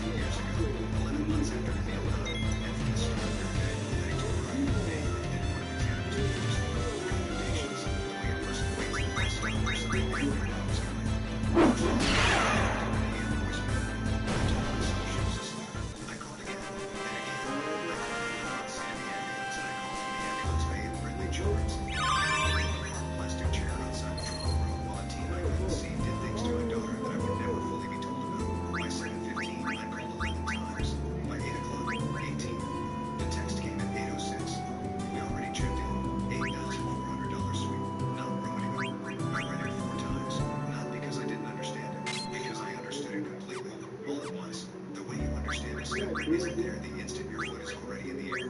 There was no question mark. No, what's wrong? No, is she okay? 18 calls from her husband at dawn, and the only thing that surfaced in her was a number with a dollar sign in front of it. I didn't write back. I would think about that text many times over the next 6 days, and every time I came back to the same conclusion. She had told me exactly who she was, in 11 words, and I had no business being surprised. They moved Sable up to the PICU at 9:40. Severe status asthmaticus, the resident said, complicated by something they were still chasing. A reaction, a trigger. Her airways had clamped down and written open. They put her on a machine that breathed for her so her body could rest and stop fighting. They told me the next 72 hours mattered most. They told me to go home and sleep, but I told them no. And they had the grace not to push it. So I lived in a chair. I learned the geography of that floor the way you learn a country you lived according to. The vending machine that ate dollars on the 3rd floor and the one on the 2nd that didn't. The nurse's rotation. The swing in the med card at 4 in the morning. I Like, I don't care much about leveling up Marcus because I can't really do much with him. I don't get to train and make him learn skills or anything. He's just an occasional member of the party.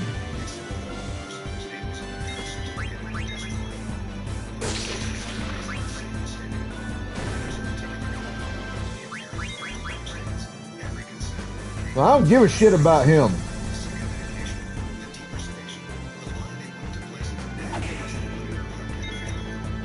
It's Garnet and Steiner I need to power.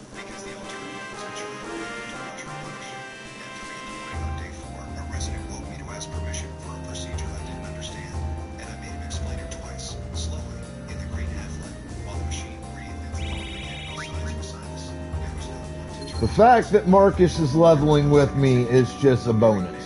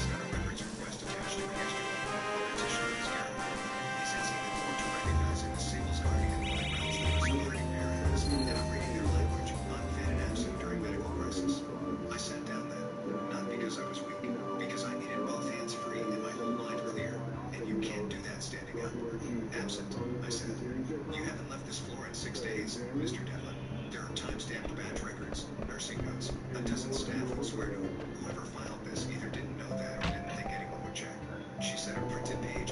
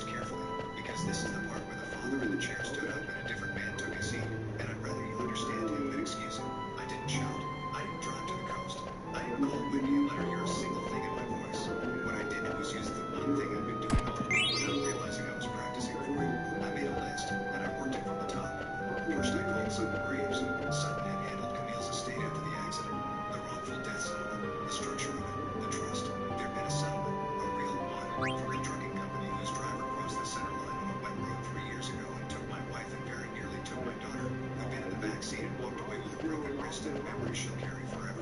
The money wasn't mine. It had never been mine. It was Sable's, held in trust at the Bravard Fiduciary Group, with me as trustee until she turned 25, and it was a number large enough that I'd made a point of never letting it change how we lived. $1,400,000 in change, growing quietly. That Sable had touched for 16 years. Sutton picked up on the second ring. I told him the name Garrett Pruitt. I told him about the guardianship petition. I heard him stop whatever he was doing. "Well," he said, "listen to me. A guardianship petition is the money. Nobody brings it up outside of the furniture. It's in the house. Trust. Trust. If the surviving parents removed his unfit, who's the natural backup of Sable's guardian? Whoever the court appoints. And a guardian of the person who's also installed as guardian of the estate gets a say over a $1,400,000 account that currently answers to you and only you." Applause. I need you to know one thing, and find it out before you do anything else. Is Whitney actually divorced? What? You married her? You saw a divorce decree? I thought about it. I thought hard. And the answer landed in my stomach like a stone, because I realized I never had. She told me. She told me a long, sad story about an ex named Garrett she left in another state, a man who made her small, and I'd been a grieving widower who didn't want to make a woman relive her divorce chapter by asking for documents. I'd taken her at her word. I built a marriage on her word. I never saw it, I said. Find out today, Sutton said, because if she's still married to him, then she's not married to you. And if she's not married to you, then everything she signed as your wife, including that registration form calling herself Sable's mother, is a thread we can pull until the whole thing comes apart. It took Sutton's office 4 hours and 1 record search in 2 states to confirm it. There was no divorce. Whitney Falk and Garrett Pruitt had been legally married for 9 years. Not separated on paper. Not annulled. Not anything. The marriage I'd stood up for in a courthouse 22 months ago, 11 months after I married Camille, had never existed in the eyes of the law. I had a license and a memory and nothing underneath either. While Sutton ran the marriage records, I ran the rest of it myself. I called the urgent care affiliate from the March incident as the child's father and the account holder of record, asked them to read the document attached to it. The intent and every word was an address on it. Later learned was the Falk's relative towns.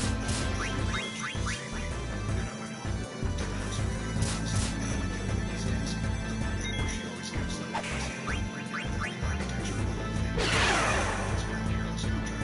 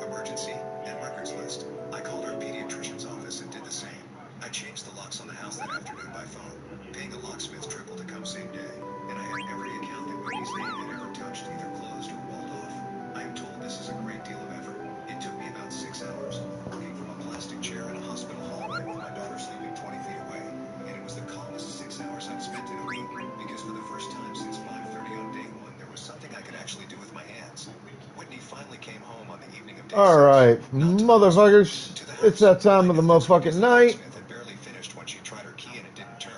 And she called me, and for the first time all week, her voice had something in it. Not worry, a front. Roan, my key doesn't work. What is going on? I've been calling. You called me twice in 6 days, I said. Once about a declined card, and once to ask if I'd touched your account. I have a record of every call. I have a record of a lot of things now.